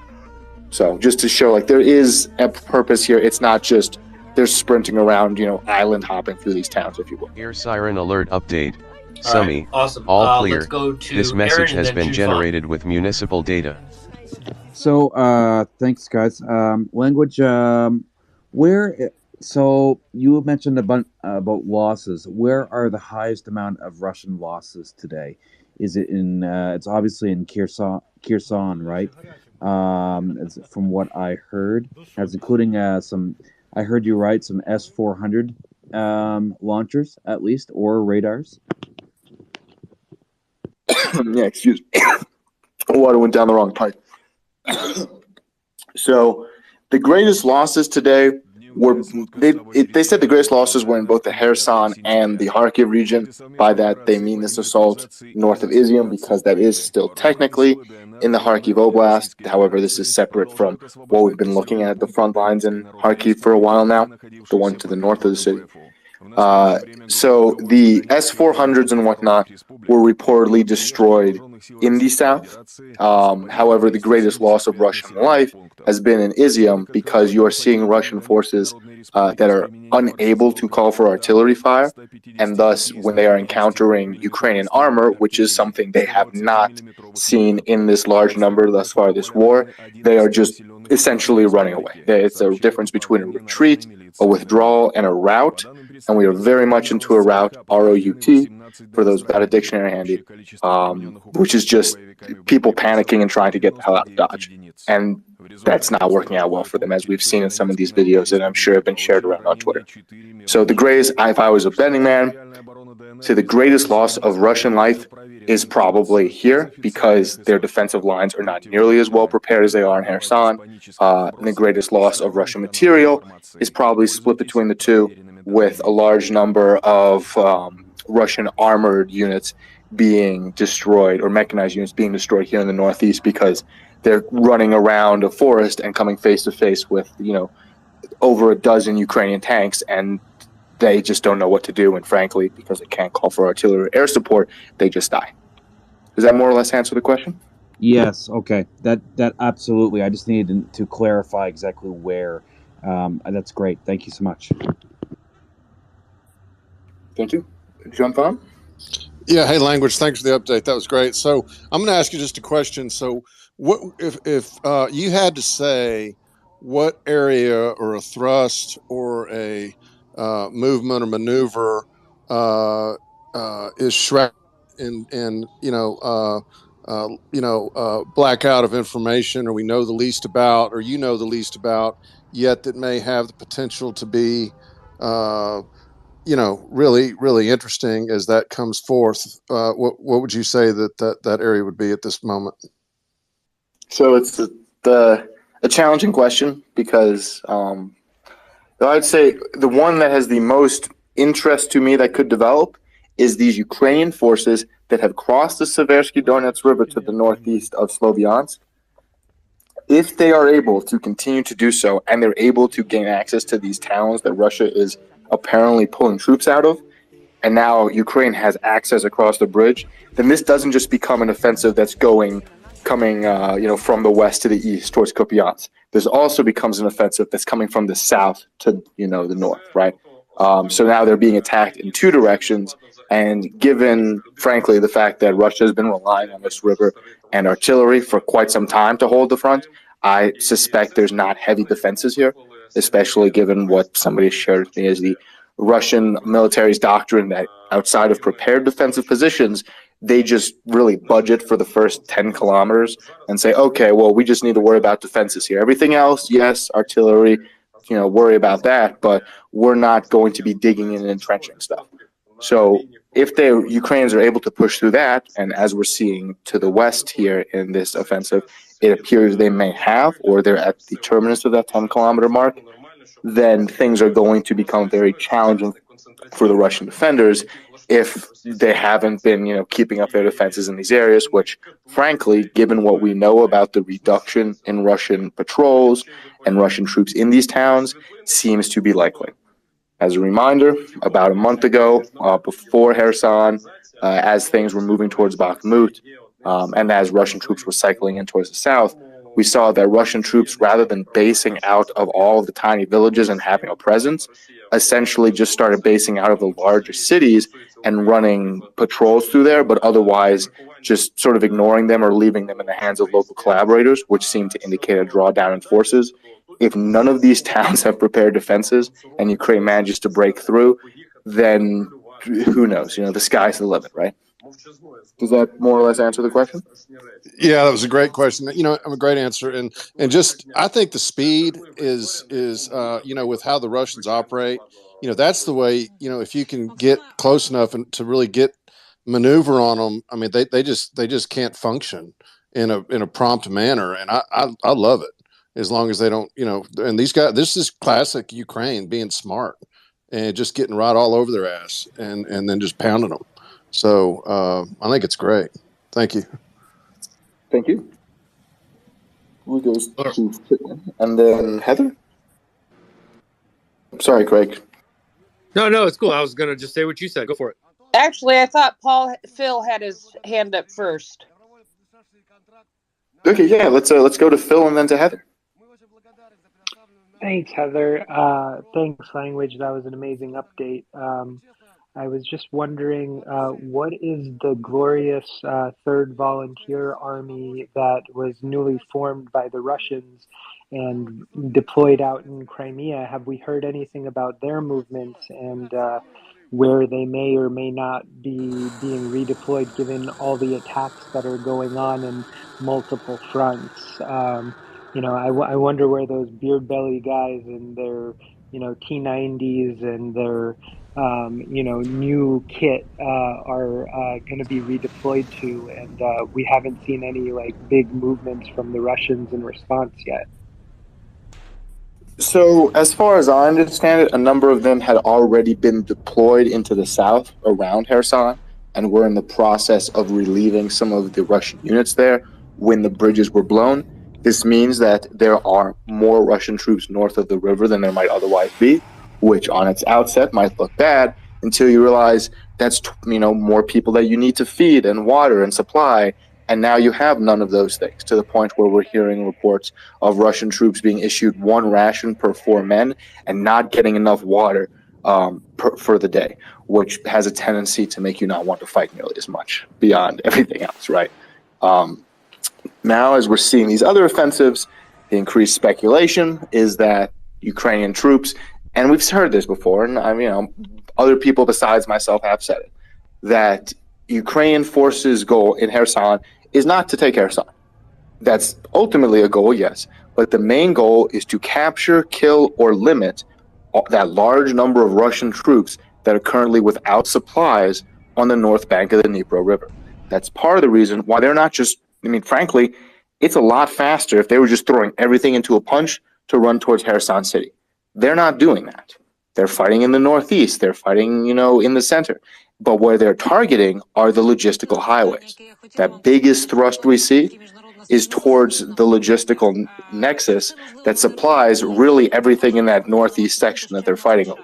Should Ukraine be able to interdict that as well, then now not only do you have somewhere between 20 to 25,000 Russian troops kind of caught up in a ball across a river that they'd have to swim, but also they don't have food and water and bullets.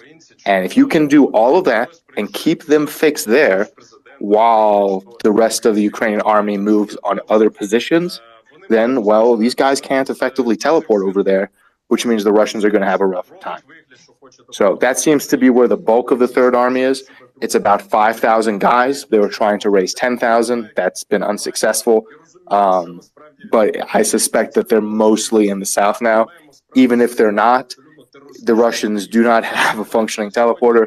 And just moving from Belarus over towards the Donbass front, which is roughly the same distance as if the Russians want to move from Crimea over towards where the current fighting is in Izium, it took several weeks. And that was back in, I want to say, April. So now with damage to Russian logistics and whatnot, I don't imagine it would be any faster. So I'm not going to say they're out of the fight because that's incorrect, but they're not going to be able to get there in time to make a difference unless this gets bogged down. A long answer, but hopefully it clarifies a bit. No, that's a perfect answer language. Thank you. That was literally my point. They raised this 5,000 man strong, army for offensive purposes to be used wherever they wanted. Well, now they're pinned down somewhere in the south, and they can't even be used in defense.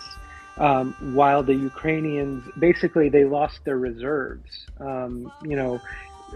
West of a river, and they can't get back to the east, so they can't use them anywhere that they're virtually like needed. Every single man is needed now to prevent a rout that has already occurred, and they can't do it. So thank you. If I could just very gently just remind people, like let's zoom in on the 30,000 foot view, if I could, just very briefly. Rewind the clock again, if I can, because to understand what's happening now, we have to understand what has happened in the past, right? When the shaping operation in HIMARS the clock, and everybody remembers the memes, right? HIMARS the clock, this, that, and the other thing. That when we saw that, we have to contextualize that to understand, in the simplest of terms, that wasn't just Ukraine firing off things to make things go boom. It was setting the stage for what they're doing now, right? That classic shaping operation. And I just can't help, I just can't hold myself back from reminding people how much discipline it takes to do that. That is not, something that every single army in the world knows how to do. That's just SOP. That takes training, that takes discipline, that takes patience, that takes understanding that the highest form of fighting is to win without fighting. And the way that they did this in targeting logistics for weeks and weeks and weeks and weeks, and we were just like, come on, like, when's it going to happen? When's it going to happen? Like, launch the offensive already.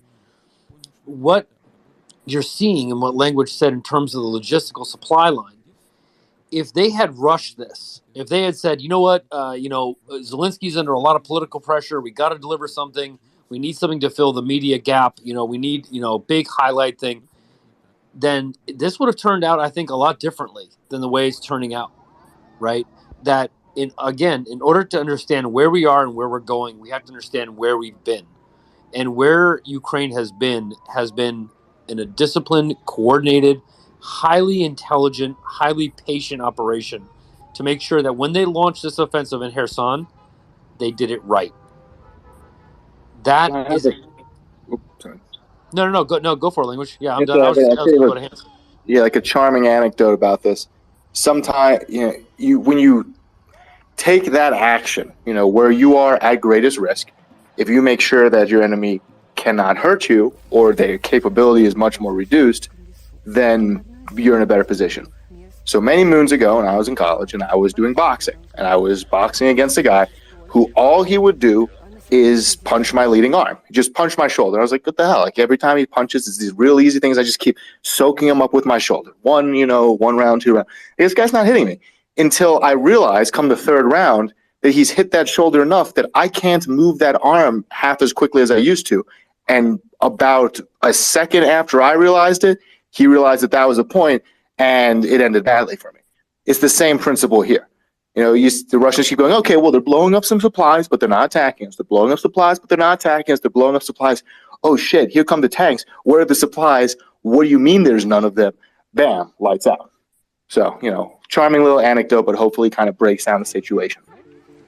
Yeah, much more succinct than my example, but yeah, I just wanted to highlight that because I think that it's instructive for those people that want to understand. We had a lot of questions before language jumped on about, what does this mean? What does this mean? What does this mean about? Take that little node about attacking the lead arm, about doing it right, as an example that can be extrapolated, replicated, and redone time and time and time again. I just wanted to just briefly interrupt the hands just to point that out because I think it's important to demonstrate to people and remind people that war is not just about violence. War is about discipline and it's about intelligence. Yes, at the end of the day, it's one man trying to kill another. Yes, that's violence. But to set the stage to where you can win, you're operating at a whole other different level. And it's very hard to do when you have a lot of pissed off Ukrainians with their guns loaded, ready to go, ready to fight. And you got to say, nope, you got to wait another day. Nope, you got to wait. Nope, you got to wait. Nope, you got to wait. That takes patience. And that's a whole other level that Ukraine is operating on. And they're just going to replicate that as we go forward. So anyway, I just wanted to pause and just highlight that because you brought up something, Phil, that I thought just needed a moment. But with that, we're going to go back to hands. We're going to go to Prince, who was very nice to give her space to Phil. And then we're going to go from Prince to George to Dr. Paul. So Prince, please go ahead. Thank you, Craig. I have two really small things. And I think it might just be numbers haven't caught up yet. But it felt to me like 108 as far as the killed or wounded seemed really, really low to me today for all the activity I've heard about. Do you agree? Yes, that was just the reported number from Ukrainian Southern Command in Kherson. Overall, it was 460 Russian dead. And, I'd say even more so than that. Well, let me pull up the numbers here. It was some 30-odd, 30, I have it here. Yes, 36 armored vehicles and 20 tanks. Now, I don't know how many tanks are in a unit, but I imagine it's a lot less than 20. And at the cool price tag of at least $2 million bucks a pop for each of those tanks and years of training, I imagine that's not something Russia can lose pretty easy. There's been a couple days in this war where we've seen numbers like that. It's never been a good time for Russia. So that 108 is what's being reported by the Southern Command for the Kherson region specifically. Okay, that makes more sense to me then. Thank you. I guess I missed that. And the other thing is, I think a little easier. Last night you were almost downright giddy because you were like, I know stuff, but I can't tell you yet. I know stuff, but I can't tell you yet. Is this the stuff that you wanted to tell us last night that you couldn't? I mean, partially, yes. There's some other stuff. Some stuff we can talk about is this is public already, and the people who run the armored units are talking about it. A number of Russian captured tanks, so more modern tanks perhaps than what Ukraine has. Some T-80s, some of them have affectionate nicknames, have actually started to be employed in battle against the Russian forces, and apparently they like their new owners a lot better. There were reports of one group that was northwest of Izium that was almost themselves giddy with excitement, saying we fired over 80 shells today and, knocked out X number of, Russian armored vehicles, and also, basically just had Russian troops sprinting away from us because they couldn't do anything because we have reactive armor that we actually keep up, right? So that's part of it. And then there's some other stuff, but that hasn't quite hit the media yet. But this is, frankly, enough that we're talking about right now is plenty to be excited about. And if the other stuff develops, then we'll talk about that then too. Sounds perfect, and that's sort of what I was thinking. I figured there was some stuff that still had to be held back, but I figured some of everything that was going on today had to be stuff you were holding back. I was thinking about that all day today. I almost messaged you earlier, but I figured I'd wait to see if you came on. Thank you so much, Language, for all the effort you put into giving us a great and excellent report. Thank you. Thank you for listening and for the questions. All right, let's go to George Sadakis, excuse the mispronunciation, George J. I'll just call you George J without the risk of insulting your name. George J and then Dr. Paul. You won't be the first that's butchered it, right? You guys won't be the first that butchered it, so it's all right. Really quick, I think one of the keys of this now is you see the Ukrainian maneuver elements, right? We're talking about this is like these are mechanized units, right? I'm talking about like the ones that are driving toward Kupiansk or wherever they are. We're not exactly sure. But those are mechanized units that have broken through whatever defensive line the Russians had. Now, the Russians what they would need to do is scramble to try to plug those gaps, right? Here's a problem. They don't have troops that have the training or the experience to go in there and defend against this Ukrainian breakthrough. Everybody that's back there now is pretty much green.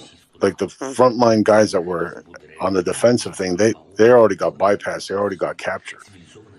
So it's going to be next to impossible at this point, especially with supplies running dry, for the Russian commanders now to get a group together, any type of task force to try to plug that breach.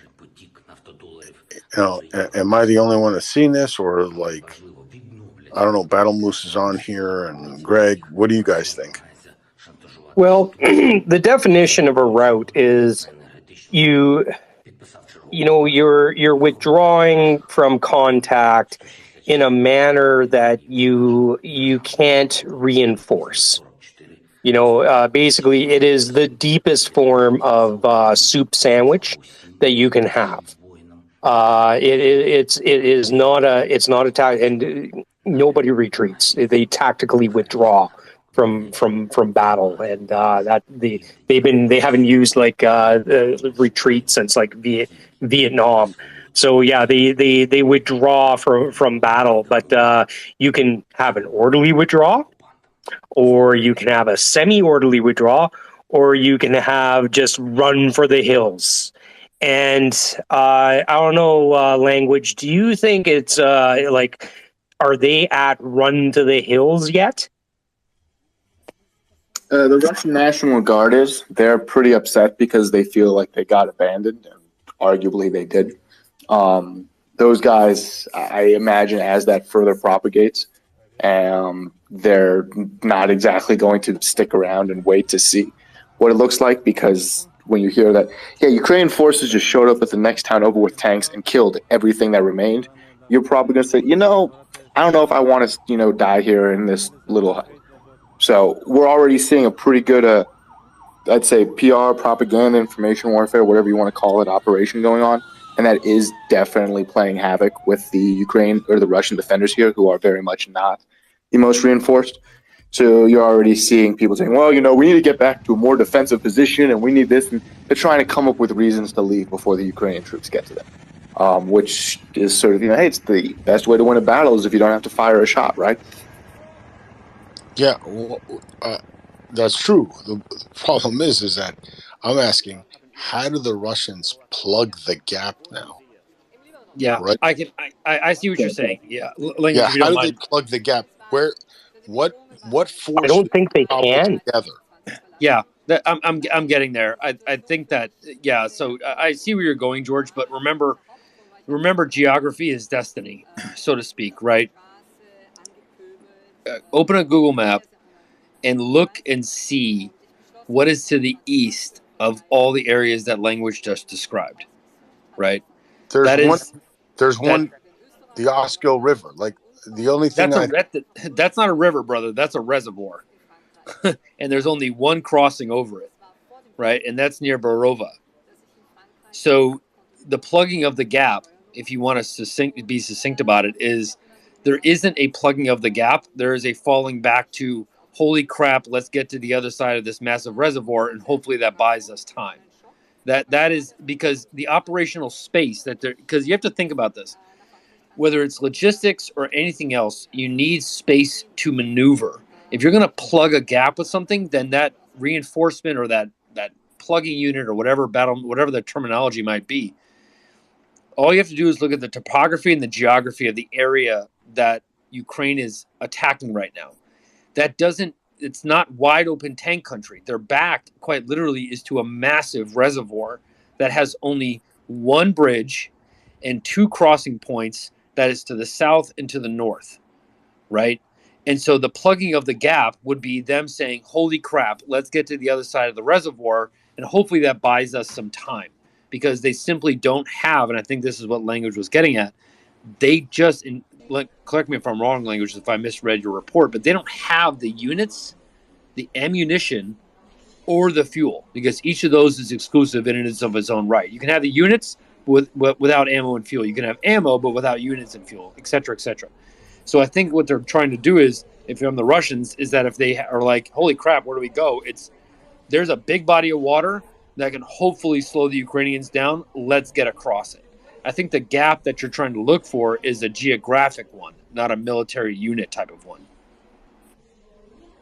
He's absolutely right. I mean, the rivers, if Ukraine is able to break all the way to the Oskil River, just getting there is going to be a bit of a gambit. But B, if they're able to get there and cross it, then the sky is really the limit. But so far, we have seen just about every time in this war that rivers do make big obstacles. And is Ukraine able to continue this momentum across it? I hope so. I imagine I'm not the first person in Ukraine to realize there's rivers there, so I'm sure they have plans of action there. But that's going to be the biggest question as far as continuing. But even if they only get to the west side of the Oskil River, that's still half of Kupiansk. That's still major supply routes. That still basically kills Izium, which is why Igor Girkin is posting frantically about it right now. So like that, if that's the most limited access that Ukraine can get, that still chokes a large portion of the Russian conquest in northeast Ukraine. Yeah. So yeah, like you said, if the Ukrainians can get to Kupiansk and cut it off, or at least put it within artillery fire, right? And that's a huge choke-off point for supplies going south to Izium. And then Izium pretty much withers on the vine, because it's harder to go. I don't know if you looked at it, but it's harder because of the rivers and things like that. It's harder to take supplies like east-west than it is north-south, right? Most of the roads are headed north-south in that area, not east-west. Yeah. Go ahead, Zach. No. I was just going to say, I know we got hands that are in the air and people that are patient, but I think what you're getting at, George, is that if you're the Russians, in my mind, I'm not an army guy. I've never been in a regiment. I trained on a 9mm pistol and never had to shoot it in anger. But if there's an area that the Russians are looking for as their salvation, it's not Kupiansk, it's Borova. That is their area of sanctuary, because Kupiansk is soon to be, correct me, Language, isn't Kupiansk already in an artillery range? I mean, theoretically, it's already being hit by rocket artillery range. Technically, yes. If the Ukrainians were ballsy with their, self-propelled guns, they could hit it. They're probably not doing that just yet. They might be, but that's a little hot to trot there. They're already hitting it with rocket artillery. If they get that town that we're talking of here, of Shevchenkov, then they can hit it with more of their self-propelled guns and other fun stuff. And more importantly, there is that bridge in downtown Kupiansk. Do they choose to blow that up? Do they choose to let it sit there? Who knows? But they can hit it, but not with everything they've got. It's why when we started early in the war around Kiev, a lot of the Institute for Study of War Maps had a 25-kilometer circle around downtown Kiev, and they said, hey, if Russians cross this line, they can shoot whatever they want. And you'll notice that was the line that the Ukrainians defended, as well as they could. If they're able to cross that same metaphorical 25-kilometer radius here, then things are going to get very hot for the Russians in Kupiansk, I imagine. All right. Thanks, George. Appreciate that. We do have quite a bit of hands and requests that are coming in. So let's go to Dr. Paul, who has been waiting very patiently. We're going to go Dr. Paul and then Canberra, a name after my own heart, as my grandmother is from Australia. And my mother is also from Australia. She was born there during the war. So Dr. Paul, and then we're going to go to Canberra. Thanks, Greg, and thanks, Language, for all the updates. Very good stuff. So kind of to dovetail a little bit on what Craig said, Ukraine's been very methodical. They've exercised strategic patience. They've been systematic. And I asked CJ a question earlier, of what the disposition of Russian forces, essentially northward of Kupiansk to Vovchansk and Belgorod. And there were 10 to 15 BTGs in Belgorod. I don't know when they disappeared, but apparently they've been deployed. And, at least what CJ says that they chose to attack and hold Udi, which is way, way north of Kharkiv city. Is that true, or have you heard anything else? And the point I'm getting at here, it sounds like a precondition that set this whole thing off is Ukraine trying to get Russia to deploy their strategic reserves. And is that true? Or if not, where are their strategic reserves right now? So good questions. Regarding those battalion tactical groups, the issue is that the BTG as a system of measuring Russian troops becomes less and less the best way to do so as the war goes on. Because in perfect conditions under Russian doctrine, they're supposed to have about 800 guys, and 200 of them are pulling triggers, right? However, even before the war, there's a number of units that had, I think at the lowest, there was one unit that had 50 to 60% of that. And since the war began, those numbers have been depleted even more so, right? And when they lose guys who are pulling triggers, that's an outsized proportion because it's not out of 800, it's out of 200 to 300. So when they say BTGs, because a lot of these units were just maimed north of Kiev, and they never really recovered, so they started gluing them together. And we've seen that in the south and the east, where they're taking a bunch of different units and just sort of sticking them together and saying, congrats, you are now one large group. But they still say, oh, well, we're two separate battalion tactical groups, even though, one took 40% casualties, the other took 20, and the third took 20 as well, right? So it's very difficult to use that as a system of measurement, which is why I'm not going to say that CJ is wrong, certainly, but sometimes that doesn't show the full picture because there may be 3 battalion tactical groups with 800 guys between them. As far as I understood, the guys in Belgorod, Russia's already recruiting people from quite literally psychiatric hospitals, prisons, and homeless shelters. If they have somebody who can pull a gun and has been somewhat trained in it, they're not going to keep them in the back lines. They're going to send them in. As far as what happened in Udi, that just seems to have been Russian artillery followed by, strikes from troops that are already there. I hadn't seen evidence that they necessarily deployed a whole large group. Udi is a very small town, barely a town, frankly. It's more like just a village, and it's very much within Russian artillery range, so they wouldn't have needed to deploy a large number of guys to get to it. And then, frankly, after they tried to attack south of it, they got shot at by Ukrainian artillery and returned to the status quo. So I'd have to see more data on it, but I suspect that whatever combat-capable units there were in Belgorod, they got sent into the grinder long ago, and those that are still there are there for a reason that they can't be used elsewhere. And it's not because Russia's holding them back for some reason.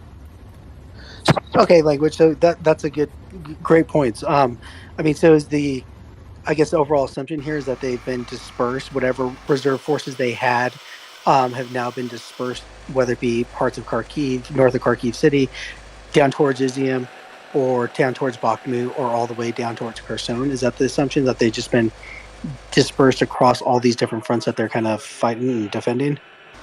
I would say so. I'd imagine most of them are in the Donbass or the south right now. And so that leaves what the third corps that's being constituted right now as the potential like reserve force, right? Or in other words, they have no reserve force. And the reason what I'm getting at here, there is no major counteroffensive from Russia now onto Ukraine, correct? Like that's kind of what I'm trying to figure out here. Yeah, I don't think Russia has a reserve force waiting in place. They might have some quick reaction forces. They might be able to scrounge some guys up, but there's no 10,000 man strong army that they've been waiting for. If they had those guys, they got deployed months ago because Russia wasn't taking the territory they wanted to. They're not holding anything back. There has been some statements made today by Ukraine saying that, hey, in 2023, Russia might try something again from Belarus, but that's more speculation. It's not necessarily referring to anything ongoing now. I've heard some people talk about that as such. As far as I can tell right now, Russia does not have a second wind-up punch ready to come out of nowhere. Everything they've used, they've got. You don't recruit people from mental hospitals and homeless shelters, give them a week of training and send them to the front unless you are having desperate recruitment and manpower issues. Thanks so much. I'll wait till the other hands get answered, and then I'll raise my hand again. Thanks so much, Dr. Paul. We're going to go Canberra, and wait 1 second here, folks. Language, how much more time you got, brother? Let's. I got some time. So you can run through the. I couldn't hear a word you said. It sounded like you said it through a blanket. We're going to try and throw up the text and audio while we're doing this so people can read over that as well if it answers any questions or maybe raises. All right, and how much more time you said? You were broken and unreadable. I'm pretty good for, I'd say, another 40 minutes or so. Okay, awesome. So let's go Canberra. We're also joined by Zodiac and Battle Moose. You guys can talk about beavers and maple leafs or whatever you guys want to talk about for our Canadian friends and allies. So we're going to go Canberra, and then we're going to go George, and then Daniel while language is here. Canberra, please. So on the 1st of September, the one of the advisors to the, or one of the liaisons anyway, Zhdanov from the Russian army, said that they were going to break that third army up. And I believe from some footage, some of it's in Donetsk and it's probably involved in that that attack on Kadima. Because they had enough artillery to break down that anthill. So, and they, the other units were running out of functioning artillery. And I think the other place that they are is in Zaporizhia, trying to push back that bulge that's being used to do the attack on Tokmak. And incidentally, Russian Telegram is also saying that in Zaporizhia, Mern was taken overnight. So widening that area, that bulge area, and getting them closer to that hub at Tokmak. And apparently there's a huge effort from the Russians trying to push back that front, which probably hasn't gotten a lot of attention in the last 24 hours. Thanks.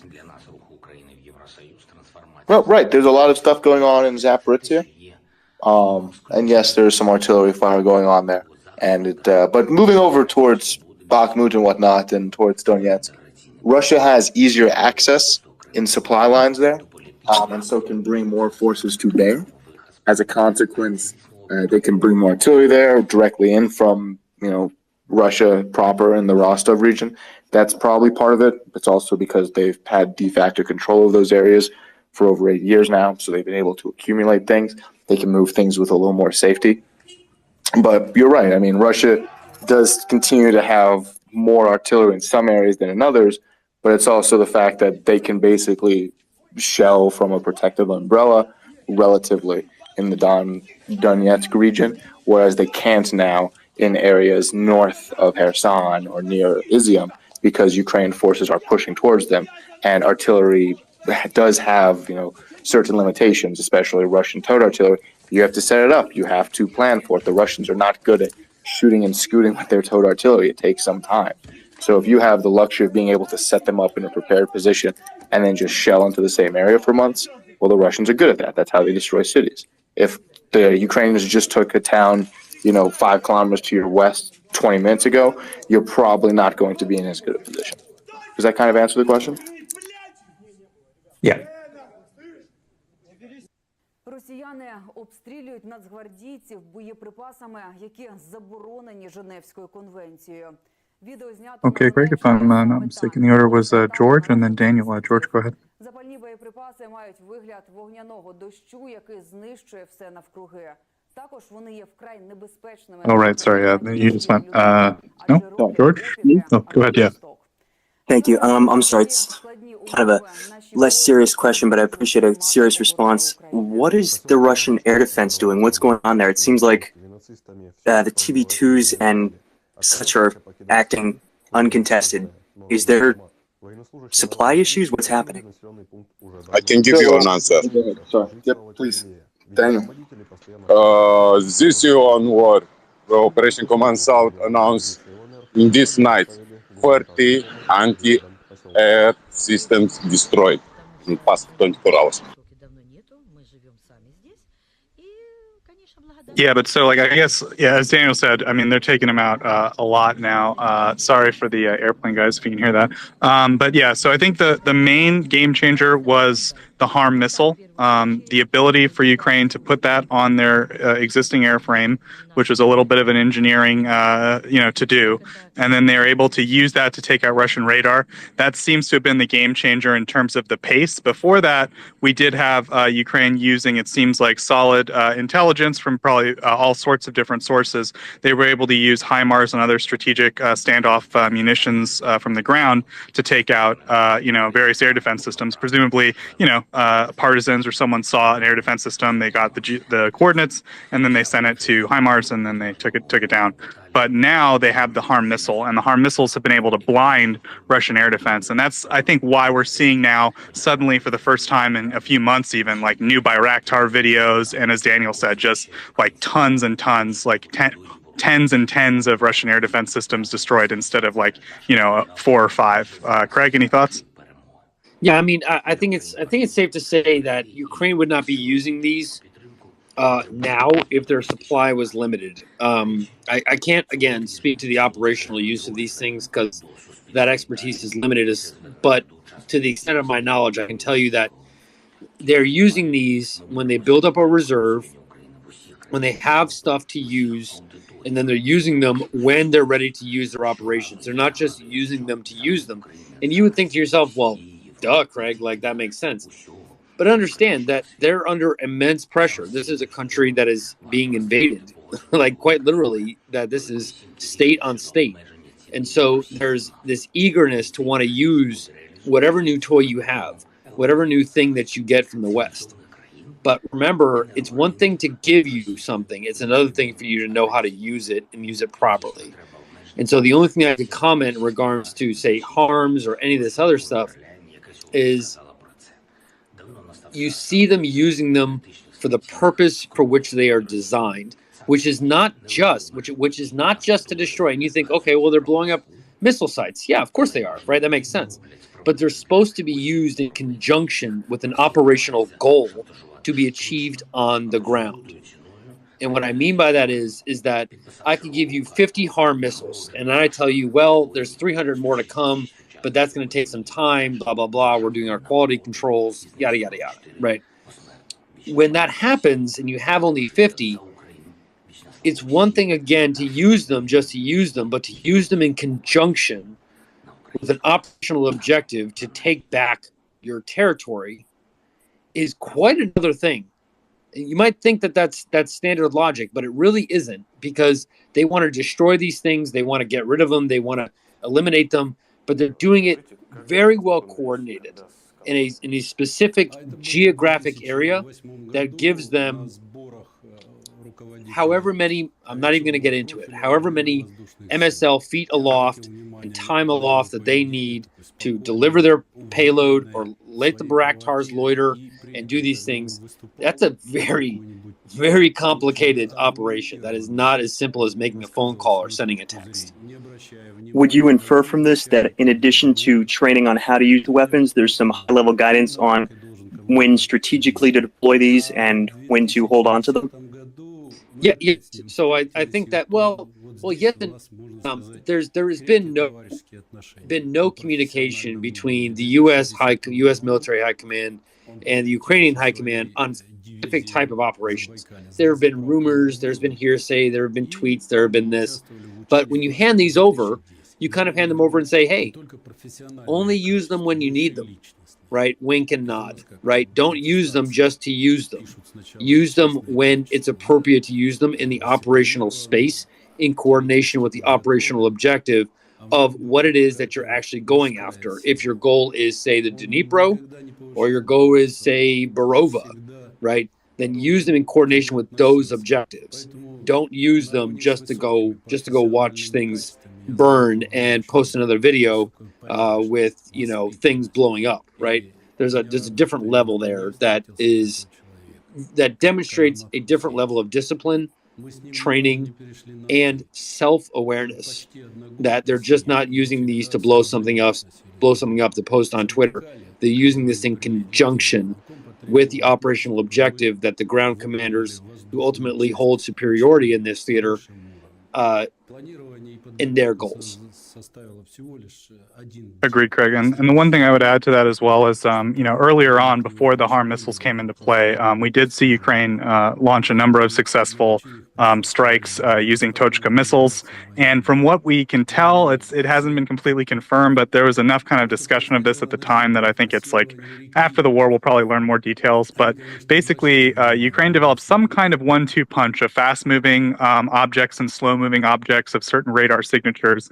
And they were able to sort of take advantage of weaknesses in Russian air defenses that we're not fully aware of. So Russia clearly needs more, skilled air defense operators and needs to have a, more porous command structure where they can make better decisions and all that. Like all those failures, I'm sure, are adding up into their air defense failures as well. But we don't want to undersell Ukraine's ability to kind of outsmart and outplay Russian air defense as well. They're as Craig said, it's a very careful and specific strategy that Ukraine's employing here. So, Language, anything you wanted to add to that question? Then we'll go to Daniel. Go ahead. No, I think that's about it. You got it all. Thank you very much. Daniel, please go ahead. Okay, guys, I will treat this on my observations. And is nothing military in it. At least no so obvious. For me, what shocked me this night, I opened Telegram channels. I have only 3 Telegram channels I follow intensely. One is a channel of Partisan in Kherson. One is Operation Command South and CSU at War, which take anything from high command from here. So I want to explain what I just saw. Past 5-6 days, there were total silence. Very few updates except the Kherson partisans. Maybe 3-4 per day. ZSU and War, maybe 10. Imagine I opened today Telegram and I saw 60 from ZSU at War, 40 from Kherson partisans, and Operation Command South 20. So from the silence, communication to total inflation. And are some things which are remarkable. First, the hit in Belgorod.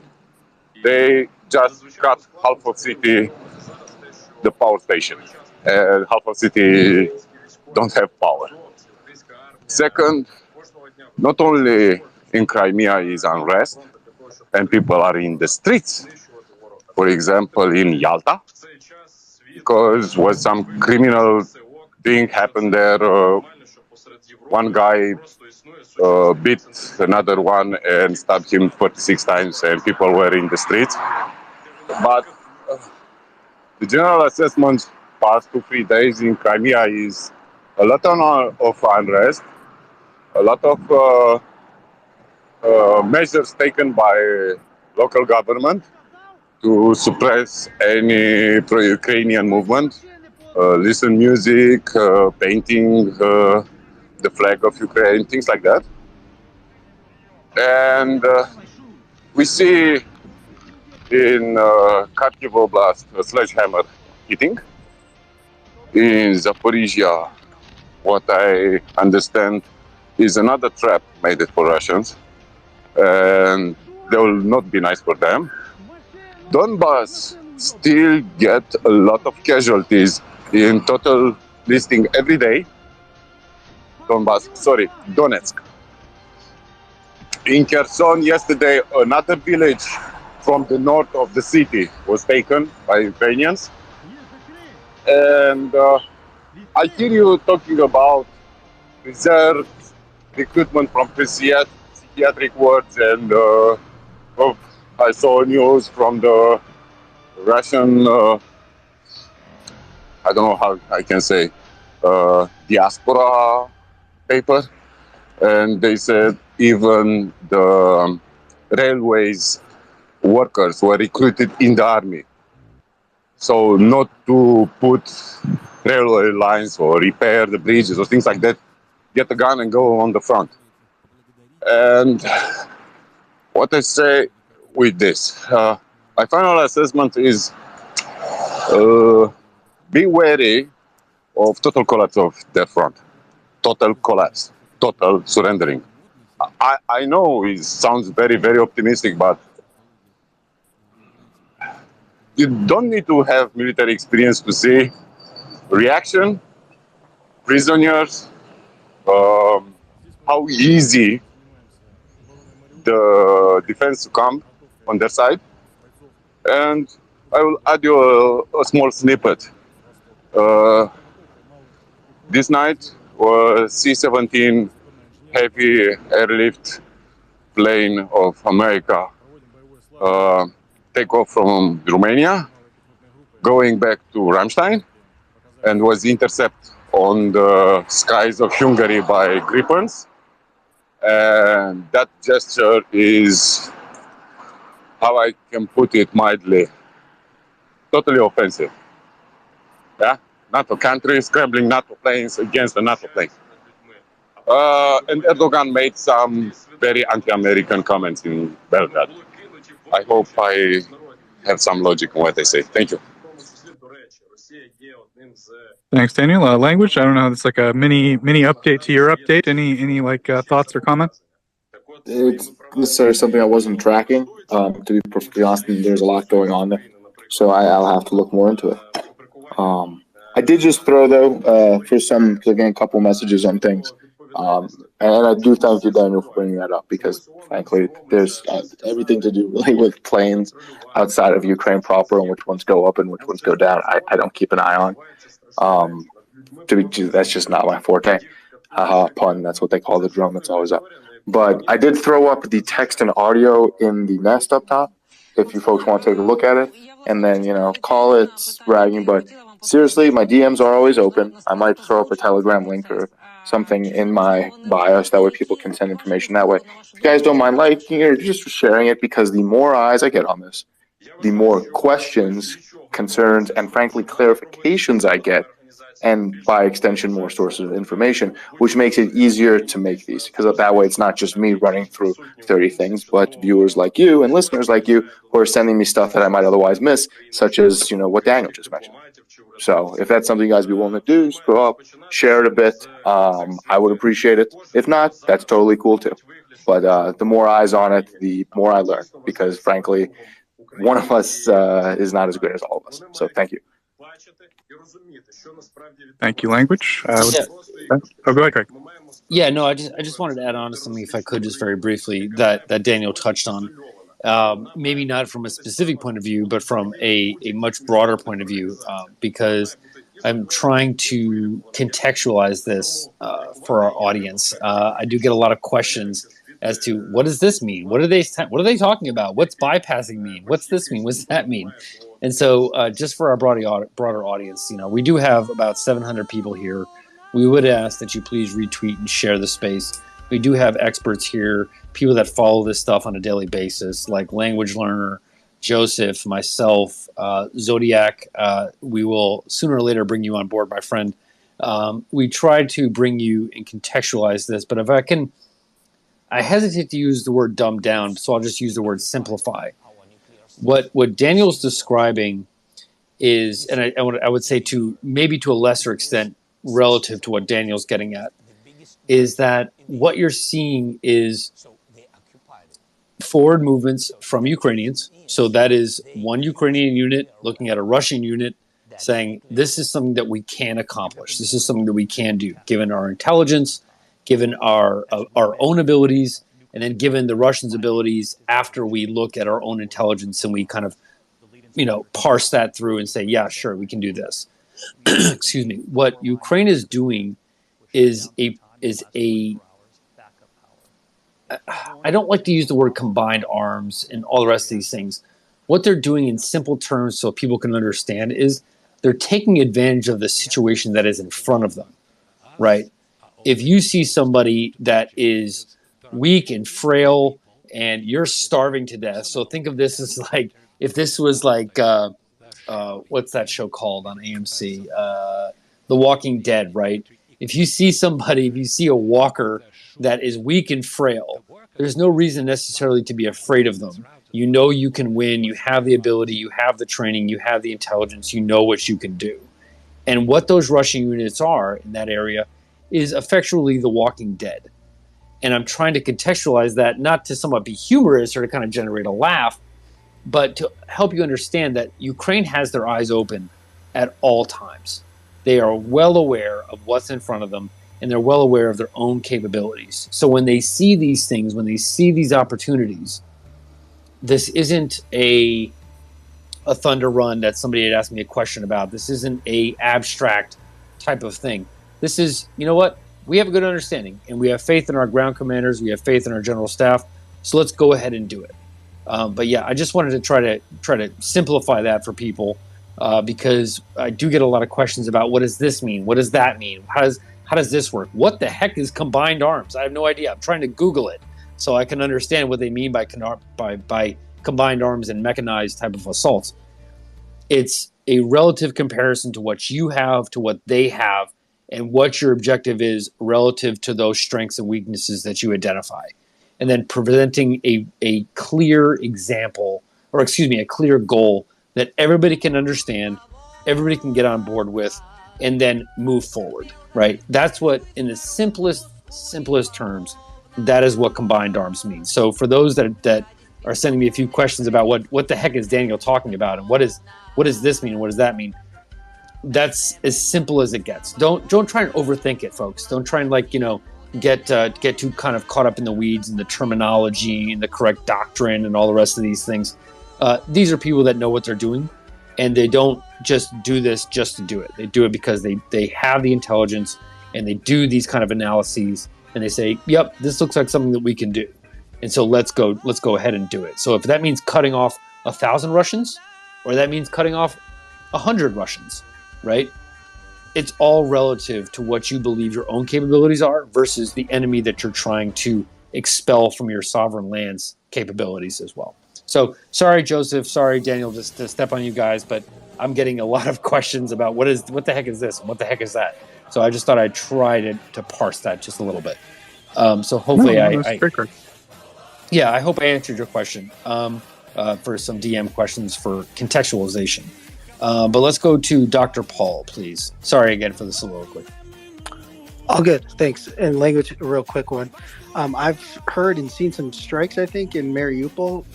Have you heard or seen anything about that?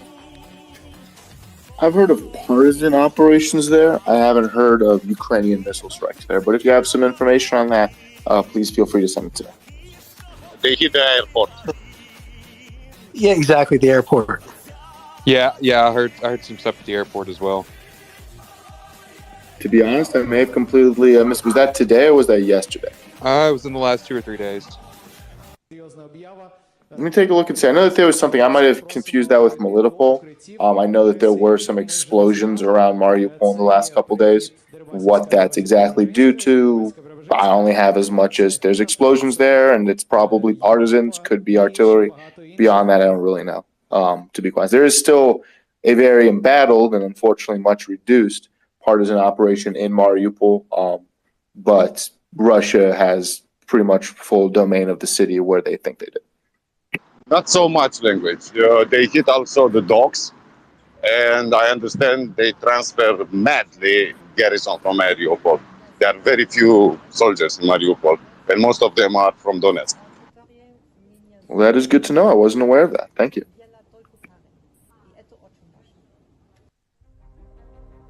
Okay, up next we'll go to Brett. Fellow, go ahead, please. Yeah, thank you. I wanted to introduce a thought to the space and see what all the big brains in here think about it. Is say the Kherson offensive gets really deep behind Russian lines, and it looks like they're going to lose the city, and then they do lose the city. What scenario does it take for Russia to escalate to a level where they think about blowing the dam to stop some sort of Ukrainian offensive, or escalate further, like blowing and start doing really escalatory things like blowing the nuclear power plant, like starting real terror campaign stuff to like try to make a fire break between them and the Ukrainians, because it seems like it's going very poorly for them right now. That's a good question. In short, they wouldn't do either of those. Specifically, nuclear power plant. NATO has been very clear. Poland especially says, we start seeing radiation drift across our border, Article 5. They'll treat it as a radiological attack. There's also the fact that the prevailing winds go to the east. Russia does still remember Chernobyl. I don't think they're going to do that. There's a lot of other ways to cause chaos. Regarding the dam, not only would blowing the dam lower the water supply that in the reservoir upstream that actually flows to and supplies Crimea, which is a huge, massive importance, because there's telling that within the first 24 hours, one of the first things Russia did was blow the dam that was blocking water to Crimea. There have been water shortages there for a while since Ukraine dammed it up, essentially saying, hey, you may have our land, but you're not going to take our water too. And that was a very large point of contention among the occupation authorities and the people living there.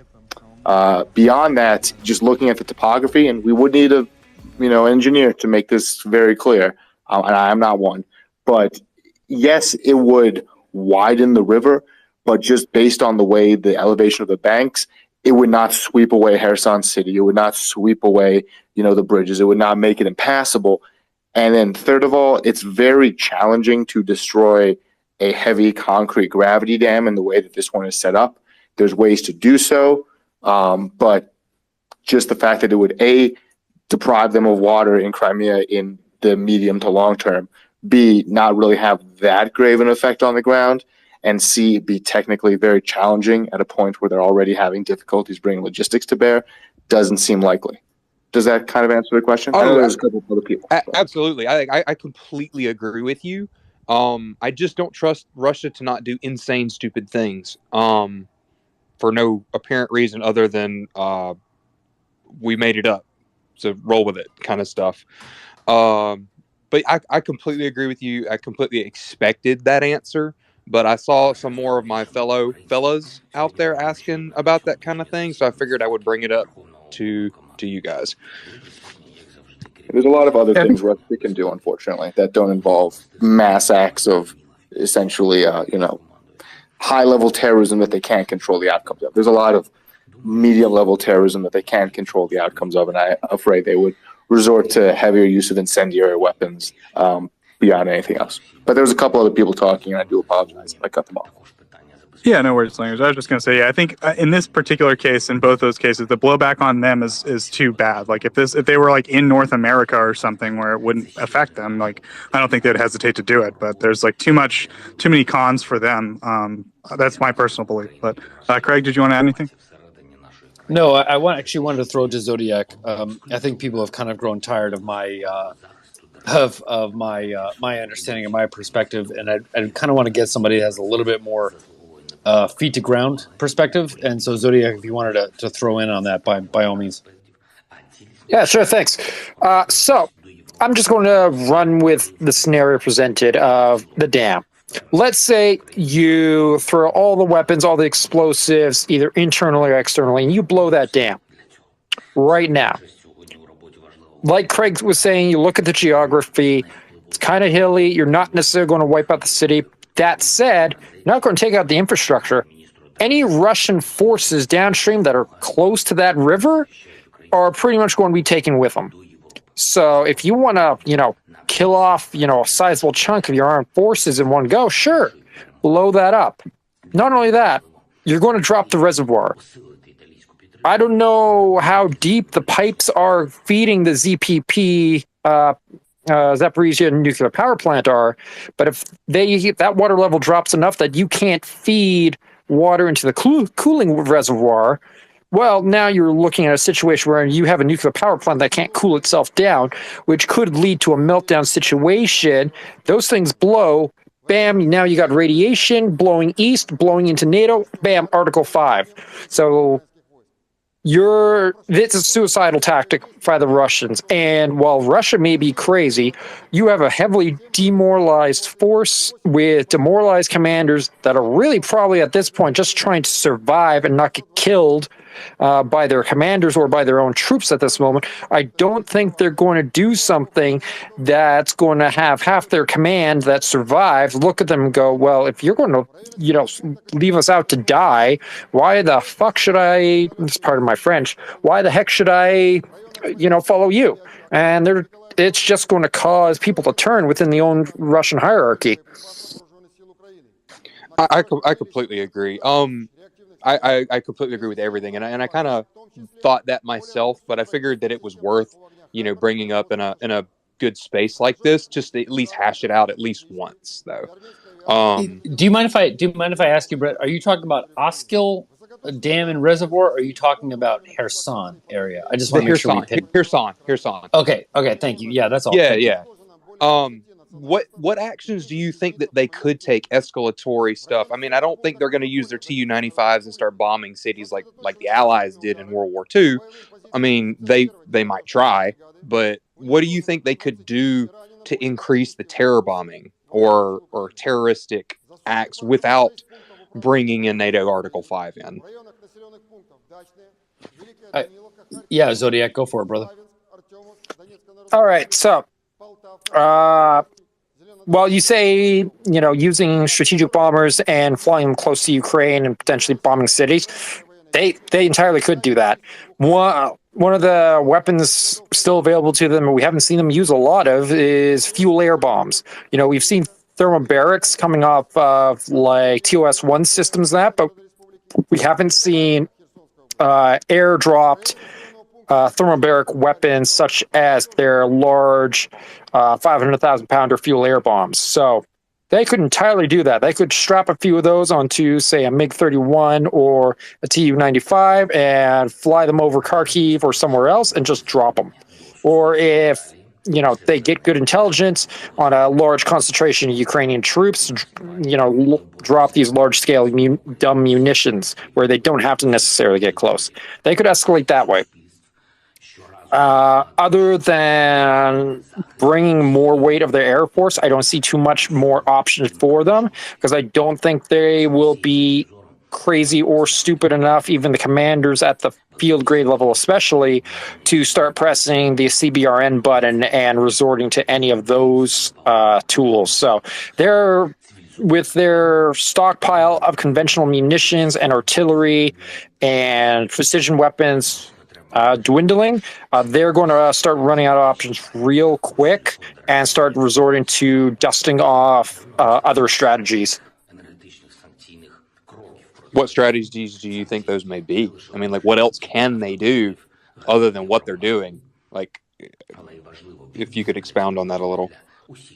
Yeah, sure. So, like I was saying, they, in this entirety of this war, whether due to a lack of pilots, of actual available planes, they haven't necessarily brought the whole weight of the Russian Air Force to bear. And even their strategic bomber force, they've been using standoff distance, firing air-launched cruise missiles. Well, you can if they got enough Bear bombers and you load them up World War II style with a bunch of dumb bombs, you can start doing a carpet bombing campaign of strategic sites, military targets, or even cities. So they could wholeheartedly do that. And unfortunately, in this current situation with their air defense capabilities, the Ukrainians would still be very limited in their ability to intercept such strikes. But that doesn't say it would be impossible for them to intercept such strikes, but it would be potentially more costly for them to do so.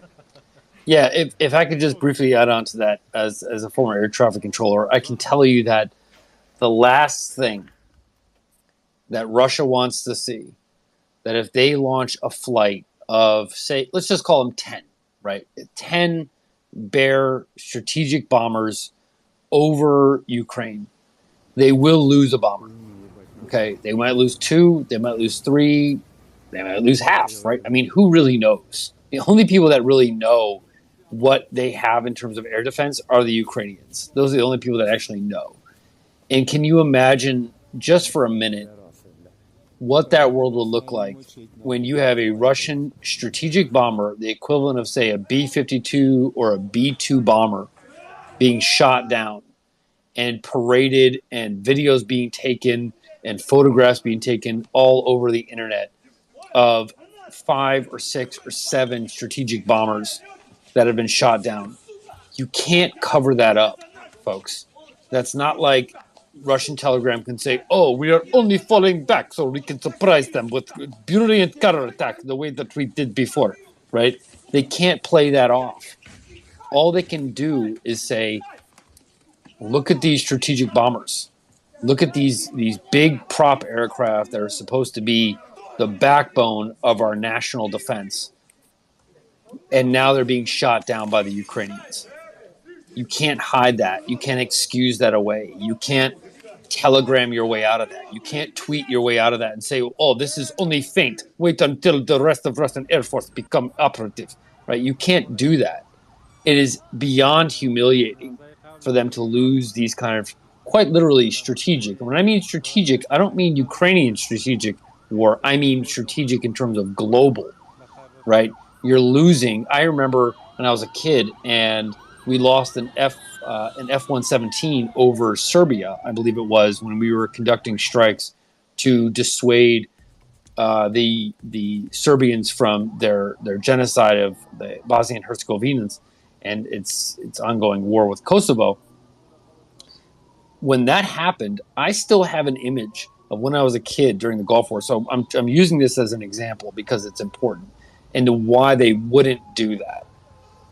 When that happened, when we lost one F-117, which was the old stealth fighter, right? So all you have to do is Google F-117, right? When the Gulf War I happened, these guys were the hot shots, right? They had these deflective angles, they have this stealth capability, they have this, they have that. And when we lost one, not 5, not 10, not 12, but when we lost one, it was splashed across the front page of the New York Times. The United States loses high-tech stealth F-117 fighter because that was our bellwether. That was our bell cow. These guys carried the weight of what it meant to be a part of the United States Armed Forces, which is we have stealth capability, you can't detect us by radar, and we will take it down.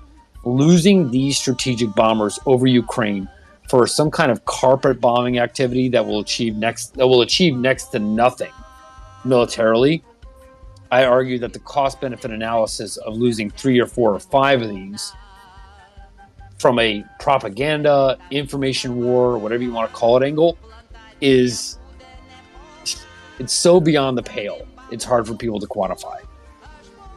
And just real quick on that, as far as you were talking about the Tu-95, Russia has been extraordinarily careful with their use thus far. I also would argue that they have used their air power in places that they can, most notably in Mariupol, where they were using their faster bombers, their Tu-22s, most comparable to a B-1, I believe, to drop these larger explosives. The closest that I have seen these bombers operate has been either firing missiles from over Russia proper, or when they fire missiles now, they fire them not from the Black Sea or from Russia proper. They fire them from the Caspian Sea. That is on the other side of the country of Georgia, on the other side of the Rostov region, and a full 1,000 kilometers away from the nearest Ukrainian position. And they fire long-range cruise missiles at things in Ukraine that they can't from there, right? They could fly out over the Black Sea. There'd be less chance of their missiles being intercepted. They totally have the range, but they're not even willing to risk that. So I understand the concerns. I agree with Craig that Russia doesn't want to see these go down. And frankly, it has been 3 months or more now since we've seen Russian aircraft actually stray into officially Ukrainian air defense zones per the Ukrainian government. That may have changed a little bit with stuff going on in Kherson and Izium, where the zones are changing more day by day. But Russia's been pretty good on saying, hey, we're just going to fire things from standoff distance. We don't want to go over your guys' heads. And with rumors and reports of more modern anti-air systems being sent to Ukraine, the last thing Russia wants to do is try some end run from Belgorod and watch their, pride of their nuclear fleet drop out of the sky. Because as Craig says, that it's not quite the same as the Moskva, but it's damn similar, at least to the Air Force guys who go, Ukrainians shouldn't be able to do that. Yeah, hopefully that answers the question. It's more of an informational war perspective than it is a military perspective, because they do have a large quantity of these, but the propaganda value of losing 3 or 4 of these is I can't even begin to tell you. Imagine the United States losing 3 or 4 B-2 bombers, right? I mean, that alone is just shocking to the American mind. Losing stealth bombers, B-2s, it's just a whole flying wings, if you will. I see that as an American. I see 3 or 4 of those go down. Can't hide that. That's going to be a shock to the system. Because that is your national, not your operational theater Ukrainian thing, that is your national sword and shield. And it is a whole other different level of impact on you. So anyway, sorry, I don't mean to divert, but I think it's important that we point out that even if they wanted to do that, the sheer humiliation, because some will get shot down. Let's be clear. Some will get shot down if they engage in these terroristic-like attacks. They're going to get shot down. And they will get hit by S-300s, S-400s, or whatever other toys that they might have that they don't want to tell us about. That is it's such a slap in the face to the national defense idea that it's hard to really quantify. It's really an intangible that's hard to measure, but it is definitely huge. If they didn't use them in Mariupol, where they were attacking Ukrainians that had zero air cover whatsoever, that could not defend themselves, and even so, they used the smallest, strategic bomber they had, and because it could zoom and boom, drop something and get the heck out of Dodge, and that was back in March. They were doing this. They're not going to start taking flights over Kyiv now, when who knows what the Ukrainians have in an area that they do not control the airspace, and we know that Ukraine has already been given one modern NATO missile. Who knows if maybe they have another modern NATO missile that can reach out and touch some of these things. So, and with that, I think I do actually have to go. Thank you guys all very much for letting me ramble on for a little while. As always, if there's any questions, concerns, comments, the update is up as far as text and audio. Give it a listen, give it a read, and let me know ways to improve. With that, have a good night. Bye. Yeah, thanks so much, Language. I appreciate it. Round of applause for Language and what he provides to us each and every day. He does a fantastic job providing that clockwise overview of what's going on. We see everything on Twitter. We see towns. We see cities. We see this. We see that.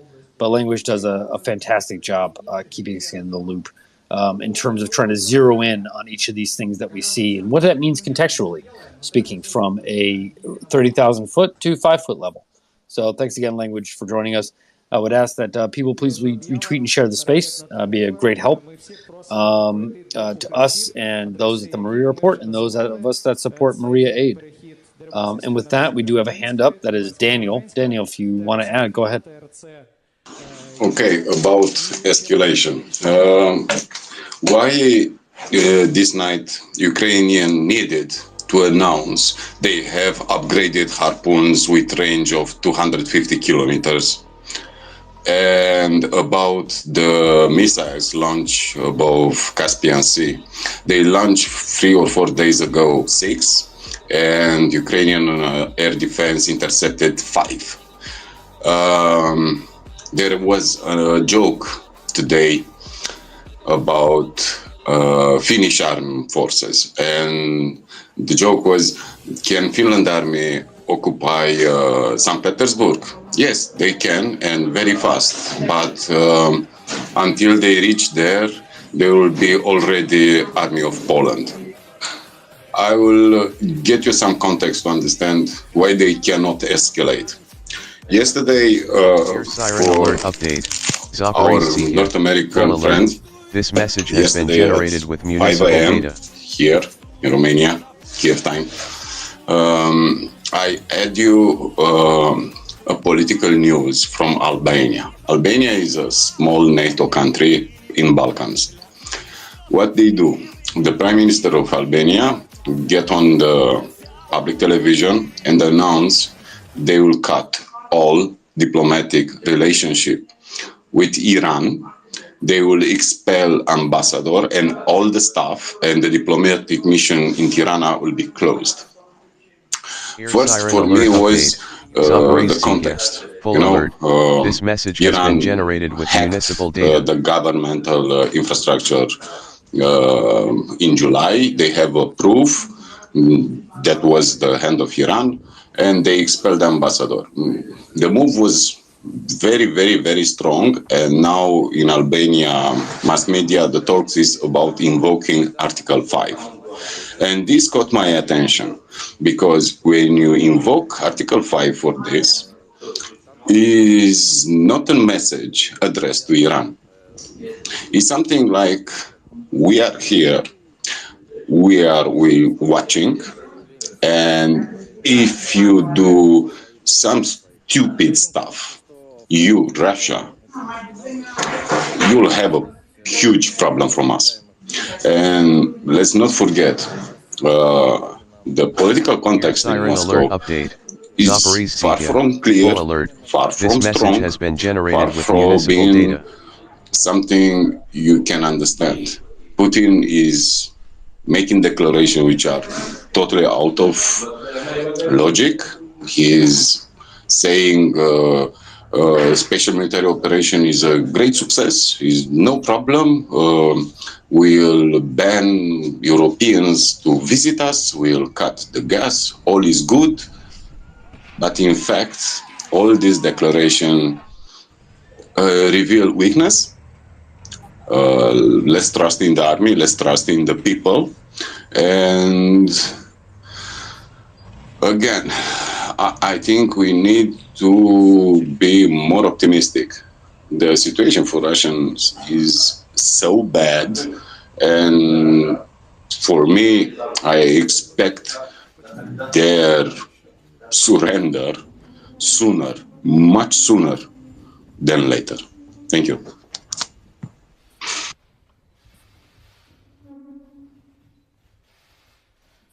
Thank you very much, Tim. Hey everyone. I think people have summoned me from my sleep to do an update on the map. It's been a big day, and looks like I'm going to go through Kharkiv region, Oblast today, talk about the gains that are discussed and where they're probable, where the Ukrainians probably are-ish, just from Russian Telegram. And if you guys want, I think Craig had to pop down. I'll go co-host. Anyone want an update, or did Language just do an update? Language did an update. I think just missed the update. Should we? Okay. Let's Ghost there to CH me, and Yeah, wow. It's just really tough to track on the map now where Ukrainians are because they're everywhere. 1 second here. Can we throw up a map of eastern Ukraine, maybe Kharkiv, and then Kherson? Bueller? Oh, he has I'll a do my map. best. No. I think he has a map, no? No, he doesn't. Oh, well. All right. Either way. We'll get a map. Yeah, maybe try to get a map just of the area. What have we got? Kharkiv. Wow. Kharkiv is... I want people to be able to appreciate the map because we have... a pretty gonzo situation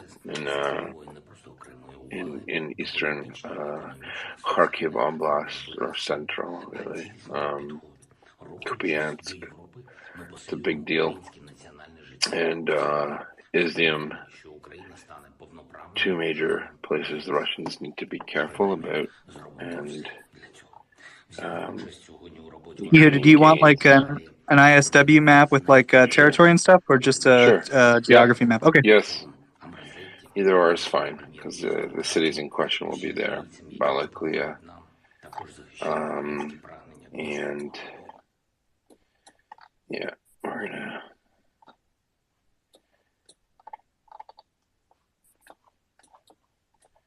Small gains by Russia in the Donetsk region, still near Pisky. They're very proud to have taken Pisky, population 8. Good job, Russia. Bakhmut is still holding, and well, we'll get that map up, and then I'll start. Sorry, everyone. I just want to make sure that there's something for you to look at. I think we find that it's better for the audience when we have more of the graphics. And we will be with you shortly. If you have a question, come up to the panel. And thanks for listening, and thanks for being here. All right. So, big changes. A lot of things have happened today in Ukraine. What has happened new outside of Kherson? Well, that's Kharkiv Oblast. And in Kharkiv Oblast, you've seen Ukrainian forces push into 2 or 3 specifically weak parts of Russian-occupied Ukraine, and I will tell you what I think is a target or an important objective of Ukrainian forces. If you were to look at the map, and you could see the Donetsk River there that goes to Balaklia. If you were to go to that quadrant there, southeast of Andriivka, Ukrainians smashed through 2 lines of defense of Russians. Big news. These are members of the 20th Guards All-Army regular forces, Russian forces rather, and they've taken Babivka and Balaklia in a very stunning move. And if you were to look, I'm not sure if the map shows it, but about 20 kilometers to the southeast is a town called Vesele, and that's on the M03, and it's on the crossroads of the P78 and M03. To the south of Vesele is Izium, and why that's important is because at Izium lay the 1st Guards Panther Army, the 2nd Guards Motorized Rifle Division, and the 4th Tank Division. That's a Guards unit. To the south of Izium, Ukrainians have crossed the river, and they are threatening Izium from the south. So this is super, super important, and that leaves Izium really with only one road to resupply. That's a huge amount of forces relying on one road. That's the P79 that goes back into Russian lines, eventually across the Oski Reservoir and then into Russia. So this is pretty shocking. This is pretty new. that also goes back to Kupiansk. So it looks like Ukraine has, the salient that's pushed in from Ukraine. Shevchenkove is a town, very important. What's happened is the Ukrainians have bypassed that. The same thrust that took Volokhiv Yar has moved past Shevchenkove and moving towards Kupiansk. Large, I would call it probably a brigade-sized group. That's a horrible thing for Russia to have in its rear. That effectively cuts off about four huge, what's left of four very large armies. I don't think they're army groups by our standards, but we're talking about 10,000 troops probably on the Russian side. And if the Ukrainians consolidate near Kupiansk, then you're going to see other thrusts from other parts, which the Ukrainians are keeping closely guarded. So there are very fortified positions in this part of Russian-occupied Ukraine. And in order to mitigate losses in a direct assault, a frontal on these units, it looks like in the Izium area, the region, the Ukrainians will just cut off Izium. By doing that, they go and bypass that town, Shevchenkove. Then they encircle, they cut off every supply route to those three armies in Izium. Izium would be starved. There would be no resupply. It's a brilliant move. It's actually quite ingenious. The Russians assumed that the Ukrainians would just follow the roads and take city and destroy them. And Ukrainians said, that's not what we're going to do. We're going to cut right across this open terrain, and we'll go straight through Voloska, Balaklia, and then over to Kupiansk. Big problem. Kupiansk is relatively not as anywhere near as defended as any of these other towns. So we're looking at a very, very serious problem for Russians to resupply. This is big. This would collapse pretty much the Russian presence in Kharkiv in total. In Kharkiv Oblast, and that would then put a lot of pressure back on Severodonetsk, because they're in the Lysychansk area. There are another huge amount of Russian forces, and this would create a flank on their north, on the Russians' north, which would easily be exploited by Ukrainians if they use the same professionalism that they're doing now. I don't want to go too far, so I will stop on Kharkiv Oblast. If there's any questions about the battle Ukrainians are conducting in Kharkiv. Also, Ukrainians moved up considerable air defense in Kharkiv Oblast area to offset Russian counter moves from the air. It's good news. Again, the maps only show Balaklia. However, from Russian Telegram, we know that that thrust pushes right across the M03, and it bypasses one choke point, Shevchenkove, and then and it looks like the next tactical bound there is Kupiansk, and that spells bad news bears for all the Russians at Izium. If you were looking at a map, there's the 78, there's the 79, and the 03 highways, and they move together towards Izium. It would be a death blow to 10,000 troops. Any questions on Kharkiv Oblast? Okay.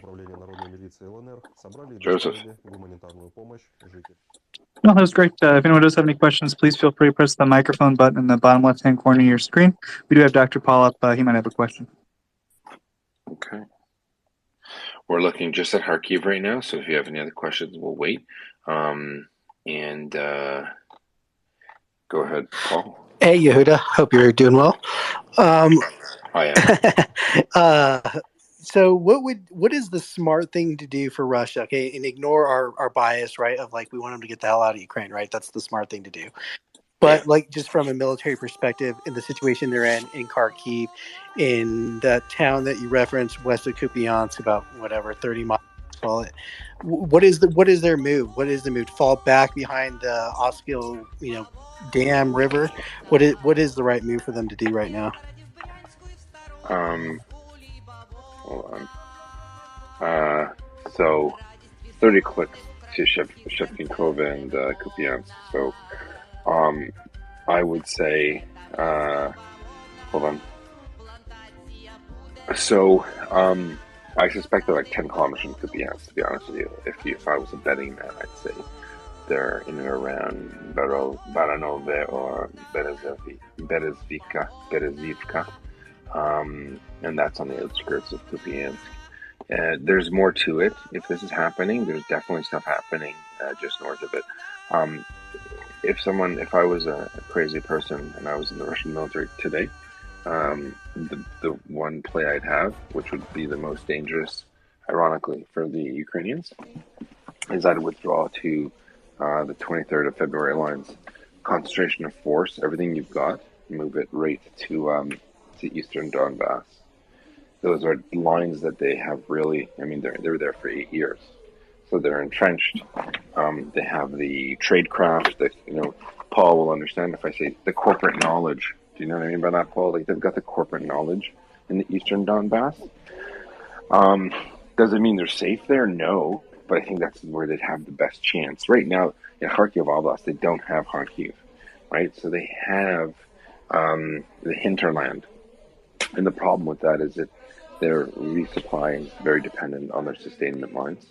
Whereas in Kherson, they had a veritable city, right? Well, Kharkiv Oblast, Kharkiv, the city, was never taken. So they don't have it. So that means that, their troops are living out, the morale is lower than probably others because they're, living out in the fields and in villages. It's for what gain there is, it's not worth it, I would say, if I was a Russian, to be there. And it looks like what they've done, judging by the map, judging by what we know Russian Telegram is telling us they're doing, it looks as though they're very, very front heavy. It doesn't look like they have defense in depth. There's no way, a tank regiment should be able to fly around several major defensive positions and go to Kupiansk. Kupiansk should be somewhere on a map. If I was a Russian and I was in control of that region, I'd say Kupiansk. There's got to be a ton of defenses around Kupiansk. Kupiansk has got to be totally protected for the simple reason it's a crossroads of 4 major highways, right?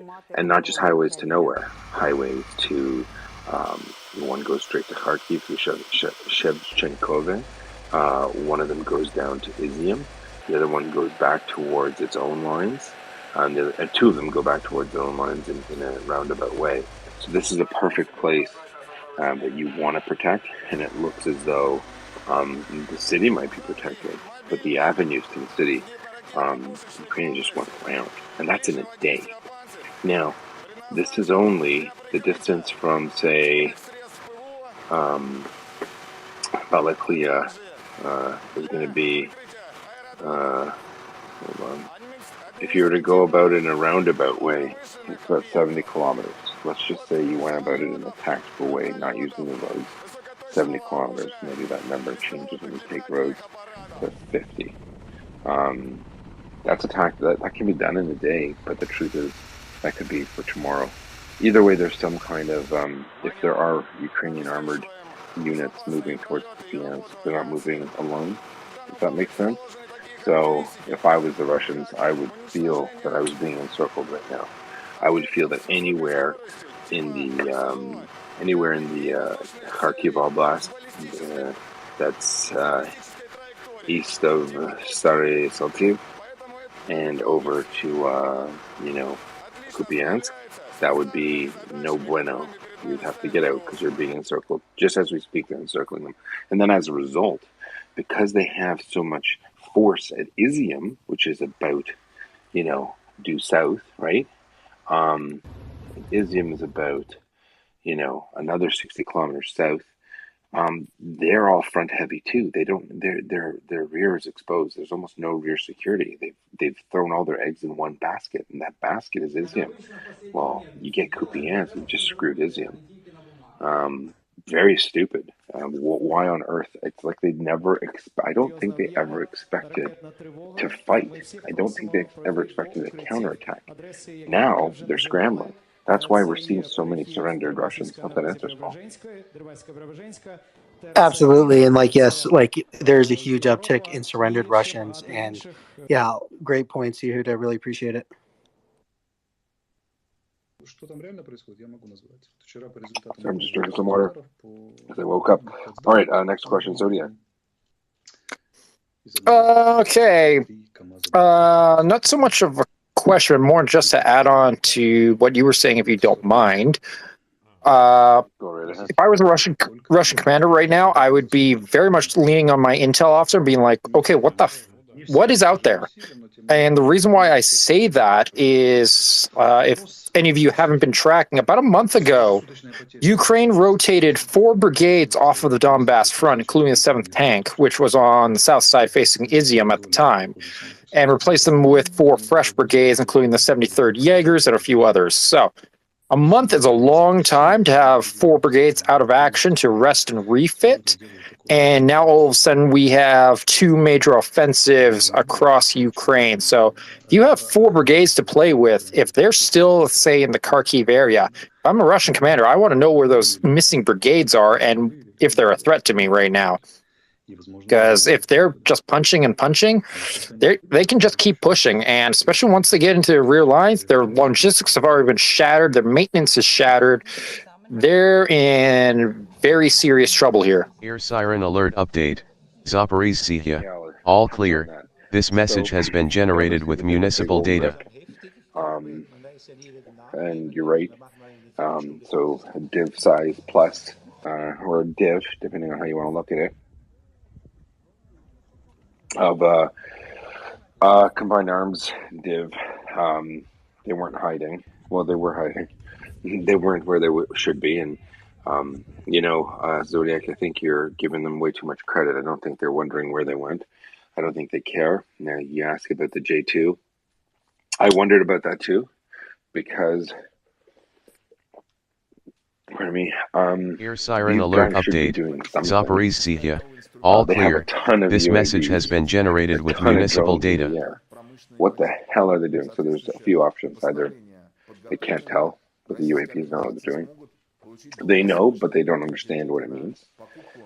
They know, but they understand what it means and don't care. So that could be an option too. They might just not care. They might just think we have superior force, concentration of force, don't care about what the Ukrainians are doing. If so, they do so at their own peril, obviously, right? Doesn't make sense. But I suspect, and that's, well, you kind of filled the gap. I don't think it's off. It's not OPSEC. I don't have access to Ukrainian plans, but I'll tell you this: if there is a battle group moving towards Kupiansk, from the Chukhyev area, basically at the bottom of, let's see, where can I point out to the map? So just north of the H26, the highway. If you know what I'm talking about, Zodiac. Yeah, I got a map open right now. I'm kind of following. Yeah, so if you look at basically the water body there, for those asking, if you're looking at Basilivka, imagine Basilivka down, there are roads there, and it's open terrain, actually. It looks like I would suspect that at least, there's a brigade. There are at least 2 brigades moving right now. 2 up, 1 back. One is going to the north of Shevchenkove, and one is going to the south, and they're both bypassing Shevchenkove because they don't need it, and they're going to Kupiansk. And then there's going to be one in the rear. Maybe they'll be the one to isolate Shevchenkove, and the 4th brigade will be in reserve. And that's what I would imagine they're doing. And by taking Kupiansk, if you look down to Izium, you'll see all of these roads push through. So the group at Balaklia, whatever that is, if it's a couple of battle groups, they are pushing, in my opinion, to Vesele. It's at the cross section of the M03. I think it's a 78 or the 79. Let me see. I think it's a 78. So Vesele is super important.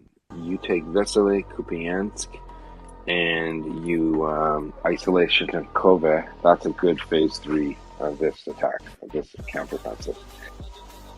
And the reason why is by taking 2 specific towns and bypassing the third. You now have used your forces to isolate our enemy positions 3 times your size without engaging them. You've just basically skirted, around them. Now, how did this happen? Well, I think you don't have to be a rocket scientist. It happened because the Russians pulled out and they thinned out their lines. So, I think 2 up, 1 back as a brigade, as 3 different brigades move. And so what'll happen is, what that means, that would lead a total collapse to Russian forces, that are billeted. I guess they're whatever between Chkalovsky and Shchenkove are going to be isolated, cut off, and all of Izium will be cut off. That's why you see the Ukrainians south of Izium pushing to cut off any kind of withdrawal from the Russians on that part, and in that region, all roads lead to Izium. It's a super bad day for them. But thanks. Let's stick around, Zodiac. We're going to go to Adrian. Go ahead, Adrian. Hey, morning, Yehuda. Are you still up from yesterday, or you have a ultra early I have morning? young children. I don't sleep properly, so I already went to bed. It's 1 a.m. here, and I went to bed for my 4 hours in the evening. Now I'll probably be up, unfortunately. I see. Well, I actually wanted to ask you more like of a historical question. So I understand that, not necessarily strategic question, because I'm not good at it at all. So I understand that they apparently stopped their attacks in Bakhmut and Solidar to reinforce whatever they can reinforce in the Kharkiv region. And they did this extremely rushed, because their intelligence completely failed and they weren't aware the Ukrainians will do this. Can you say historically, or what does this mean for an army when it has this kind of failure and is forced to basically take troops from a section of the front and move them to another to reinforce an area that is under attack? Does that make sense as a question? Sorry. Can you say the question again? So, what is the historical precedence? No, not necessarily historical precedents. So basically, I'm trying to get you to say that it's, let me make it obvious, that it's really bad when you're forced to give up an attack in order to reinforce the defense of a section of the front that you missed completely on intelligence-wise from the enemy. So basically, I'm asking, how bad is it, the fact that they are having to basically take troops from Bakhmut and Soledar and plug their holes in Kharkiv? Yeah. So the truth is, sorry, I didn't have my coffee yet. Listen, it's okay. It's not unusual to reallocate troops, but you do so with the understanding that you have to have a minimum manning. But these guys are not. That's not happening, right? So they thinned out Kharkiv for Kherson, and they've allowed for holes to pop up in their defensives. Maybe they don't care what they're losing. You know what I'm saying? So people reallocate assets all the time. It happens, but you don't do too much, and that's what they've done. Zodiac, you want to jump in?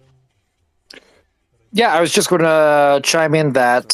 So when you got to redeploy assets, you're either doing it in one of 2 ways, either tactically or strategically. So tactically, you are jumping in your vehicles, full battle rattle and everything, and you are driving to wherever you need to get so that you're ready to go right in. Strategically, redeployment would be, in this case, like if you had to redeploy a battle group from, say, the Donbass over to Kherson, you're not going to drive there if you can help it. You're going to load up on rail cars and then rail it all the way there, unload. That takes a lot more time to redeploy. Well, right now, with all the forces that are now trapped in Kherson, Russia doesn't have too many options. They got to redeploy as many forces that they can spare from the Donbass and other areas. And from what I'm seeing, they have now stopped their attacks on Bakhmut, and they've even apparently, I'm seeing anecdotal reports of them stripping the defenses around Lyman in order to try and blunt this Ukrainian offensive in Kharkiv. And right now, with the forces too little, too late for that, though. Hey, Zodiac? Exactly, it absolutely is. Because with the forces trapped in Kherson, you're robbing Peter to pay Paul. So now, by stripping these other fronts, now these fronts are weakened, and if you lose any of those forces now in Kharkiv, if they get trapped, cut off, and unable to come back, now you're looking at the potential that Ukraine could go on the offensive in the Donbass too, and push the Russians back, because they just lost all their forces in Kharkiv, and they can't go anywhere else. So I think it's, to me, it's very clear from a divisional level. Bakhmut, the Ukrainian force in Bakhmut will do nothing. They will fix, they will harass, they will suppress with artillery. They will keep those Russians engaged in Donbass and Bakhmut. Let them bash their head against the Ukrainian wall.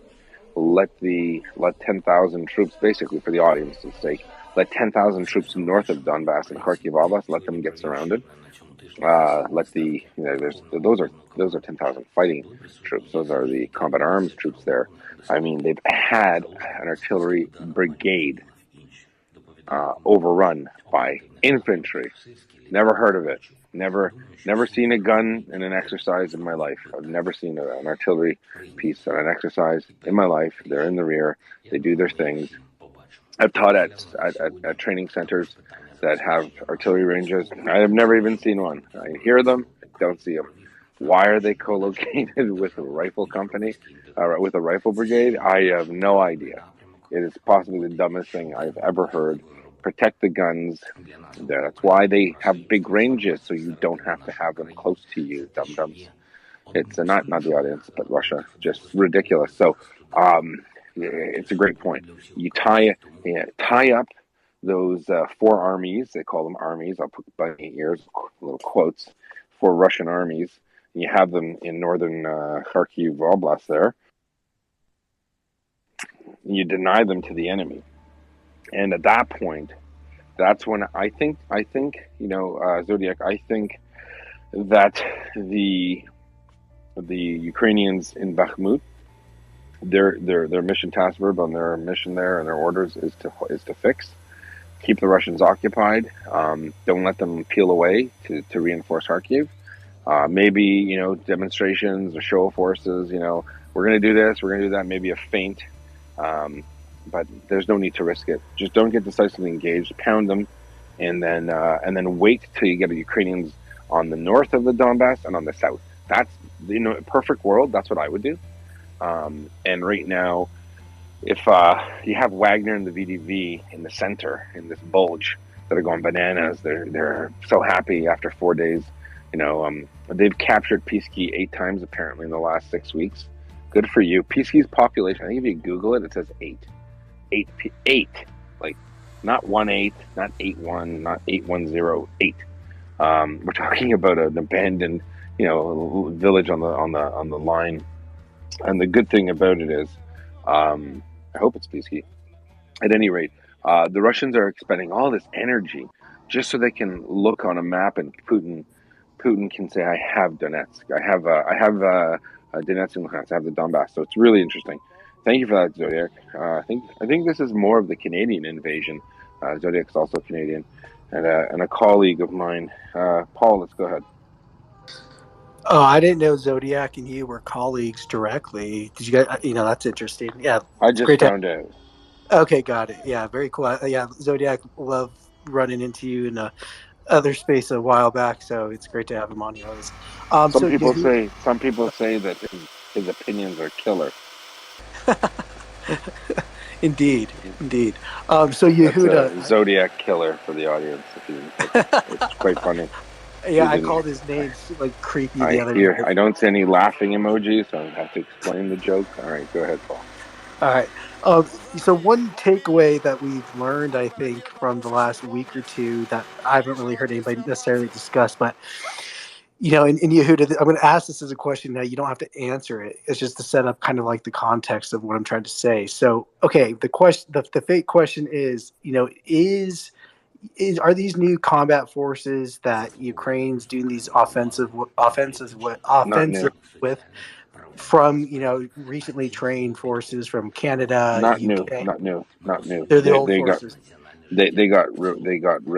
They were relieved in place, as Zodiac said. Hey, where's someone with a bean counter on the Russian side saying, hey, we just saw four brigade groups just friggin' leave and new ones showed up. We got 8 zillion drones. Where are they? Don't care, long hair, don't care. I don't care where they went. I'm a Russian commander. We're the Russians. You might have heard of us. He's right. Where'd they go? You don't take 4 months to resupply. You don't take 4 months to fix a you can build a tank in 4 months. You don't need it to change tracks on a tank. Where'd they go? Well, they were moving and grooving. They were shaking out. Maybe they were doing validation exercises. Who knows? But those are the ones that they're seeing. I just wanted to clarify, Paul. And yes, you're right. They're constantly being augmented by a ton of soldiers that are being sent to fill in the gaps. Okay, Yehuda, thanks. So that clarifies it. So that's how the newly trained forces are being used, right? It's not like a newly trained, let's call it a brigade, right? That then comes in and there to save the day. They're being slowly implemented, integrated to combat experienced units, right? Yeah. Not only that, though, from the beginning, there are 5 tank brigades that just went to ground. No one knew where they went. They're hiding. Guess where they are now? Kherson. Hello. Sorry if you missed us. So the Ukrainians are quite good. Well, it's their country. They can do what they want, right? That's the benefit of defending your country. You know the terrain. You know where to park you know where to make a leader. You know how far back you can go. You know the range of Russian drones, so they really can't see you in the rear. But yeah. All right. Zodiac, hope you don't mind. I still we're colleagues, actually. I should have asked you first, so my bad. Yeah, real quick, Yehuda. No worries. Can I say one quick thing, Zodiac? You may. Yeah, okay. Man. Yeah, so, okay, the key takeaway and implication here is Russia has yet to field like any, an equivalent amount of like replenishment forces. So there's a wax and a wane here a little bit. It's a scale really of like Ukraine's able to replenish itself much faster than Russia, which we kind of always suspected. But I think what we've seen the last 1 to 2 weeks now is kind of proof of that, so it's like added confidence, at least for me. So maybe for the military guys here, you guys always knew this and nothing like, earth shaking here. But for me, it's a lot more confidence in that, like, that pipeline, in that cycle to replenish the force. No, you're right. Sorry, I'm going to do my best to answer. When I sometimes come up, I get a lot of questions, and I'm sorry. Then the next day I see like 15 questions from things, so I feel bad. Being a Canadian, I feel, like the way I was raised by my grandparents always told me, if anyone writes you a letter, it is absolutely disgusting if you don't reply. And so by extension, I think that messages on Twitter or letters probably should ease up on that. But Thomas asks, how big a part of the Russian army in Ukraine is locked up west of the Dnieper River? 1/5 or 1/4? Thanks. It's 1/5. It's about 20,000, 25,000. So those are the Russian military personnel in Ukraine. And I just want to answer that. Another person said to me, Ted Cruz's father was Canadian. Your joke with Zodiac is starting to get weird. And I said, I hope that's a joke. Yeah, I don't even know what that means. Are Canadians mass murderers, serial killers, or is Ted Cruz's dad a serial killer? I have no idea. All right. So we'll do our best to answer your question. Love Child of Barry says, don't give Russia lessons on artillery doctrine. Issue a correction. I apologize for misinforming our Russian friends. I misspoke. Artillery should always be placed well forward of infantry lines. Well, if they're that dumb to do it the first time, they're not going to listen to me, my friend. Okay, so on balance, we have a situation where the lines in Kharkiv were thinned out to support a really horrible, stupid offensive in Kherson. What is that offensive, you ask? The offensive is actually, I have it on good authority, the Russians had planned to attack Odessa and Mykolaiv. You heard it right. Attack Odessa and Mykolaiv. So between the 15th and the 25th of September every year, Ukraine, if you were to look at a METREP, meteorological report, heavy rains. That's what the INT guys would tell you. And I think they use that as the same benchmark the Ukrainians use to attack. So they figured they'd attack Odessa before then. So a lot of the troops pulled out of Kharkiv, and the Donbass were actually sent to do that. Point of information, in Kherson Oblast, in the south of Ukraine, if you're looking at a map, in the most southern part of Kherson Oblast, the Russians, and that region is actually bisected and strewn with drainage ditches. If you're a farmer, you grew up near one, you know you don't want big chunks of water on your fields. So drainage ditches were made, turns into canals. Some of these canals are about 20 meters wide and 6 meters deep at their largest. So they form natural obstacles. And in one corridor, actually the whole region is mined by Russian mines. The Russians actually demined a corridor for the express purpose of moving forces up and westwards towards Odessa and Mykolaiv. Once the Ukrainians spotted this, and since they were already situated, oriented east, three divs worth of three different brigades. The brigade to the farthest south with access to that corridor seized the opportunity and advanced, destroying the Russian brigades that were there, ironically. So we do know that. So already forces that have been reallocated from the north of Ukraine to the south were destroyed. Super bad. And as a result, thinned out the Kharkiv lines, and it's allowed for these four Ukrainian brigades, this one Ukrainian division, combined arms division, to move east and smash through Russian lines in Kharkiv. I hope that's not too complicated. Let's go to Antti, and we can discuss that, and we'll discuss the center of Ukraine, and we'll go to Kherson to finish up the update. Go ahead, Antti. Thank you, Yehuda, and good morning. I just wanted to comment that when I woke up this morning and checked out Twitter, I saw a tweet by CJ quoting Rob Lee's account that 15 Ukrainian tanks at Balaklia had broken through and basically rampaged through a Russian mechanized infantry brigade. So I think that's a clear sign that the tank is obsolete as a fighting vehicle. Wouldn't you agree? Absolutely. Did you say that you think the tank is obsolete? Yes. So that's what I had. Thank you. No, I totally disagree. The way tanks are employed and the doctrine has changed already. Just because other people didn't get the memo doesn't mean tanks are obsolete. It just means the way the Russians use tanks is obsolete. That's that method. The Russians had a huge in World War II. If you look historically, rather, how else do you look into the past? If not historically, I hate being redundant. If you consider the Russians in World War II, and you look at how they conducted themselves, they produced a ton of tanks, and they just figured they'd roll over, right? They didn't care. Survivability isn't a thing in Russia. In Western countries, Zodiac will tell you, if I was his platoon commander and I said, hey guys, we're just going to go here, and the implication, if you read through the lines, is we will all die. They would mutiny, and rightfully so. They'd say, you're crazy. We're not doing that. But that's what the Russians do. So they don't have regard, they just don't have any regard. So there's a factor, a principle in planning, in battle procedure. We consider survivability. We don't look at will we be destroyed to the last man or woman. We look at, will I become combat ineffective? So will I lose 30% of my things things meaning, tanks, personnel, trucks. If I lose 30% of my things on balance, all things considered, then I'm no longer a fighting force. I need to withdraw. The Russians don't use that. They don't care. So the hard thing for Western planners sometimes is understanding how bizarre the Russians are. And I don't think it's anything to be proud about. I think the Russians brag about that. They almost sound like crazy, jihadi terrorists who say we love death more than we like life.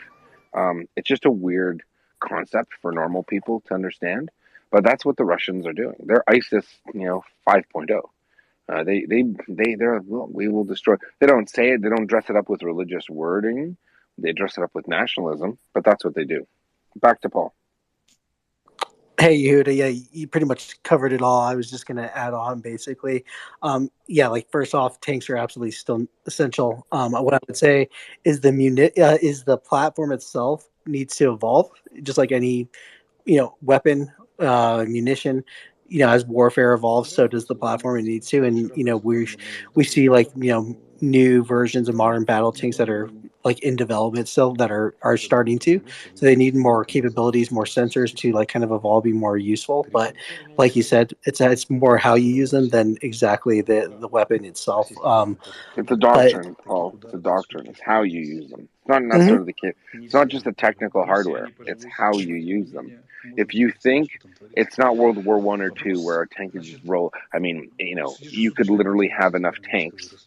And if the Russians were, if it's vice the Germans, if you had enough tanks, it doesn't matter how many Panzerfausts, how many tank punches, how many anti-armor weapons the Germans have. If you have literally more tanks than they have anti-armor weapons, they're just going to roll over you eventually, right? So that was the Russian game plan before. We will overwhelm in numbers, right? So, guys, just so you know, you did get that I was being sarcastic with my comment, right?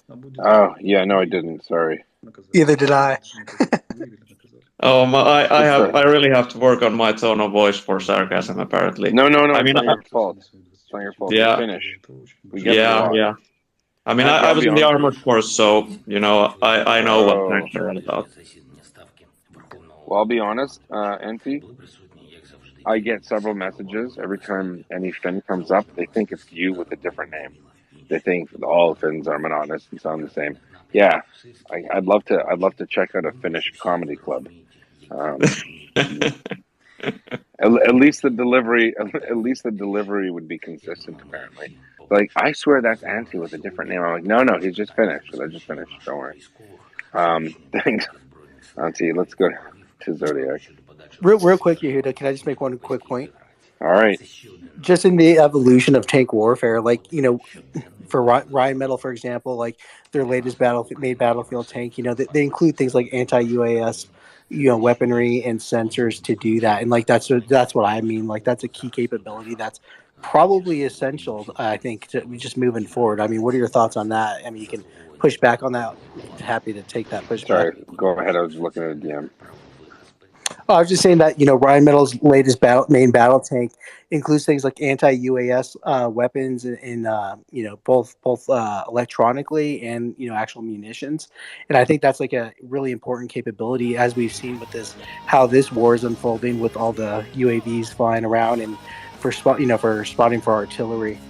Yeah, I know. I mean, listen, tank warfare will the abilities and capabilities of the hardware will increase. The Israelis are really good at it.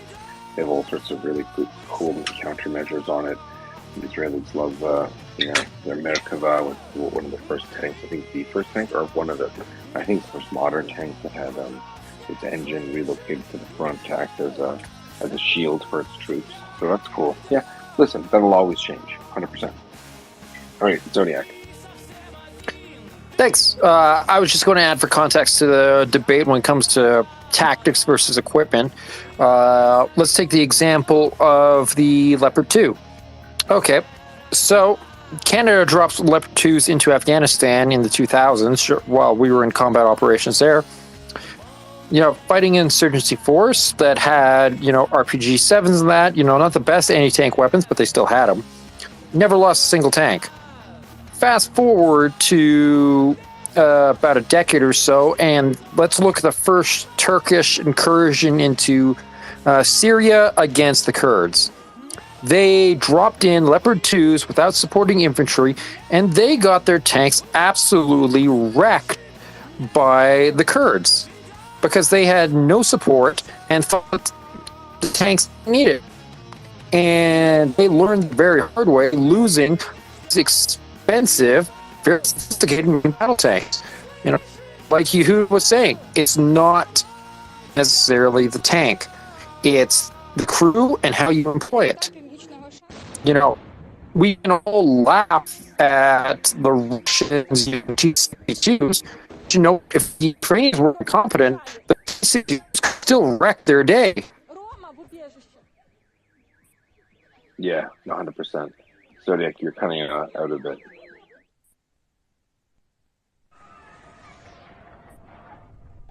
I just Zodiac, stopped there? talking. Oh, sorry. No, you were getting choppy. Loud and clear. Okay. Paul, and then we're going to go to the other front. Yeah, so CJ earlier today, I believe, said like within kind of like the Kharkiv Oblast that the Russians had like one division's worth of tanks. Yehuda, based on how everything's going, how many of those were destroyed before? Do you think? What by percentage of that division and or transferred to like Kherson or other spots before this occurred? And I mean, obviously, I think I'm unsure. Ukraine. I'm unsure. I don't know. Any don't care to take a guess? It's not I don't care to take a guess. I'd just be making it up, and I try not to do that. Mm-hmm. I save the stories for my wife. Yeah, I guess the point I'm making is that it feels like it was a precondition of the feint or whatever you want to call it to kind of get some of these forces out. And as far as what I can see, I've not seen any tank battles. So there's armored personnel carriers and IFVs over there on the Russian side, but at least what I've seen, I haven't seen many tanks at all. In what front? Kupiansk, Kharkiv, Izium. Well, tanks are a part of that for sure. Kupiansk, we have a tank brigade, an armored brigade. It's not really an armored brigade. I have a feeling whoever on Telegram posted that. It's very hard to understand, especially if you're a private or you're an infantry private. I don't think you'll understand what a combined arms battle group looks like. So they might just see a lot of things moving across the field. But we all know that they're not moving with just armor. It's not a tank brigade by itself. There's definitely close support from it's a mechanized brigade. All right, thanks, Paul. And again, if you'd like to come up, just send a note. I think it was a joke about Ted Cruz's dad. Apparently, I didn't understand the other comment about the tanks. All right, thank you. All right, here we go. Some other people keep asking the nuclear question. If there's a collapse of what are the chances of Russia using nuclear weapons as an act of defiance? I'm not sure what that means, but I think I understand your point. Look, Russia getting spanked in Ukraine, the chances of them using a tactical battlefield nuke, in my opinion, are 0.01%. They, if losing an invasion where you weren't able to conquer another country's territory is an excuse to use nuclear weapons for the first time in 80 years, you're going to lose China, you're going to lose India. There's way too much at stake. So, no, I don't think it's an option. All right, we're going to rock and roll. We're going to head over to Donbass, or the center front proper. We've already touched on a bit of a hybrid area, which is Auvergne and crossing, pushing up towards Izium on the M03 from Sloviansk, and there are gains made throughout there.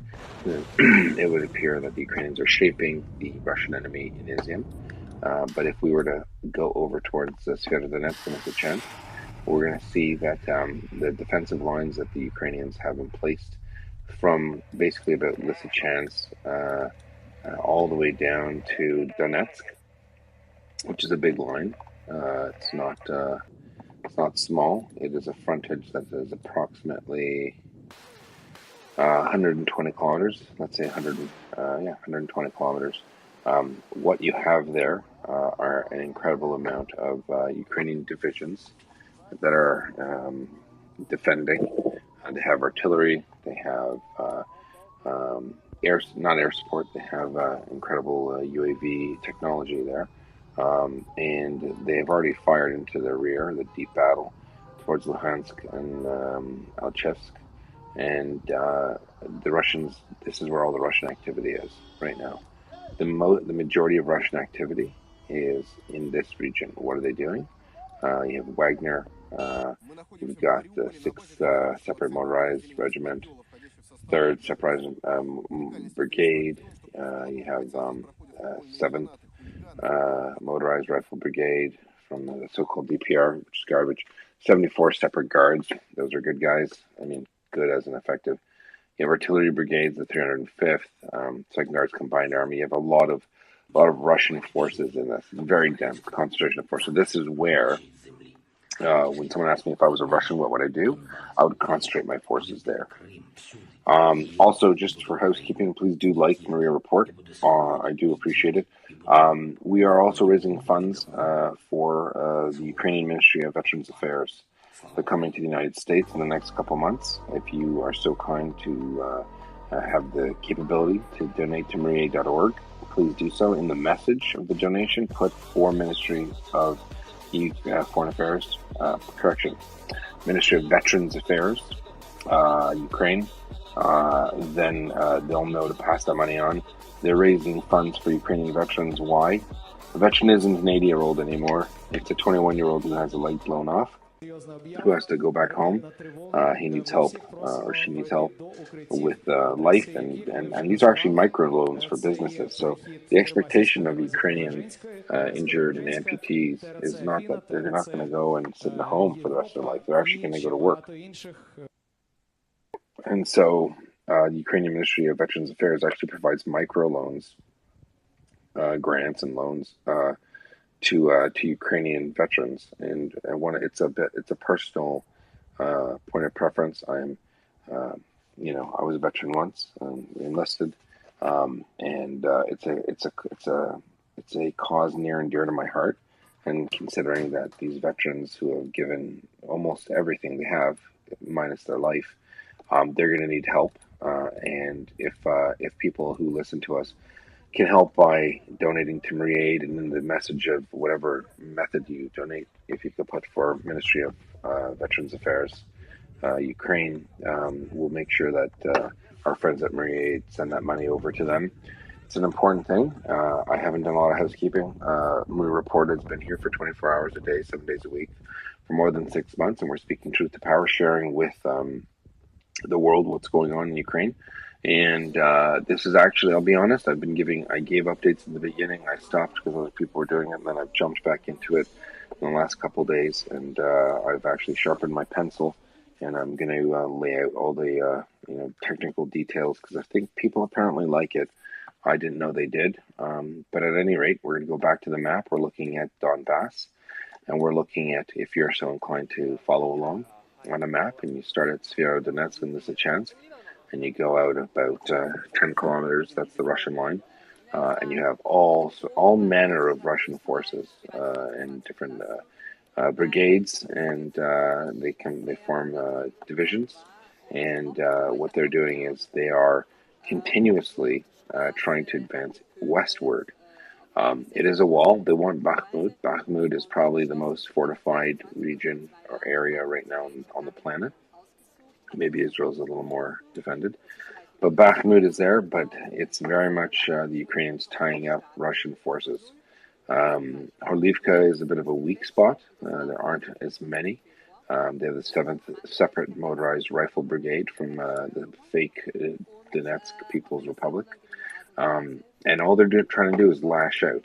Donetsk has the 1st Army Corps, from Donetsk and the 150th Motorized Rifle Division from Russia. It's all Russian troops, and they're all Russian officers. So what they're doing is they have this fantasy they're going to push westward, take Kramatorsk and Sloviansk. They're not. And then apparently they're just going to just fly over to Kiev and Dnipro and Kiev, and they're going to be great heroes. No one cares. It's not true. But that's what they're trying to do. So as the Russians are concentrating all their force in Luhansk and Donetsk, the Ukrainians are making mincemeat of them in Kharkiv and in Kherson.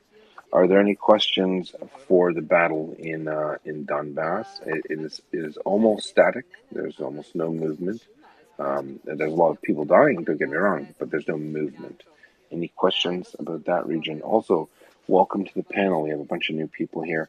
I'm going to remove you if you're not talking or you don't have your hand up. I see there's a bunch of people there. There are people that want to talk. We've got Martin the Witness. He's a PhD, apparently. And if you have a question or not, do please ask it. If not, we're just going to cycle you down, not because we don't like you, but because we can't hear you. Okay, here we go. So if you come up to the speakers panel, the first thing you should be doing is raising your hand. I don't know how to do it. You go to the little clicky thing with the button on it, and you press the hand that goes up. Okay, we've got Martin coming back.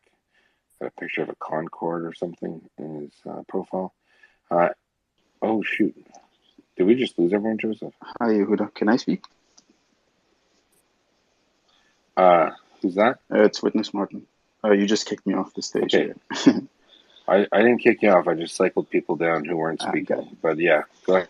Okay. My question is kind of related to the Kherson region, because I think Zodiac was speaking about something about robbing Peter to pay Paul, meaning they're cycling out, the Russians were cycling out troops from Kherson to sort of bolster the front on the Kharkiv side. But when you look at kind of like when this whole offensive started about maybe 2-3 weeks ago, someone on here said that it is a big no-no to fight with your back against the river, right? So if the Ukrainians do make, and not if, when they finally get to the Dnipro, especially in the Kherson region, what strategic moves and sort of like technical moves would they have to do or make in order to ensure that once they start crossing the river, that they're not then fighting with the river against their back and actually getting pinned into that little corner? Like, I'm not versed obviously in the art of like combat and fighting, so it just seems like something that they obviously have to consider as they move the front beyond the river. So like, how are they going to sort of like try and manage that situation?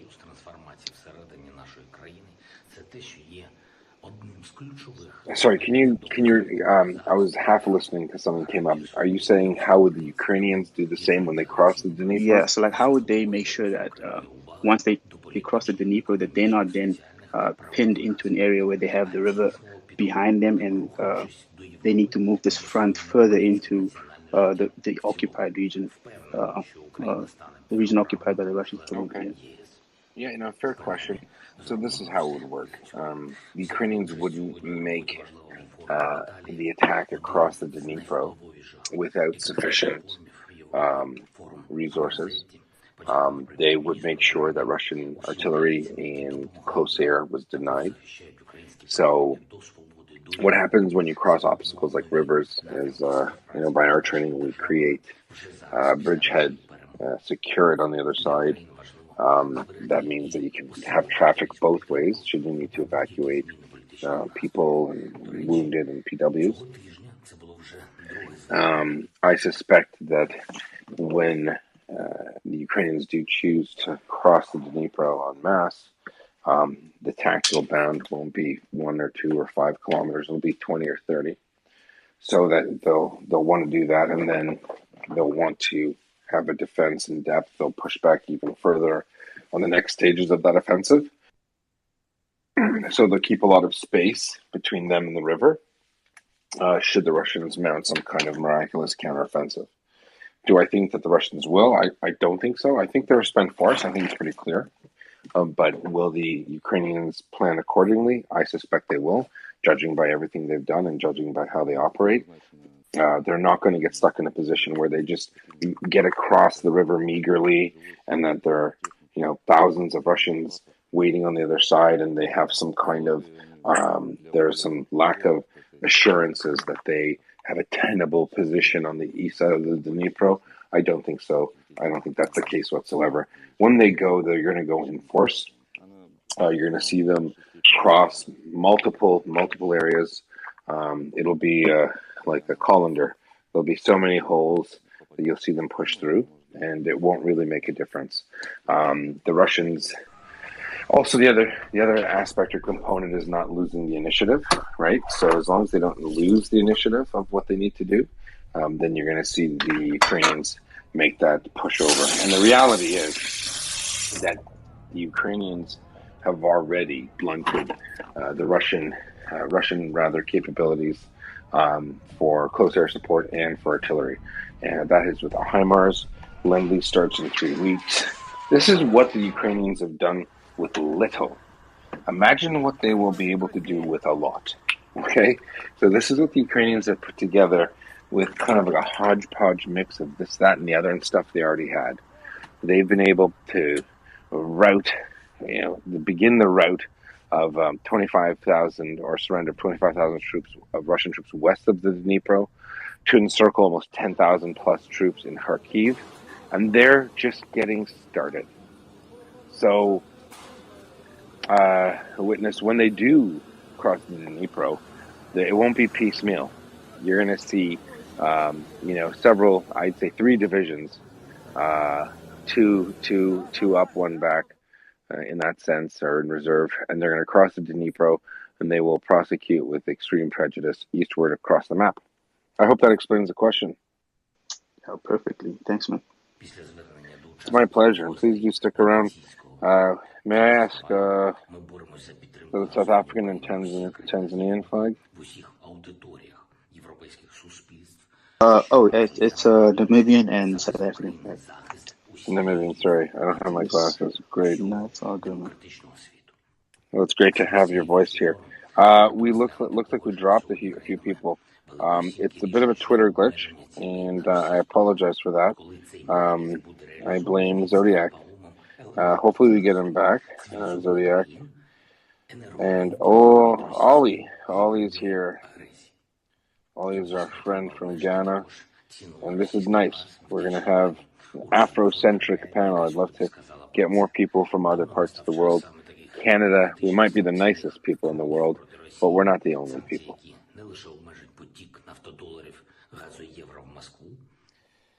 Ollie, welcome. Good morning, Yehuda. Good morning, Joseph. I hope you guys are doing great. We're doing well. I've just been having goosebumps with these pictures and these explanations of how the Russians are getting, right?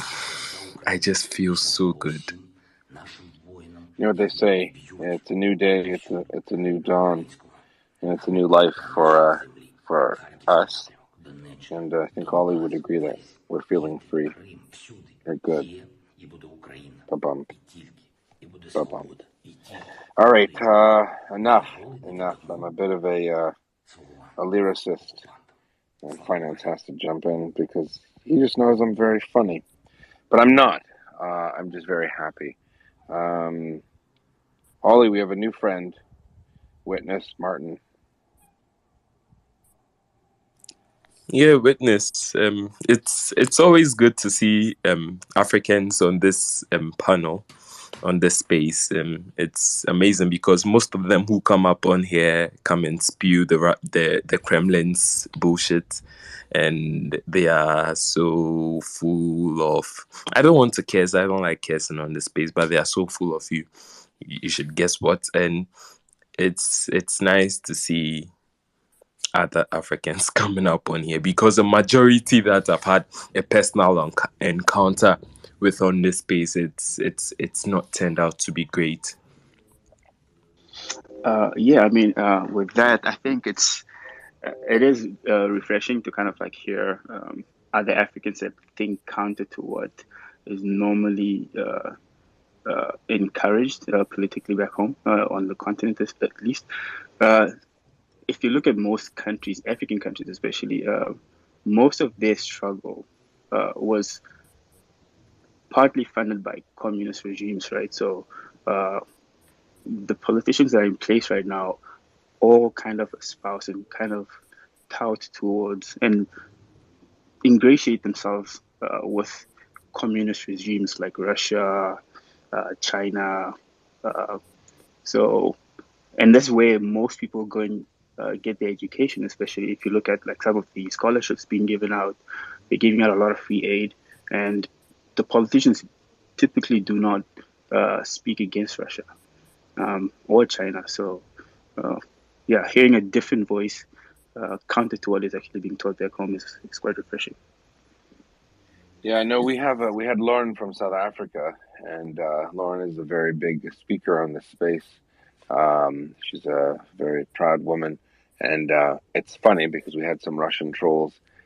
What do you expect from a white racist apartheid lover? And meanwhile, she's black, and she doesn't make she doesn't have to carry her ethnicity as she has no picture, and it's just funny because it's refreshing. And she said earlier today that the average South African doesn't support this kind of stuff. However, the politicians do. She even said, she told me something which I found interesting. One of Putin's aides, and I forget the name, I was in South Africa recently, and the airport that he was at refused to fuel his plane. Do you know what I'm talking about there, Witness? Could you maybe just repeat that one more time? Sorry. Lauren had said to us that in South Africa, one of Putin's aides was on a visit, ostensibly a vacation, she said, in August, and that the airport refused to refuel his jet. Yeah, actually, I don't know anything about that. Yeah, I hadn't heard anything either, but I think it was a local desire or a local initiative, vice governmental policy. But it was interesting to hear, and she's quite piping mad about it. And a lot of people, when she speaks, they say, "Bring it back to Ukraine. Why does this woman keep talking about SA, because she doesn't say South Africa. She was like, here in SA, rot. We always have." And I always find it funny. I said to her at our big Crimean beach party, "Will she bring boerewors?" And she says, "Rot, I win." Yeah. Anyway, thanks for that. Baza, go ahead. Yeah, I just watched the 46 seconds of the Macron call with Zelensky at the start of the war. And that would have been after Putin had told him that he wasn't invading, and after his Secret Service had told him that they weren't going to invade. And it was fascinating to watch, but it's almost How long was it? 46? Did you say 46 minutes? 46 seconds. And you could see from Macron's face that he's just sitting there thinking, all the advice I've got is wrong. And he's basically had his Neville Chamberlain moment, and yet you still hear the stupid comments that he made the other day. I mean, when is he going to learn? It's just it was just gobsmacking after seeing that, and then seeing the comments he made. What was it, a week ago? Just bizarre. Yeah, you know what? Macron is one. I mean, I like to pick on the French, and we have French moderators, and we love all people from all over the world. But he, there's this bizarre take that France has. It's a nice place to visit. My late grandmother said, France is a beautiful place, minus the French. And that's not nice, but she said it tongue-in-cheek. And I think France really thinks they punch above their weight a lot. And the man was convinced that Macron was convinced that he could singularly, apparently, the president of the French Republic thought that he could stop the hands of time and convince Putin not to invade. And he was doing this right up until the 24th of February. We've been here actually more, for actually 7 months. We've been here from before the invasion of Ukraine, going, 24 hours a day. and Macron really was delusional, frankly. He thought he could, I've got this. In the NATO back channels, French representatives were saying things like, no, Macron is talking to Putin, everything's good, it's all kosher. No one in the military with a brain thinks that a year-long exercise on the border of a country makes any sense. It makes no sense. And when they upped the ante in October, November, we all knew. Once Russians reinforced and cycled out troops and brigades and army groups from Western Russia, everyone with a functioning brain said, "There's no way that the Russians aren't invading. This is crazy. The cost involved with keeping the soldiers there, it doesn't make any sense." But Macron thought, on the 20th and the 15th of February, that he could fix this. He'd had these calls, and he would publicize it. He was showing off. He was showboating. Look what I'm able to do. Look what's going on. And we kind of all laughed. And since then, I've made some pretty mean jokes that he's offered to negotiate. And I said, unless he might be offering to negotiate a surrender, he might know a lot about that from historical precedents. So that's not nice. The reality is he has zero say, zero pull, and I think what's more shocking for Macron is the realization that he's not that important. Russia doesn't care just because they name some of their favorite dishes. French names doesn't make Russia care about France. It's ridiculous. To the Russians, whereas in Africa and in certain countries, English might be the lingua franca. In Russia, people aren't aware, and in Eastern Europe, parts of Eastern Europe, French was the lingua franca. That was the cool language to speak, not your local language. And the reality is there is this throwback, maybe there's some residual belief in France that Eastern Europe and Russia have some respect for France. They like visiting. They like your wine. They like your cheese. They don't really care about your values. So get over it. Good point, though. I really do appreciate it, Baz. A follow-up? Yeah, I was just going to say, it just appears that it's so try-hard, and he's obviously really trying to make sure that his credibility within the EU and NATO is at the pinnacle of what it could be, and all he does is basically put it in the dustbin by doing this sort of stuff. It's just you wonder about his advisors. Yeah, for sure. And you know what? Look, what they've given militarily, I think, is meh. They have the Caesars. Should they have done more? Can they do more? Sure. Will they do more? I think he's still in shock. However, where France is going to save the day in Europe is going to be with all they're turning on 36 nuclear reactors. That's a big deal, offsetting the cost of energy. So France still has a role to play, albeit a little late to the game. Not depending on France to save the world. I'll tell you that. I don't see any Frambo movies where it's a French protagonist who saves the world. I'm not sure they have that. I don't even think in their wildest dreams they would make that movie. Let's go to Daniel. Can I be nice and defend Macron? You can do whatever you like. Okay, mate. What I take from the Macron moves, and I was very harsh with French position and German position because, us in the East always yell about Russians, and we yell a lot. And we did this past 15 years, telling everybody, look at Russians, look at Black Sea, look, is a danger, is a problem. And Polish, Baltics, Romanians, Slovaks were slapped on the hand and called alarmist. And there is no trouble there. And better we made trade deals because, we need to grow because it's European Union, all the stuff. But what I think Macron have done and is doing is not so bad how it looks. Of course, Anglo-Saxon axis, United States, Canada, UK, the Eastern allies, which are very stern about their attitude with Moscow, is a natural choice, is the good choice.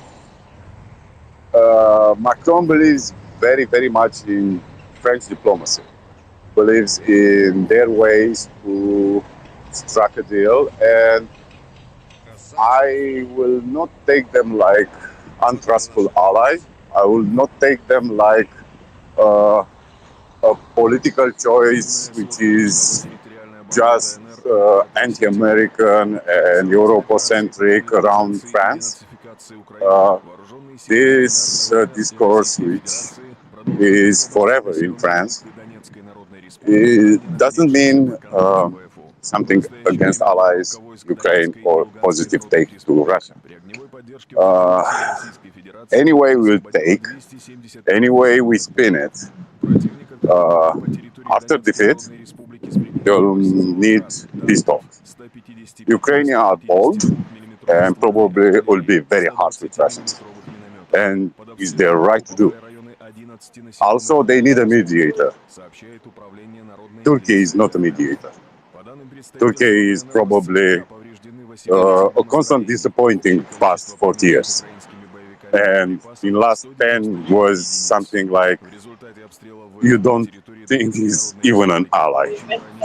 And French can reason, can use their skills, their attitude, their style of compromise to open the channel. It's not about mediation. It's not about imposing some, I don't know, concession. It's just a good channel to talk. And Macron, let's put it this way. He won a presidential election. Everybody was scared about Le Pen. And we know who she is, Marine Le Pen.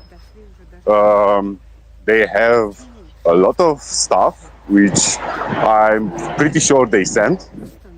And they need to send the IFVs, which they promised 1.5 months ago. And I will be more cautious to call Macron, I don't know, not so good. In my opinion, not only he's trying, but he changed his narrative.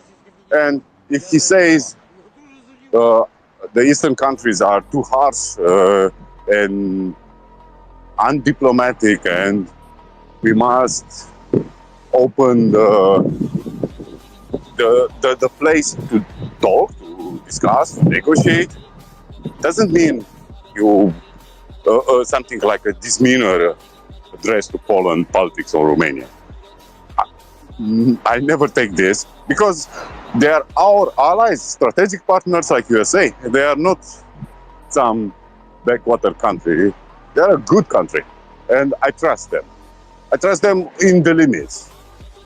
For me, trust starts with the United States, and second of that is Poland. But this is my take. I think we are too harsh with Macron.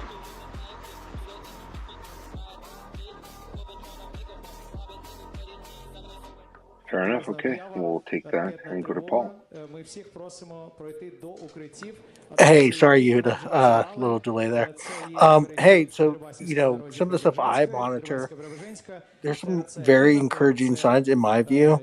What DOD in the United States and likely a lot of our allies are doing. But there's a key quote today from a DOD Pentagon press release from a kind of a procurement guy saying that the United States taxpayer is going to have to get used to paying for long-term ammunition supply chains to keep them running. And now that's very important because, as CJ alluded to much earlier in the day, tomorrow is the contact group meeting, or it's probably today there in Germany. Actually, in fact, it's probably going on right now, I think. And, that a significant aid package is going to be announced potentially for Ukraine.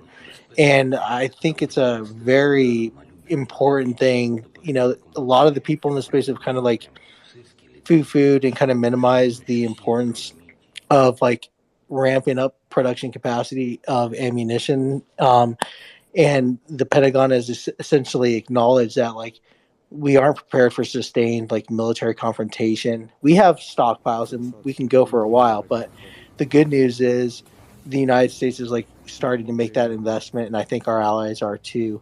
So I just wanted to bring that up, Yehuda. I think it's a very important point because the ammo expense that the Russians are going through is obviously extraordinary. 7 million artillery rounds so far. They're having to go out to North Korea and Belarus. Obviously, that's a good sign of, like, how bad it's going for Russia. The good news for the United States and our allies, lots of different ammunition manufacturers. The United States is finally starting to actually invest in it, and I think there was a false assumption here, not just in the space. I'm talking generally about the United States and, worldwide. Kind of how the United States actually procures these things. We do not actually have the production lines to sustain, like, a multi-year conflict beyond a couple of years probably. And so the good news is finally, like, the United States is on a war footing, and this is great news for Ukraine because that means if we're investing in the procurement and the actual capacity to manufacture artillery, GMLRS rockets, and all these things, that's great for Ukraine because they can keep firing away at the Russians to kick them out of the country. And so that's something that's a very important thing to monitor. It's like there is a sea change going on. I've noticed it, like, in the last 2 to 3 months, multiple events, multiple updates. So there is, like, momentum here. And, like, Japan found out and Germany found out in World War II.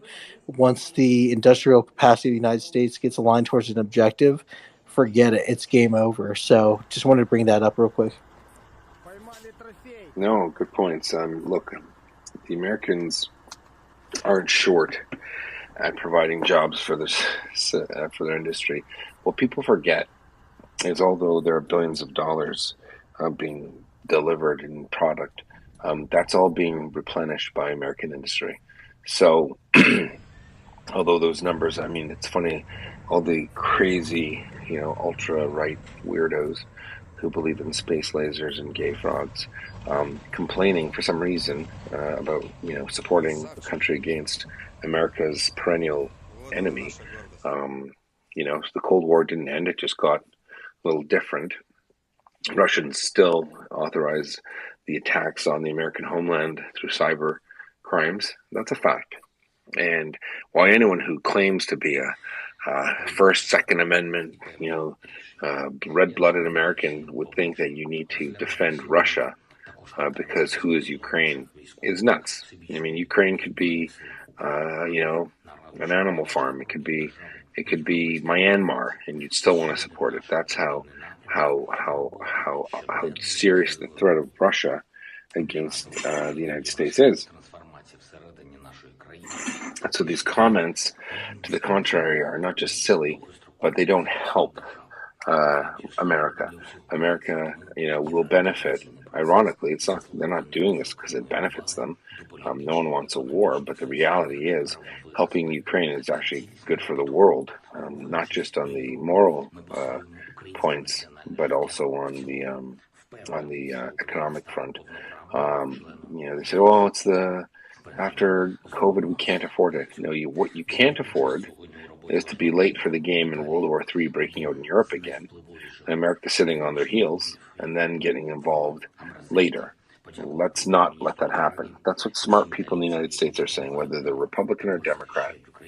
They're saying we're going to have to put our differences aside, and we need to realize that we must support Ukraine in its cause in the defense of freedom and democracy. Because if Ukraine falls, Europe falls. Don't believe me? Well, if a rapist has a manifesto that says, "I want to rape women because I'm nuts," and then they rape a woman, would you sit back and go, "Why did he do it? We'll never know. It's so confusing." The man's telling the world, Ukraine isn't a country. The Baltics belong to us. Historical Russia includes Kazakhstan. It includes this. It includes that. Why are we lying to ourselves? Why are we? What is the point of pretending anymore? The mask is off. It's obvious. I almost want to shake people, throttle them when they say, "Well, this isn't our fight." It's not your fight. Was World War II your fight? because you said that for 2 years, America, and then you got hit at Pearl Harbor. So I don't think it's many Americans. It's just some strange people. It's the far right. It's the far left. If you go to England, United Kingdom, it's the same thing. It's the far left. It's the far right. Putin's not your friend. No matter how much you appease Russia, there is no such thing. And for those who know Russians, know Russian culture, the proof, how do I say this politely? To be a bully is to be strong, is to be the right person. And we need to stop patronizing them. And we need to stop lying to ourselves and pretending that somehow, some way, that if as long as we're nice to Russia, they'll be good to us, and it's better for us militarily, economically. It's better for us. It's not better for us. Don't be stupid. Putin just gave a speech at Vladivostok, an eastern country, fantasy. How do you call it? They're very, very sophisticated, and they had who was there? You ask? The great country of Myanmar, formerly known as Burma. They were there. So we're supposed to sit there and, take him seriously? Myanmar? Those are your friends? Okay. Pretty bizarre. Very bizarre. But yet that's where we are. There's a bunch of people coming up to speak for some bizarre reason. I don't understand it. I don't think this conversation is kind of boring. I'm just kidding. Paul, go ahead. Finance, you have your hand up.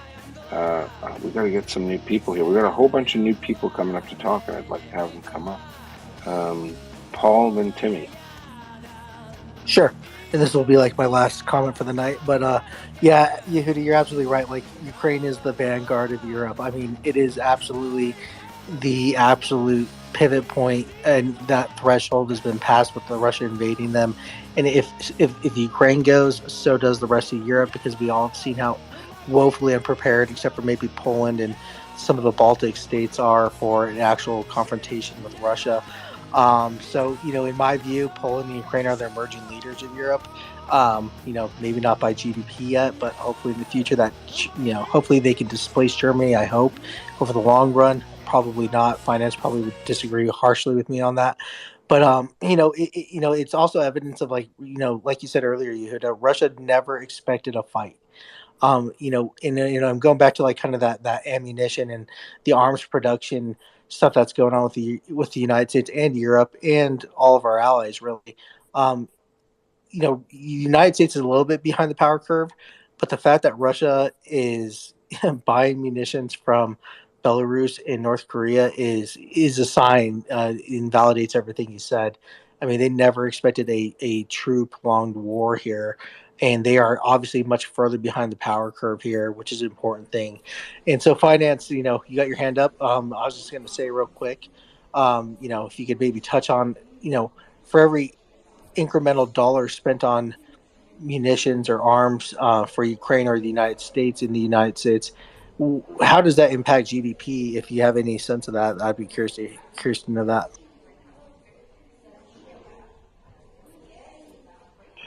All right. We'll answer that, and then we're gonna finish off with some of the military update in Kherson. But go ahead, Finance. Yeah, I hopped up to hear all of that, Yehuda, so perfect for me. Wars don't easily lend themselves to straight economics. It's very hard to say, if I spend an extra dollar on HIMARS, what does that get me, right? Because on the one hand, if Ukraine loses the war, which right now we're hearing just the opposite, and it's glorious, then we're looking at a situation where clearly any amount more spent would have been worth it, basically, just because that would stop a genocide, right? And what you're talking about is genocide. You need to spend more and faster. I will say that the speed at which the stopping Russia from taking territory, stopping Russia from because whenever they take territory, they take control over Ukrainian citizens, and they take the ability to destroy long-term Ukrainian infrastructure. So the ability to actually stop them dead in their tracks is incredibly important, has very big long-term economic value. So it definitely is something where, while I can't easily value it on a spreadsheet, maybe someone in the military can. There's some really cool operations guys in different militaries who do that sort of thing. I am not one of them. It is its own specialty, but even they are sort of trying to back of the napkin it. And it's more along the lines of, we have this kind of budget. What should we spend it on? What is the most efficient thing? The Israelis are quite good at this because they have only so much budget. And whether they say buy a new tank or spend that money on more training is something that they care about on the margins. And I would say that in a post-war world, Ukraine looks like it is poised to be an economically dynamic part of the world, and obviously a free country where people can actually do business, not some corrupt mafia gas station. I'm please go back to Yehuda telling us all about things going boom all over Kherson and the speed and rapidity. I'm hearing that the Kharkiv appears to be being taken by basically technicals, so that the Ukrainian armed forces are going like Somali warlord style on the Russians, and it's working. Is this correct, Yehuda? Sorry, say again your last. I said I'm here. I said I correctly reading that the Ukrainian armed forces are taking a lot of stuff around Kharkiv with technicals, with regular unarmored pickup trucks with a machine gun or something on back, and that just because they're making it work, and that this is actually effective, like Somali warlord style, they're kicking the crap out of the Russians. Is this correct? What? Moving forces. There are some. Yes, I saw that tweet you saw. Yes, there are, not all of the equipment that they require available to them. However, no, this is a very professional and measured, I'd say it's a division size attack on Russian forces that have been degraded and thinned out in Kharkiv. What's important is that we have what appears to be, just judging by what we know of Ukrainian forces and what we know of Russian whiny telegram channels, we're looking at skirting several Russian fortified positions in Kharkiv Oblast to make a push for Kupiansk, and to cut off Russian forces in Izium and in the west of their positions in occupied Ukraine. That's a good thing, but there's nothing Mickey Mouse about it. And yes, I saw the one tweet that said infantry fighting vehicles are a little too late. That's a bit of bravado. It's not a bunch of pickup trucks moving. This is what I'd call a very organized combined arms brigade movement, with at least 2 brigades in the front and 1 in the rear and 1 in reserve. So this is textbook stuff. Nothing, is this an excuse to not send stuff? No, but it's definitely not what I wouldn't qualify that, God forbid, as some Somali warlord style nonsense. Not true.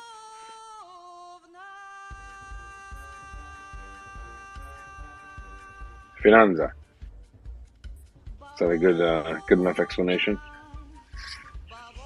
Yeah, no, I appreciate it. Look, I support the Ukrainians working with whatever works, and I look to you for guidance and explanation of what's going on the ground. So I was annoyed by that tweet, to be honest with you. When I saw that, I'm like, oh, stop. They're not rolling with garbage. They're good. They're good. Doesn't mean they're not. They're not good to go forever. I'm just saying, in that regard, they are good. Cool beans. All right, let's Tim and then Axel. Baza was next, but we're gonna go to Tim and Axel. They're long-time listeners and long-time speakers. Good morning, everybody. Just a minor point for you, Yehuda. It's Burma, not Myanmar. Wow. Listen, Colonial. Listen. No, it's not. It's very important to their revolting regime that we call it Myanmar. Therefore, we shouldn't. And name change was a direct result of the seizure of power by the current revolting regime in 1989. Fair enough. So, I'm calling what the piss them UN off. calls it. So that's fair enough.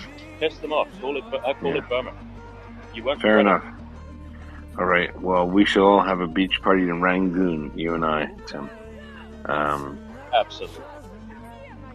All right, Axel. Yeah, good morning. At least I had a laugh over Burma.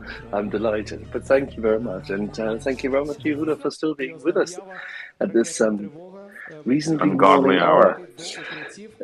Yeah, there you go. No, seriously, from what I'm hearing and what I'm reading in the last hour, there is still substantial movement towards Kupiansk. And it's exceptional, as you just highlighted, the textbook attack on the one hand, but at the same time, what an astonishing amount of gains they're making. This is, unheard of. It's a combination of the Russians giving up, being unprepared, unworthy of being called an army on the one hand, completely incapable of defending positions, and the Ukrainians methodically and with extreme speed moving. Can you speak to that, or have you been doing this prior to me arriving?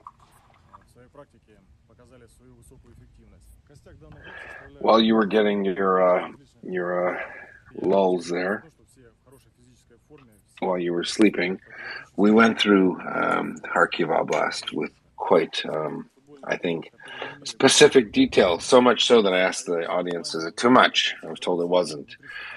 So we will circle back to Kharkiv before I depart. But yes, we're talking about a division size, expected division size offensive in Kharkiv. Yeah, I know. I don't want to repeat everything again, Axel. I'm almost done with Kherson. We'll circle back to Kharkiv. How's that? Yeah, no problem. That's why I asked. I wasn't listening. I was doing other stuff at the computer. You were busy. Living your best life. I get it. All right. Okay, so we're gonna go to Baza real quick, and we're gonna go back to Kherson, and then we'll go back to Axel on this question. Go ahead, Baza. Yeah, Yehuda, I was just going to say, being in the Pacific, everything that happens in Ukraine has a relevance for dealing with China as well. So I think it has worldwide implications here, and if the result goes the way we want, it basically isolates China to a degree. Yeah, it certainly does. China's wondering what's going on. Let's be honest. They don't want to lose what they're going to lose, right? And they are. So as a result, there are issues. And I just hope that Ukraine makes sure that when they rebuild, that China doesn't get any opportunities to participate. China won't be anywhere near Ukraine, I'll tell you that. Not a chance. Not a chance will they be there. So, all right. So listen, we're going to go over to Kherson Oblast. If you want to look at the map in that Joseph has so gladly posted, Kherson. I'll let him do that. I think he put the Kharkiv one up. Okay. So, for those who are unable to say it, imagine an encyclopedia and then just add a vesicle. Lopelia. The Ukrainians, so the maps that exist on open source show Novosensneske captured. However,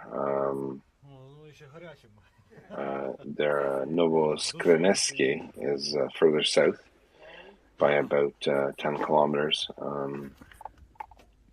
And Ukrainian forces are well past that. And we're looking at the 11th and the 10th. First of all, the 10th and the 126th Brigades, 10th Separate Assault Brigade and the 126th Naval Infantry Brigade, rest in peace, requiem in pace. They are no longer with us, for good or for bad. They didn't get a chance to surrender because they didn't give up, and they're gonzo. They've apparently Milov is where the remainder of the brigade of the 126 is, and the 10th collapsed into the 11th, a separate assault brigade there because they didn't have the manpower. So that leaves all of the Russian-occupied Kherson Oblast west of the Dnipro under Ukrainian control. And you have the 205th Separate Motorized Rifle Brigade hanging out in Verivka in Kherson Oblast. And why that's important is because they're on the road to Novokhovka. There's a rail line there. And you're going to see Ukrainian forces descend on Novokhovka. There's a island and estuaries in between the region. Hopefully they can make it across. They're quite sad. And let's just see here. I'll give you an exact number.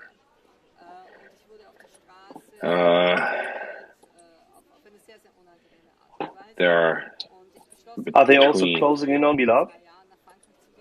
Oh yeah. Milov is spelled my love, but there is no love for the Russians there. So there are areas that are about 100 meters, 80 meters in length between the west side of the Dnipro and the east side.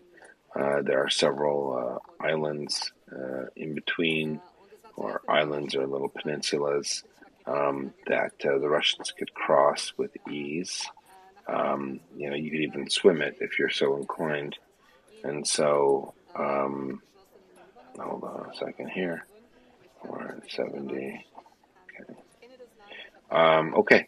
So basically, yes, the Russians are in a weird position in Kherson.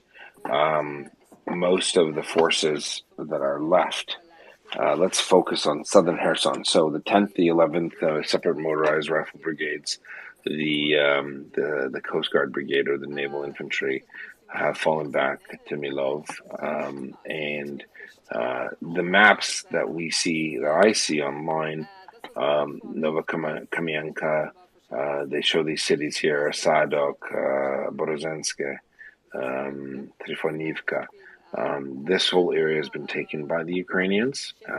There are open source maps that don't update that, but in the next couple of days, when they do update them, you'll see that those northern parts of Kherson Oblast, west of the Dnipro, have been taken. And you can tell actually, because the maps aren't 100% accurate, but where they put their unit indicators show that in fact all the Russian troops are in different positions because they withdrew. We're talking about brigades, so groups of 5,000-ish, 3,000 to 5,000 men have fallen back to very different positions than they were before. I'm just going to go back historically in time. So these troops and these headquarters where they're at have basically not been able to mount any or sustain any defense of Ukrainians who are attacking. And what's happened is the Ukrainians have moved quite gingerly across the front, and they are now trying to encircle Kherson. And there are the 10th Special Brigade, the 56th Guards Assault Brigade, the 127th Separate Reconnaissance Brigade, which acts as a screen. So the only thing, one of the very few times I've seen the Russians do anything properly, vis-a-vis doctrine, is in a town called Muzkivka, and that is northwest of Kherson City. That is about, I'll give you the actual distance. That is about 10 kilometers. It's a little short, but the distance between them and the Ukrainian front line is about 8. And so what's happened is the Russians have a screen from this brigade. They're camped out at Mitskivka, the 127th Reconnaissance Brigade, special, or separate rather, not to be confused with the United. And the noose is tightening. So now Kherson City, if I do a number here, Kherson City has about a 20-kilometer radius around it on the Dnipro, from west of the Dnipro, that's not occupied by the Ukrainians. So the Ukrainians have pushed forth in many regards, and they have limited the Russians' ability to counter move. There is no Russian close air support, and the artillery is bupkis, almost zero. So what that means is that these forces that are within, say, 10 kilometers of Kherson City will fall back to the garrison, and I assume will attempt to hold the city hostage and try to scare the Ukrainians into doing something, into some capitulation. That they'll capitulate, but they'll be able to leave with their arms. So you have the 22nd Army Corps as well, co-located at Kherson in the northeast of the city. The 7th Guards Assault Airborne Division, VDV, 7th Guards VDV, are in Zelenivka. That's about 5 kilometers northeast of Kherson City proper. Now, the remainder of Russian forces, we're talking about the 205th Separate Motorized Rifle Brigade, the 11th Assault Brigade, which is now actually the remnants of the 11th and 10th Separate Assault Brigade. So the 10th Assault Brigade no longer exists because they've been destroyed. Whatever stragglers have co-located with the 11th. So the 11th Assault Brigade at Maxima, and that's where they're at in Kherson Oblast. The 126th Separate, they call it Coast Guard Brigade of Naval Infantry. They fell back to Milov. They're very diminished. I'd be surprised if there are more than 2 companies. They will attempt some kind of littoral riverine crossing. It is about 5 kilometers from Milov to Hornostaivka, rather. I'm reading Cyrillic in English, so it's a problem. But that's a very tough go. I suspect they're going to push down to Kozatske, which is about 15 kilometers south of Milov, and they'll cross there. And there's also an estuary where they can do so. So basically what it means is all Russian forces, there's only 3 units left in the north part of Kherson Oblast, the 11th Separate Assault Brigade, the 126th Naval Infantry, and the 205th Separate Motorized Rifle Brigade. This is where all the videos actually are coming from. All the videos on the YouTubes there and the Twitter of collapsed Russian positions. Most of them are actually in this region. So if you're to look at the digital maps online, you'll see it all look red for Russian, but the truth is that the Russians aren't there anymore. They're beating a retreat, sans drums, to Kozatske, to Novokhovka, really, and they're leaving town. So that's a good sign. And the remaining Russian forces in Kherson Oblast are going to most likely focus on Kherson. They'll fall back to the positions that they have, and we'll see some form of either capitulation or fight to the death, if that's what they're so inclined to do. So actually, I'm looking at the maps that are available online. They're probably 80% wrong. Ukrainians don't want to share where they are. However, if we look at Russian Telegram, we can see that, in fact, they're toast. So that's it for the update. Sorry, it took an hour and a half, apparently, because we had too many questions. But that's what's going on in Kherson Oblast. I'll take a few questions if anyone has any. And thank you very much. We've got Albir, who came up. Can you hear from you? Put up your hand if you don't mind. If not, we'll go to Ricardo. Baz, a Witness, you're still there. Do you have questions, Witness? Yeah, I have a question. Mostly related kind of like the longevity of this offensive that the Ukrainians have put on. If it becomes a long and protracted offensive, who does that favor? Does that then favor the Ukrainians? Say if this thing gets drawn into winter, perhaps, or beyond winter next year, who does that favor? I would say it actually favors Ukraine just because simply it's the home turf. Number one, that's the main reason.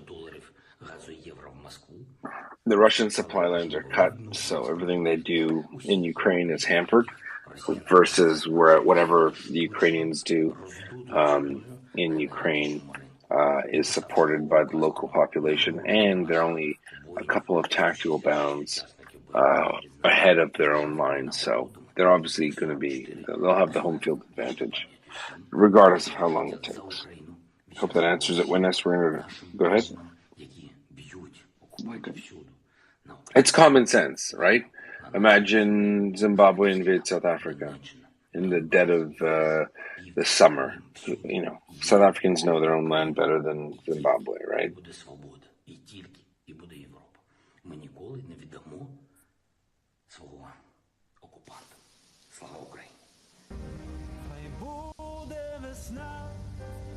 Okay, I guess I do. Whose mic's on? Albir. Shut her down. Let's go to Hermie. Yehuda, I have a question. Do you have a conservative estimate about the number of Russian POWs in the last 48 hours? No, I don't. I have a conservative estimate of the KI-8, right? In the last 24 hours, almost 2,000 dead Russians. And that's across the front. Yeah, so the numbers from the Ukrainian side have just been released, and they state 640. That's what they officially say.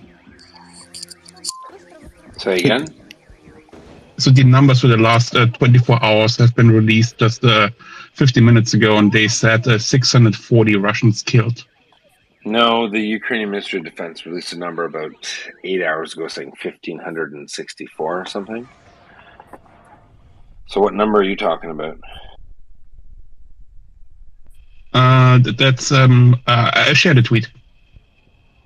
Yeah, it's like that green list every day, Yehuda, that shows like plus X number, and it's got everything, like all the equipment, and at the top is personnel. Yeah, no. So there was an updated one from the Ministry of Defense, something like 1,564 or something like that. Russians. Look, the number's way higher.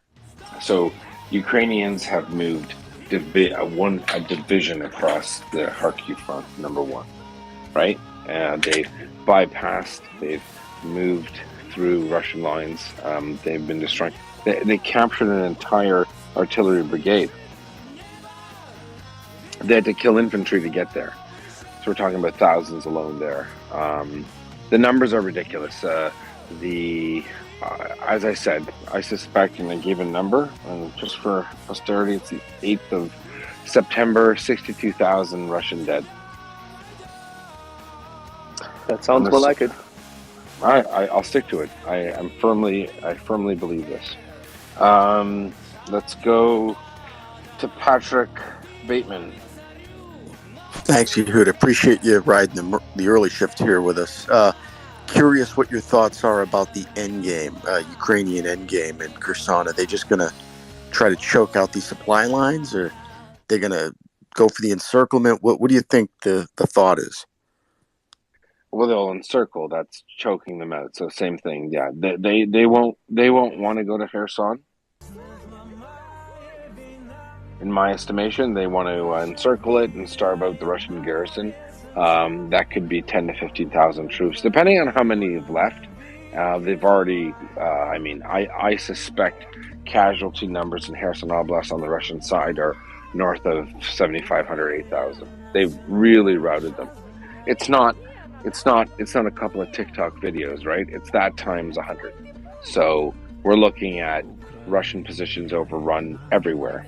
The maps don't show it, but I suspect that literally 80% of Russian-occupied Ukraine west of the Dnipro has been taken by the Ukrainians. It's wonderful. Thank you. Yeah, they just don't have any resupply. They have no artillery. Look at the maps. If you look at the firm's data for the last 6 months, it's a Russian big old party. They're hitting every day. 7 million rounds fired. In the last week, almost nothing. They're not able to touch the Ukrainians. Yet the Ukrainians aren't using the same rate of fire. However, their accuracy is almost 100%. It's a big deal. It's a big deal. All right. Let's get some other hands up. Albir, I muted you a few times. Albir 24. Habla español. ¿Qué tal?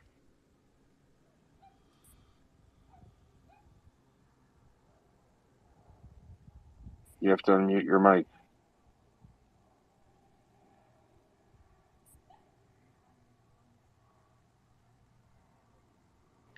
All right. Albir is figuring out the mic. Albir, are you there? All right, let's go to Axel. Yeah, so in the meantime, I updated myself on the things which I missed whilst you had meticulously gone through the northeastern sector. And that's why when you just said that the casualties are almost likely to be significantly higher than the reports which came out, I think, also overnight, where the Russian KIAs were yet again tallied up in 51,000 and something and whatnot. These are, of course, the numbers as we've seen them when confirmed of each and every soldier identified and the likes packed up and ready to be sent back to Russia. Yeah, and Axel, let me interrupt you. Yes. You. For the calculation, the Ukrainians actually take, this is so, not only do they take confirmed visual kills through UAV or assessments upon consolidation, if a UAV picks up a BTR or a BMP and the maximum load of personnel is 8 people, they divide every number by 2. Yes. 2. So what that means is that they're certainly not overestimating. If anything, they are underestimating. So what they're saying is we don't know how many Russians are in that armored personnel carrier. There should be 8, but let's say they're garbage and there's 4, because that is kind of how Russians operate. No one, they don't follow any rules anymore. It's just kind of a mad dash to the finish. Like it's cannonball, war style, a la Russia. And so I suspect that their numbers are much lower than they actually really are.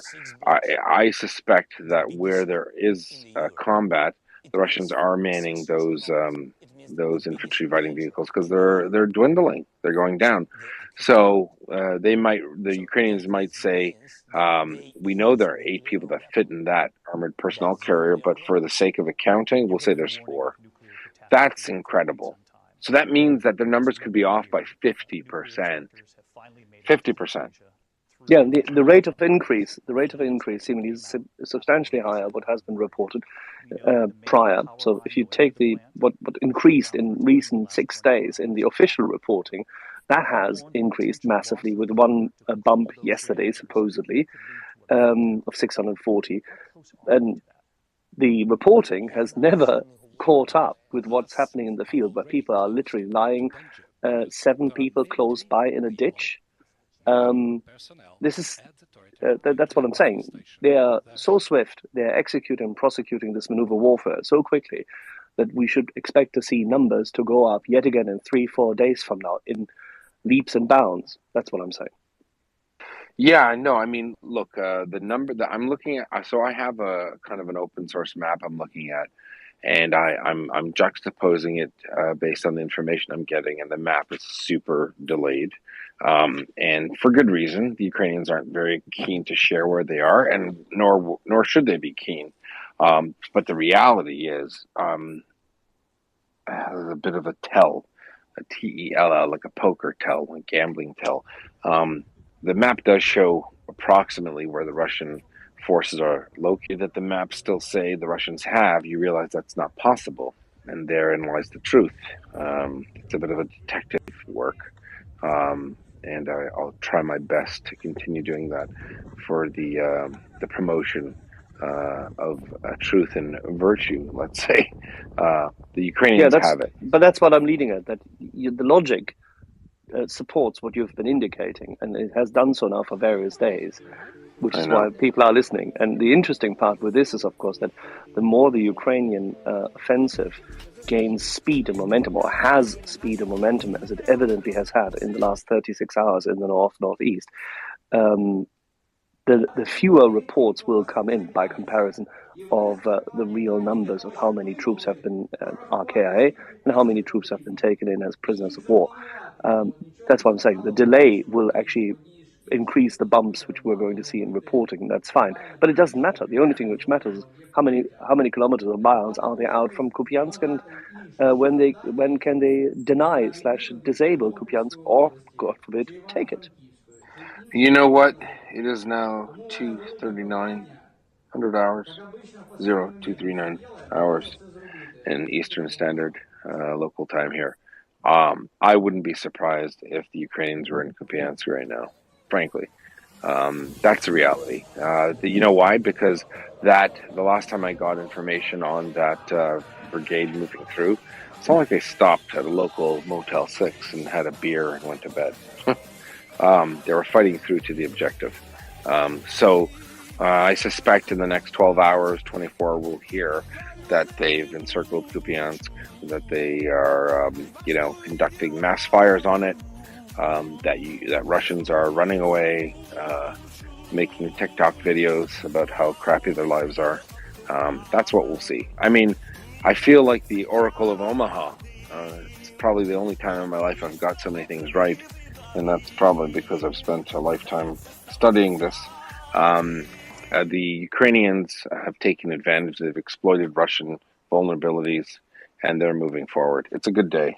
Well, to buffet your argument, and by the way, I would really like to find out what the Hebrew equivalent of Warren is. The puns here are mine to make, not yours. Yeah, but hey, I gave you a flanking support in that regard. But okay, you know what? I think everyone would agree you're not very punny.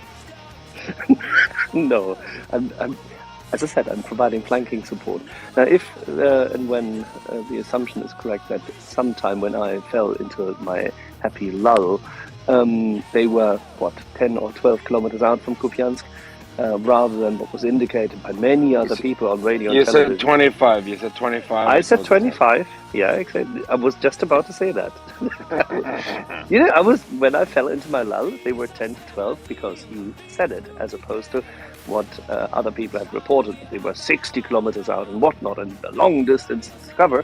And the last thing I had heard was 25. So that means they will have made a lot of gains from the last time I had any kind of information up until that part early during the night, our time.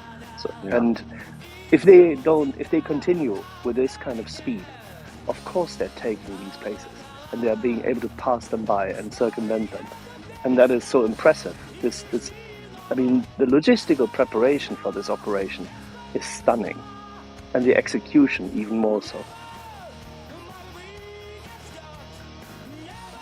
Yes, I'm just looking at my map to tell you. I didn't take a picture. Yeah, so they've bypassed Shichika, blah, blah, blah. They've bypassed the city about 25 kilometers west of Kupiansk. And the Russians have reported on Telegram they're very upset about it. They wanted to meet the Ukrainian forces in a particular town, and the Ukrainians said, well, guess what? It's about 10 kilometers of open field here, and we're a mechanized brigade. So, F off. We're gonna bypass you, and our our brigade in depth will sort you out, and our follow-on forces will do the rest if they need to. They'll clear the area. So I suspect that Ukrainian forces are now in Kupiansk. I suspect they will secure the highways. The crossroads. There are 4 major highways in Kupiansk. The most important one is the one that supports Izium, and the Ukrainians will push northwest from Sloviansk towards Izium and fix them there. Their goal would not be to attack three armies. Their goal will be to fix them and create, enough problems for them to stay engaged, whilst a Ukrainian brigade on the south of Kupiansk interdicts, and then a brigade on the north of Kupiansk also does the same. So they will encircle Kupiansk, destroy it, and then they will cut off Izium, including those three armies. It's a big deal. It's a big deal. And on that note, we have a friend from down under. He's a doer, not a not doer. So he's not Canberra, he's a Canberra. Go ahead, Canberra. Yehuda. So just on the numbers of dead, so just to repeat something we've said in the last 24 or 48 hours, the Wagner PMC numbers are not included in the number of dead. And in yesterday's report from the UFA, they made up 40% of the dead. So by implication, if you gross up the 640 number that just came out, that the fellow was talking about from UFA, 1,000 people died, 400 of which were Wagner PMC. Now, I also believe they don't include the LNP DNR militias in the number of dead. I think there's two reasons for this. One is for political purposes, because there's going to be a discussion at some later date as to whether these people are classified as Ukrainians or Russians, and they probably don't want to get into that discussion now. But the second reason, I believe, is that the Ukrainian command would believe that the Russian chain of command isn't allowing a lot of this material to accurately get to all of the decision makers in the tree, and they don't want to disabuse those decision makers of the information that's being provided erroneously by the rest of the chain of command. So it's to their advantage, and has been over several months, because that can be the only thing that can explain some of the low casualty counts that were coming out when that earlier offensive was occurring around the Severodonetsk River, when clearly there were thousands dying every day, and the numbers were coming out, 200 or 300. I believe that was just to basically allow that situation to continue unfolding. And one of the ways that occurs is by this statistical aberration where they don't count certain types of people in the death. And secondly, it's just these other ways of statistically undercounting to ensure that the pattern of behaviour of attacks on the front line continued. And just one question for you.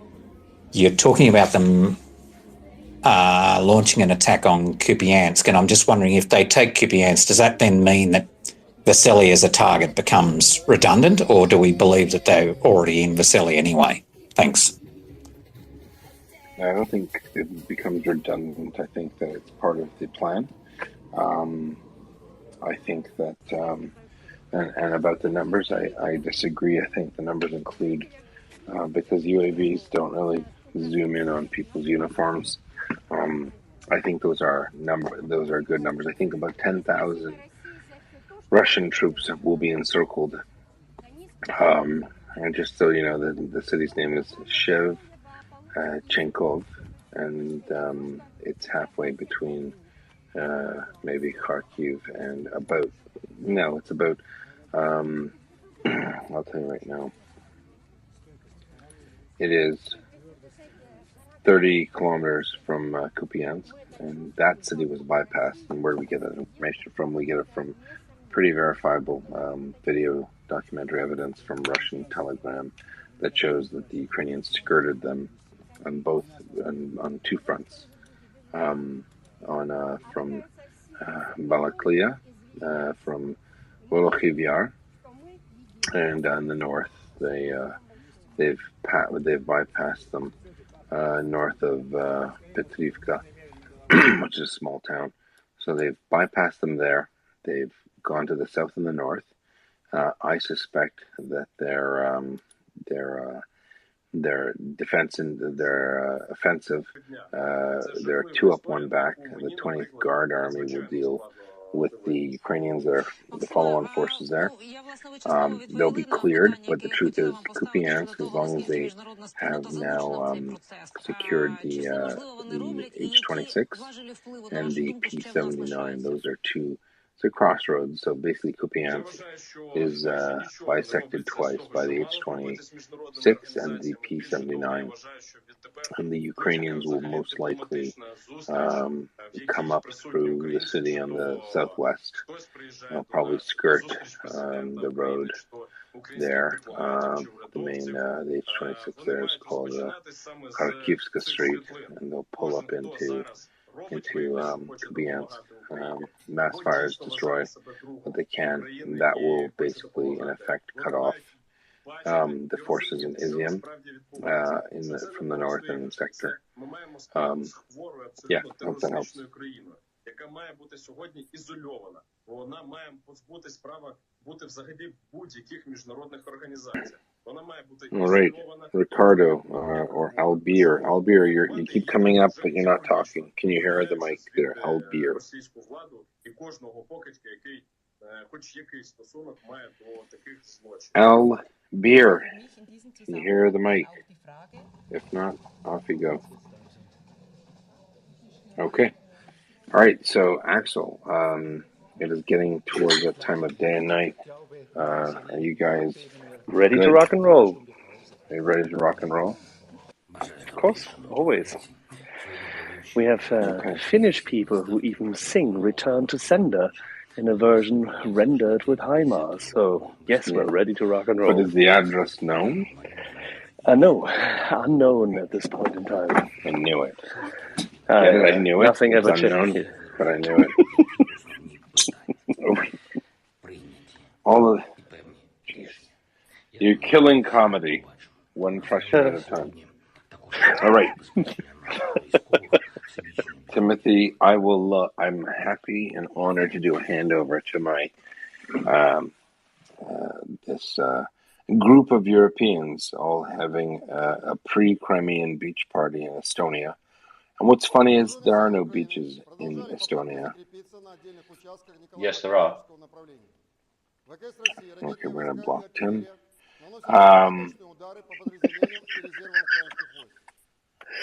Persona non grata. Basically, he's truculent.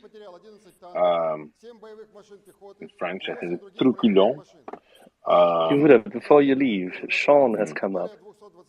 Sean John, purveyor of expensive clothing. Go ahead.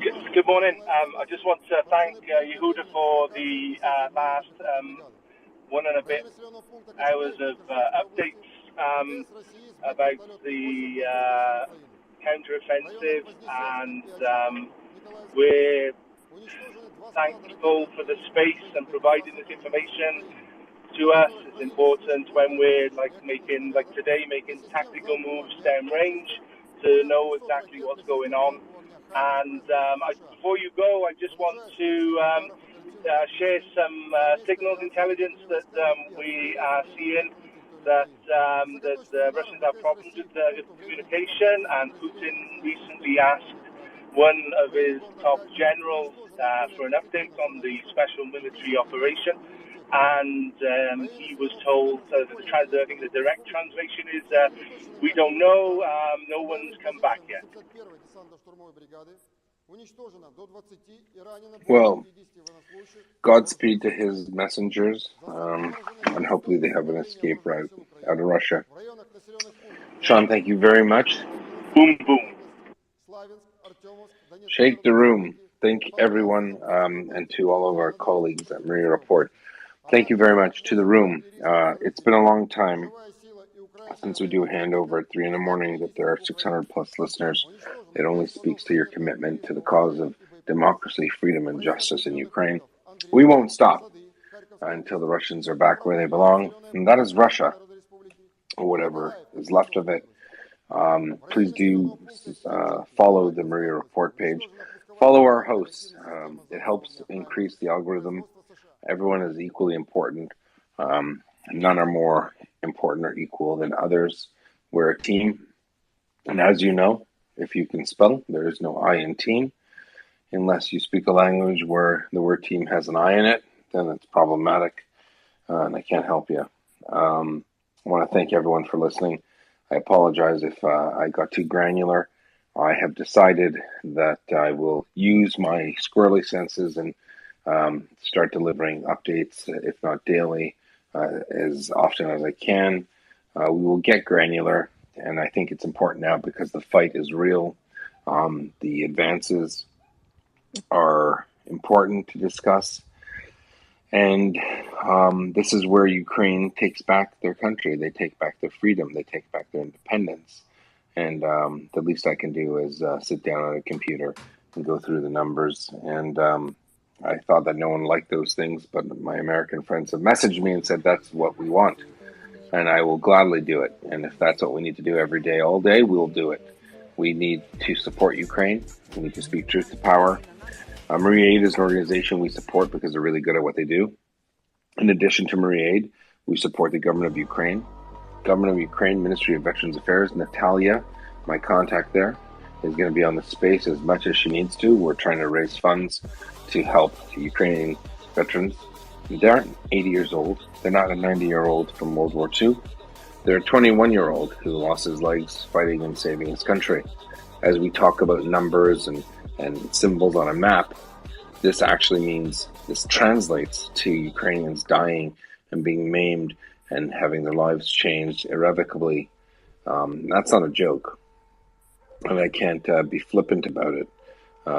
If we can help those veterans with microloans funded by the government of Ukraine, that literally means when you donate right now to Maria Aid and put in the message, this is for Veterans Affairs Ukraine, they will get that money over. Spoke to Colonel, they will get that money over to the Ministry of Veterans Affairs in Ukraine for the sole purpose to help Ukrainians rebuild their lives.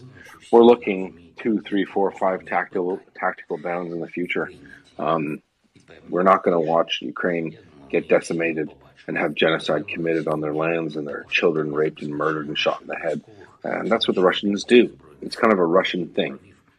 So if we can help them, I appreciate it. I should have mentioned it before, I haven't. But if you are so inclined or financially able to send $5, $10, 50, 100, whatever, if you can send it to Marie Aid and say, look, I want to donate this money and I'd like it to go to the Ministry of Veterans Affairs Ukraine. It's very simple. There's no confusion. The director of the Ukrainian Veterans Foundation, Natalia, she will be here tomorrow, and she will speak about her programs. I will ask again, and I rarely ask for people. It's almost I don't feel ashamed, because the truth is it's for a great cause. But if you can help them out, you're helping out not just a wounded soldier. You're helping out his wife, his children, his future, and you're doing a good thing for mankind. Because as you know, Europe is confused. Governments of Europe aren't 100% on board.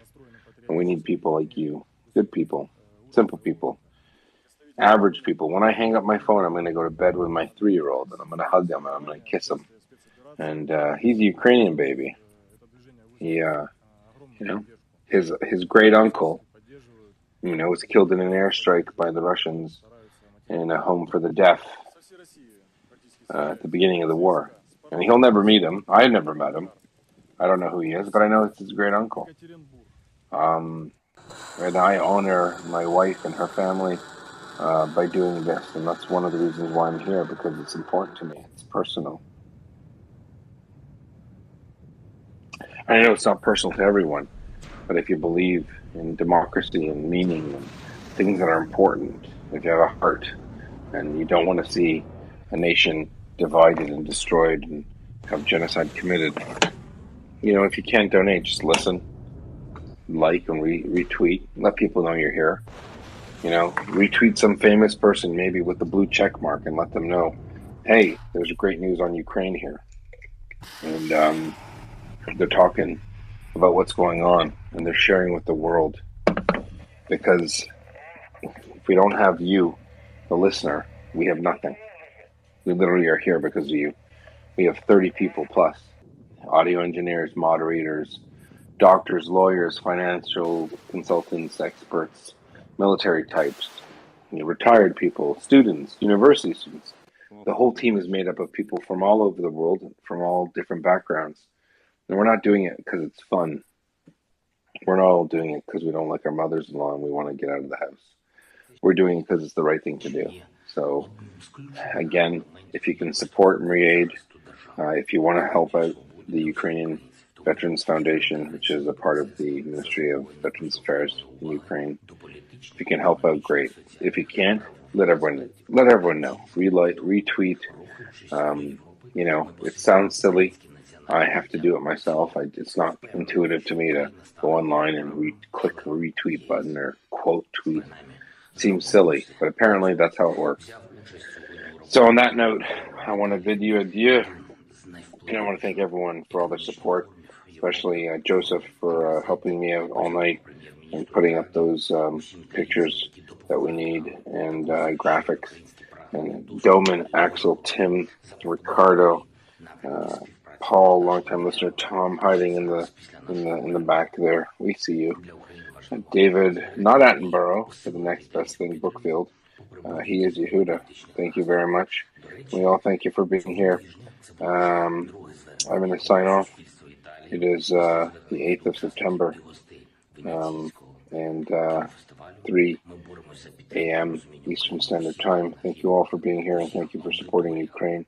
We will do our best to continue to promote and raise awareness for Ukraine, for the plight of a people maligned, attacked, people facing genocide. And we're doing our bit to put our finger on the scale of history. They'll write about it. They will write about this because it's the first time in history that simple, average, normal people from all over the world were able to make an impact on a global level. Thank you very much, and be well. Good night. Slava Ukraini. Heroes slava. Slava Nazi. Good night, Yehuda. Yeah, that was very moving words from Yehuda as usual. I guess we have to find our own meaning in this war, right? I guess mine would be because I live in Estonia. I live 150 miles away from the Red Army. My wife is Estonian. My children are half Estonian. One of my cats is Estonian. The other is unfortunately Russian, but he's not sanctioned. He's fine. And seeing, the death and destruction in Ukraine, seeing the murder, seeing the atrocity, and it's so close. It's not some dusty place about which we know nothing. It's basically just down the road. And so I find my meaning in the fact that I live in this lovely little liberal democratic country that's very, very close to Mordor. And in my head, it just could just as easily have been us. And it could just as easily been our country that was destroyed. And so that's how I find my meaning in this. How about you, Dermot? Very good morning to you. Good morning, Tim.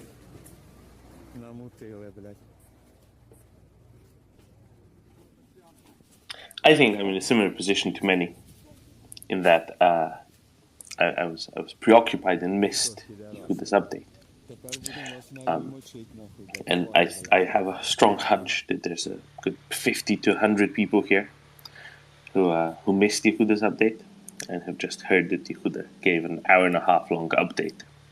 And they're very curious as to what was in that update. So if anybody has Cliff's notes, Cole's notes, whatever, of that update, I think there are many of us who'd be very happy if you were to share.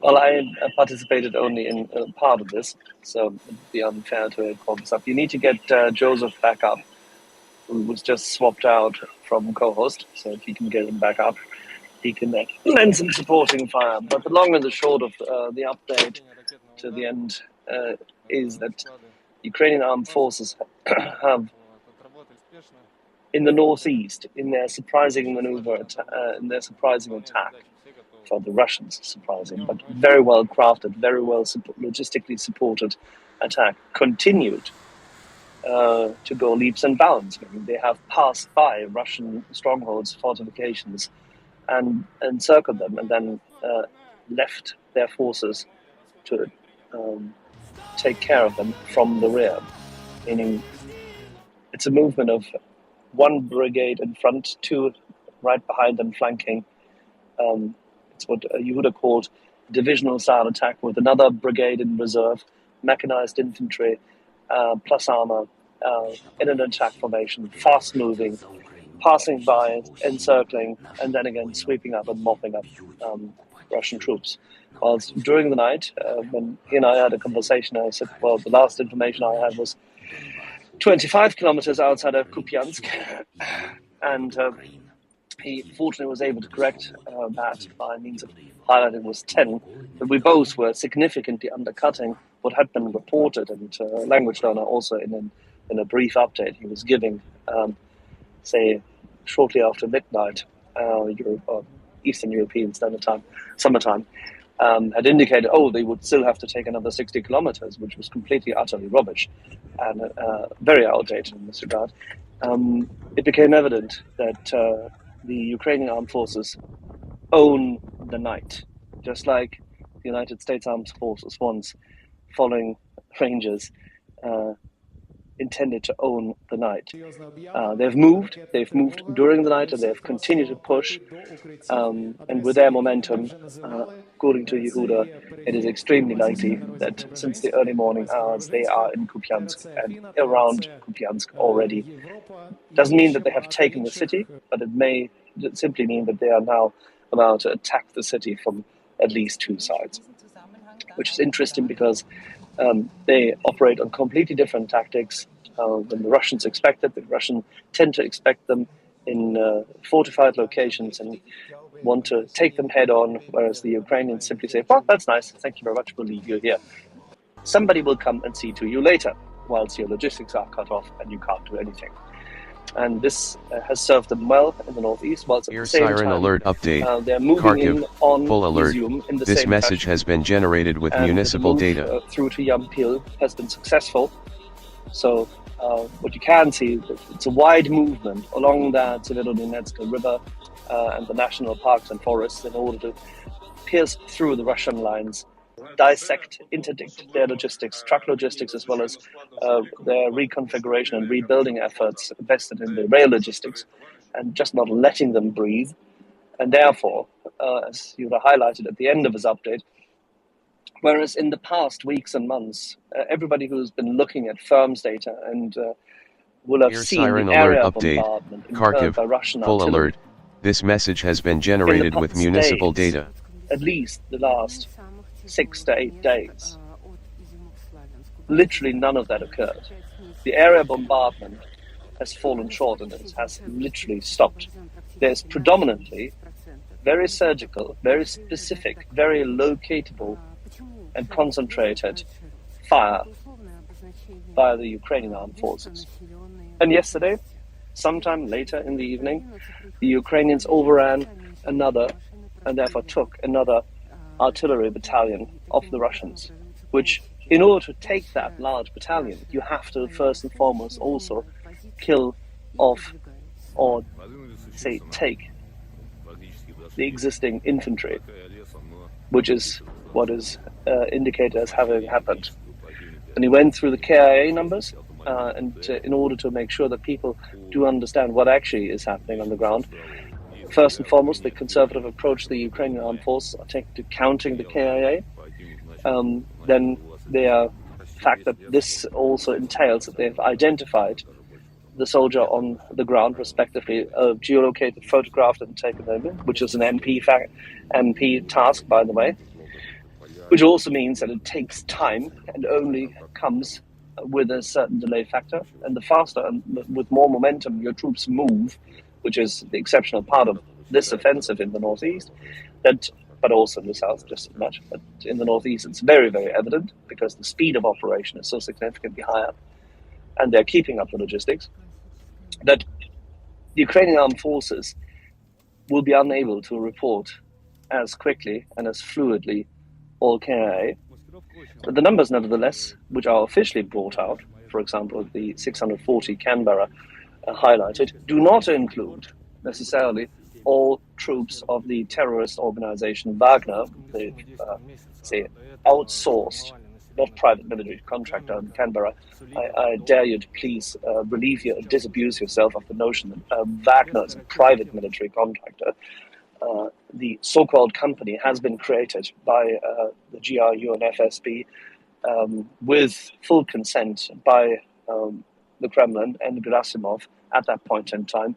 It is only a sponsored operation in order to commit acts of murder, atrocities, and subjugation abroad, which is not the case, and private military contractors in the West should never be compared to this, because they simply operate on different footing. But having said this, the Wagner Group casualties, and there's discussion about whether they are in, say, relation to regular troops, what kind of percentage they make up, but the Wagner troop casualties are also not included. So in addition to a conservative approach and undercounting, respectively, very, very meticulous processing of KIAs, the Wagner group KIAs and casualties overall are not included in the official figures, which is an interesting feat.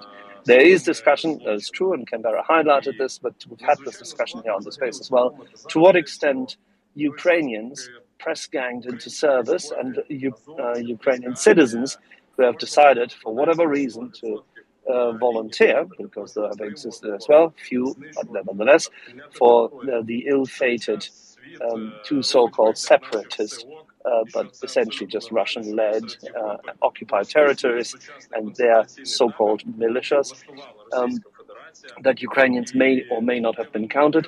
There's, shall we say, there are differing views onto this, and there are, as I understand, there's no clarity on this matter quite yet. But we will be able to ask that question because, as you would have highlighted, Natalia from the Ministry of Veterans Affairs, who is also in charge of the Veterans Foundation at the Ministry, will be with us tomorrow, and maybe we could get some clarification on these matters as well. As the Kherson Oblast, Huda was so kind as to highlight that one of the targets which we had identified a few days ago has now been put heavily under pressure, that troops and units of the Russian forces have been quite literally obliterated and annihilated. They've collapsed into one location or towards one location, that's Milove, or my love, as some people have said, given the fact how it is spelled. And if you look at your map, the road right in parallel to the Dnipro basin is of critical importance with its inlets and alongside of that, and the three main bridges which have been identified already end of last week.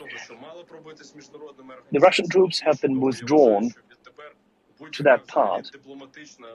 You could also say they've been in full forced retreat as they literally collapsed in the field. The Ukrainians are about to cut off the remaining Russian troops to the north, and there's a second salient forming to the south of that. As a consequence, we will either see more surrenders, for which the Ukrainian troops have brought forward military police in the hundreds to the front line and close to the front line whilst it is moving fast. And the alternative being that those Russian troops, if and when they stand and do not surrender, will be annihilated. Furthermore, further down southwest towards Kherson city, as Yulia has highlighted, it is highly unlikely that the Ukrainian troops will try to take Kherson city without having beforehand further attrited and encircled the city, and therefore starve out the Russians, respectively force them to surrender, with a view to not harming the city proper and its remaining population, hiding in cellars, sheds, bunkers, and the likes, from both Russian atrocities and the side effects of indirect fire. The Ukrainian troops have already arrived at the outskirts of Kherson city 2 days ago. And in one specific area, they're about 5 kilometers only away from the city center. As a consequence, Kherson city is directly under attack, respectively.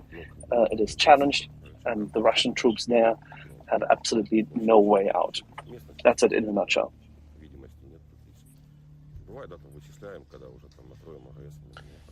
Thank you, Axel. Did you say 10 kilometers outside of Kupiansk? I know that was 3 minutes That was ago, early but during the night. Yeah, that was early during the night. They, as per Yehuda, contrary, this is what I was trying to highlight.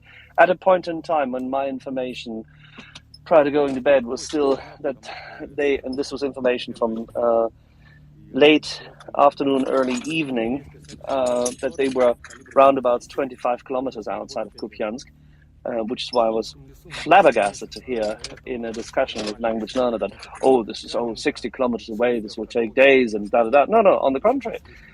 Given the fact that they had moved to 25 kilometers outside of Kupiansk yesterday afternoon already, and that is reported at that time, that means that they had taken 40 kilometers within the space of 24 hours.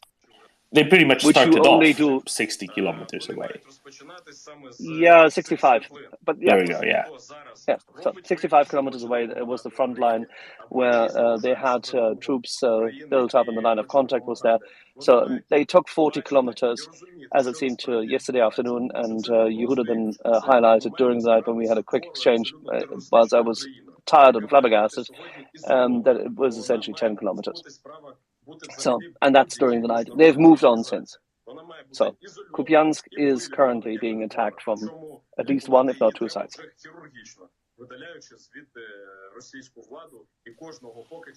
Well, that is most excellent news because we all know what, or even if we don't all know, we have some idea of just how important the logistics hub Kupiansk is, and taking Kupiansk means, or at least cutting off Kupiansk from logistics means cutting off Izium from logistics and cutting off that entire salient to the south that the Russians have been holding for some months now, all the way down to the south, to the Sversky Donets River, where apparently Russians were still conducting assaults to the south of Izium yesterday, not realizing that maybe they should adjust their posture somewhat.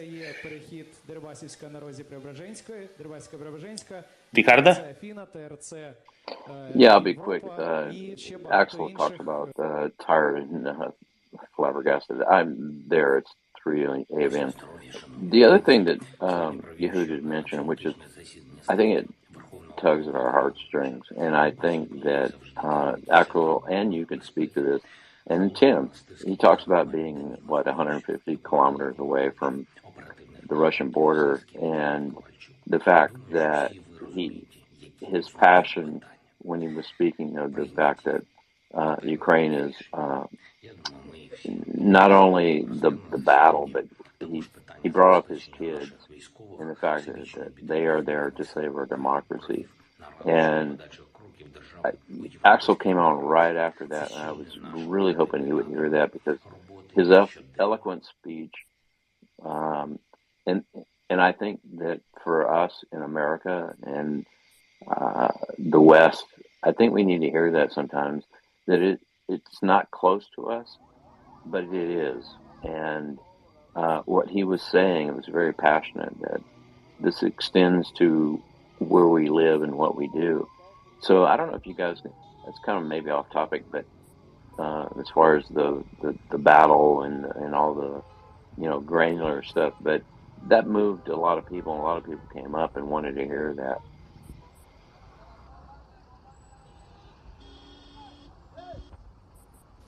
So in other words, more of this from Yehuda. That's the feedback. Let's kindly ask him to talk more about this stuff, because he is actually very well qualified to do so. And that makes it very well structured. And I'm just looking at the feedback I got, because I missed all of it. But people have been messaging me quite extensively that it was very well done, and they want to hear more of this. And why hasn't he been doing this all the time anyway? There you go. You'd never know. Well, I would have. Well, very, very good. So, Axel, yesterday, while we were talking about things about 21 hours ago, maybe, when you were busy with other things. I flagged that, Ukraine is moving ever closer to Kupiansk because of Izium, that much in the same space there was a very important front back in 1942, 43, that you had discussed in quite some detail back in March and April, and that I thought that as this offensive unfolds, as this counteroffensive unfolds, you will undoubtedly regale us with a historical explanation of context of how it went then, because I know that you're particularly detailedly familiar with that one. And apparently we are running out of time, because Ukraine is much closer to Kupiansk than it was a day ago, and it is known to be much closer to Kupiansk than it was a day ago. So if at some point during the day, when and if you have the opportunity and the time, if you could walk us through the historical parallels of this, again, because it has been some 4 or 5 months now, I think that would also be greatly appreciated by many listeners.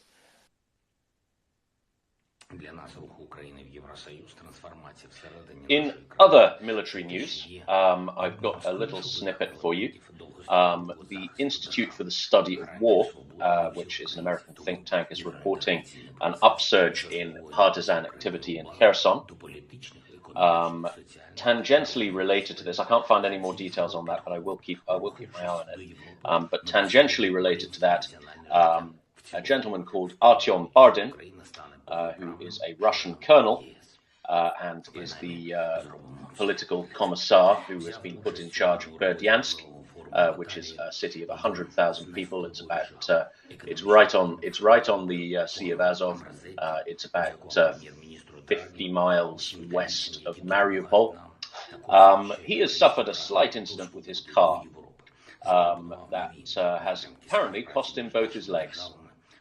So poor old Colonel Artyom Bardin has had a catastrophic car failure and is now legless in what TASS News described as a serious but stable condition. So the moral of the story is, don't be an occupation official in Ukraine. That's bad for your health. That's bad for your health. Щоразу я нагадую, що захист України – захист усієї Європи, не тільки наш, усього демократичного світу. Саме з цієї точки зору варто розглянути погодження сьогодні країнами Великої Сімки рішення щодо обмеження цієї на російську нафту. Коли цей механізм буде реалізований, він стане вагомим елементом. For anything. So I can't think it's particularly good that anybody would have thought it's particularly good for your health in the first place.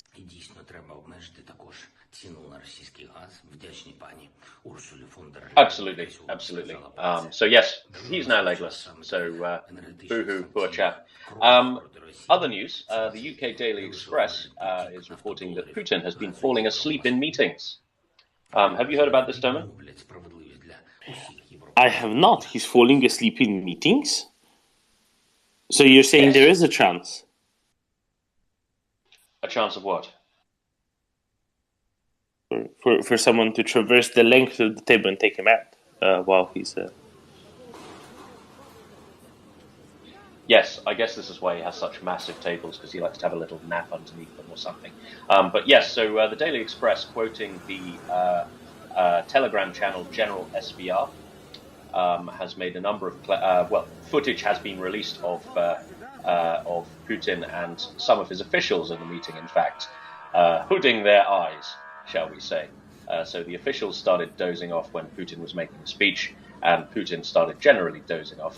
I'll watch the video in full and see what we think. But the Telegram channel General SVR has shared a number of claims about Putin's health, including the usual rumors that he has kidney problems and Parkinson's disease, etc., etc. But he's we have it on video. He's definitely looking very sleepy. Whether that is health related or related to his recent trip to the Far East to play at soldiers with the Chinese, I'm not really sure.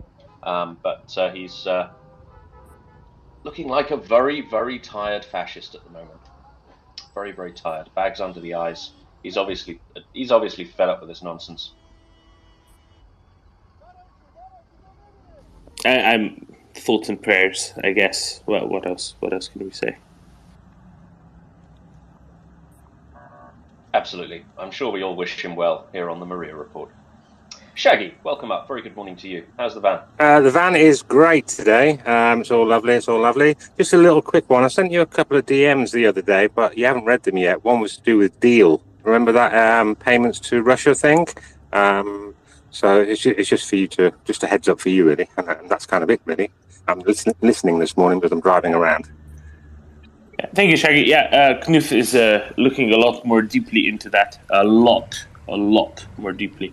So he's kind of taking the point on that. Axel, I don't know if you've heard, because Knut Wyszakowski came around at some point when you were busy with other things, and they highlighted that there is this American company called Deal, DWEL, that is providing a service through which you can hire people working in Russia or Belarus, especially in the IT sector, and you can hire them from outside of Russia and Belarus, say from Europe or North America, and pay them in contravention of the spirit of the sanctions, at the very least, if not the letter of the sanctions.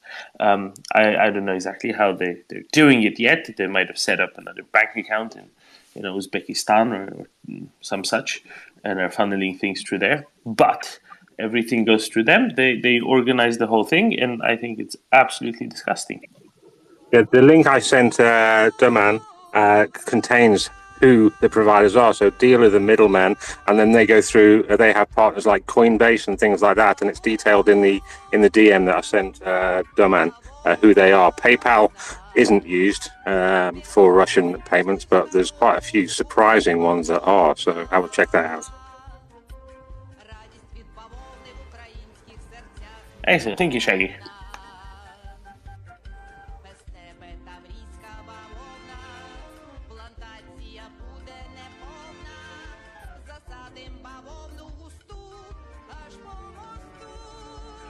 Okay, so a very good morning to everybody in Europe who is just waking up, driving to work, etc. You are listening to the Maria Report. We are a 24-hour Twitter space dedicated to fighting the information war over Ukraine. We bring you up-to-date news, expert analysis and comment with various high-profile guests regularly speaking. We are staffed entirely by volunteers, so we have a core team of around 30 people from an enormous variety of backgrounds. We have military guys, we have economics guys, we have politics guys, we have a wine guy in Doman. So whatever you need, we have it right here. Our volunteers will never reach out to you and ask you for donations personally. We'll never ask you to buy us a coffee or any of that nonsense. If you wish to support us, we would urge you please to donate to Maria Aid. Maria Aid provides non-lethal assistance. It is a registered charity in Canada, provides non-lethal assistance to the Ukrainian armed forces and civil defense organizations, including drones, including optical equipment such as night vision, medical supplies, etc., etc. So please do, if you've got a spare $5 or potentially a lot more, there's really no upper limit, please do chuck that over to Maria Aid if you would like to support our work. We've got a couple of my favorite people coming up. Daniel, very good morning to you. Welcome. Good morning, team. I come back home because some problems with my kid, but I just shared with Doman the losses for yesterday, and they're gigantic, ginormous. I think they are the biggest from the start of the war, and I can't believe it. But wow, did you see it? So I'll read it out. I'll read it out so that everybody knows, because otherwise it's bad radio. In the past 24 hours, reports by the Ukrainian Ministry of Defense and the General Staff of the Armed Forces that the following numbers of Russian personnel and equipment have been liquidated. 640 personnel. Now I have to note there was 460 yesterday, so they lost their divisible by 50 number, and clearly they had to get it back, so it's 640, not 650 today. That's why. 640 personnel, 15 tanks, 37 APCs, 32 tubed artillery systems, and 5 MLRS. That is massive. When you're losing 32 howitzers in a day, 32 howitzers. That's I don't even know how to contextualize that. Because Ukraine was given what, 200 something, 155 howitzers by the West collectively. Russia lost 32 in a day. 3 anti-aircraft systems. So this could be anything from S-300s to Pantsers to Buks to whatever. 2 fixed-wing craft, 2 rotary-wing craft, 4 UAVs, 24 supply vehicles, and 1 piece of what they call specjalna technika, special equipment. These are radars, engineering equipment, like bridging equipment, things like that. So it all kind of... Sorry, Daniel? I cannot do something. The 2 aircraft losses are 2 Sukhoi 25. Yeah. And for anti-aircraft systems, Operation Command South, I read it this night, probably was put it around 2 a.m. They said they destroyed 30 anti-air systems. 30, not 3. Well, this one says 3, so I don't know what they mean by 30.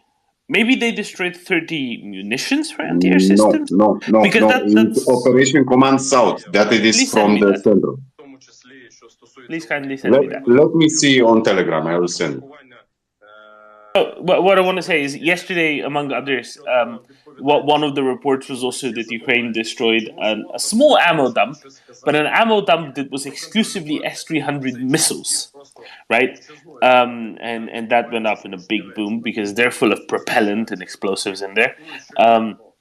It's very impressive indeed. 640 dead Russian soldiers in a day is a lot, right?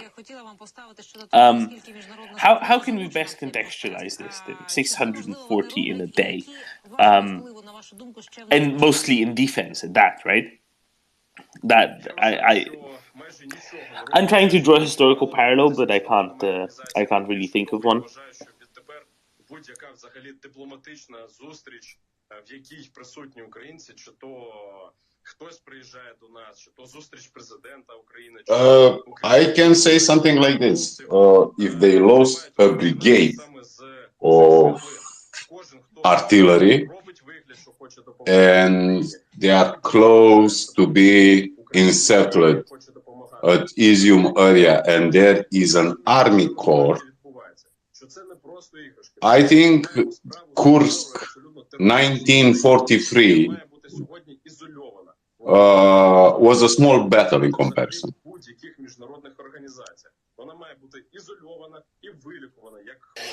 Something like that, yeah. I mean, 640 personnel, that's dead. That's basically the equivalent of -1 BTG, dead. Now, obviously, it doesn't work like that, but that's just, for context. Insane. Eric. Good morning. As Europe is just waking up, could you just maybe give us a short run through of this Kharkiv offensive? Because I mean, I've been 100% focused on the Kherson offensive, and it seems like the Kharkiv offensive is what is piling up these huge numbers. But I haven't really understood it yet. Could you maybe just give a quick run through what's happened over the last 48 hours and during the night, so I can have a better understanding of it, if you don't mind. So I will give you the somewhat Blue Peter version because I don't really understand it either. But basically, Ukraine pushed in from where the front line was, and you can find that on maps from a few days ago, through Balaklia, through Volokhiv Yar, through Shevchenkove towards Kupiansk. That's the main axis. I believe my understanding is there's another couple of axes from the south and one spurring off somewhere towards a little bit further to the south, but that's fundamentally it. Ukraine pushed from being what Axel told me about 65 kilometers away from Kupiansk a couple of days ago to being only about 10 kilometers from Kupiansk now. So basically they're progressing at 25 kilometer a day pace through territory that Russia has controlled since sort of March, April time. Kupiansk is very important because there's a rail line that goes through, I think, from Russia through Vovchansk to Kupiansk, and then then Kupiansk is kind of the logistics hub for everything going to Izium and further south towards the Sversky Donetsk front in that section. Without that, they can't really sustain any of their offensives from the north on Sloviansk and Kramatorsk either, if I have it right. And cutting off Kupiansk, which is a major railway and general road transportation hub as well, right there on the Oskil River. That whole segment of their front is basically out of capacity for supply, right? So in the first day, Ukraine moved from being, high march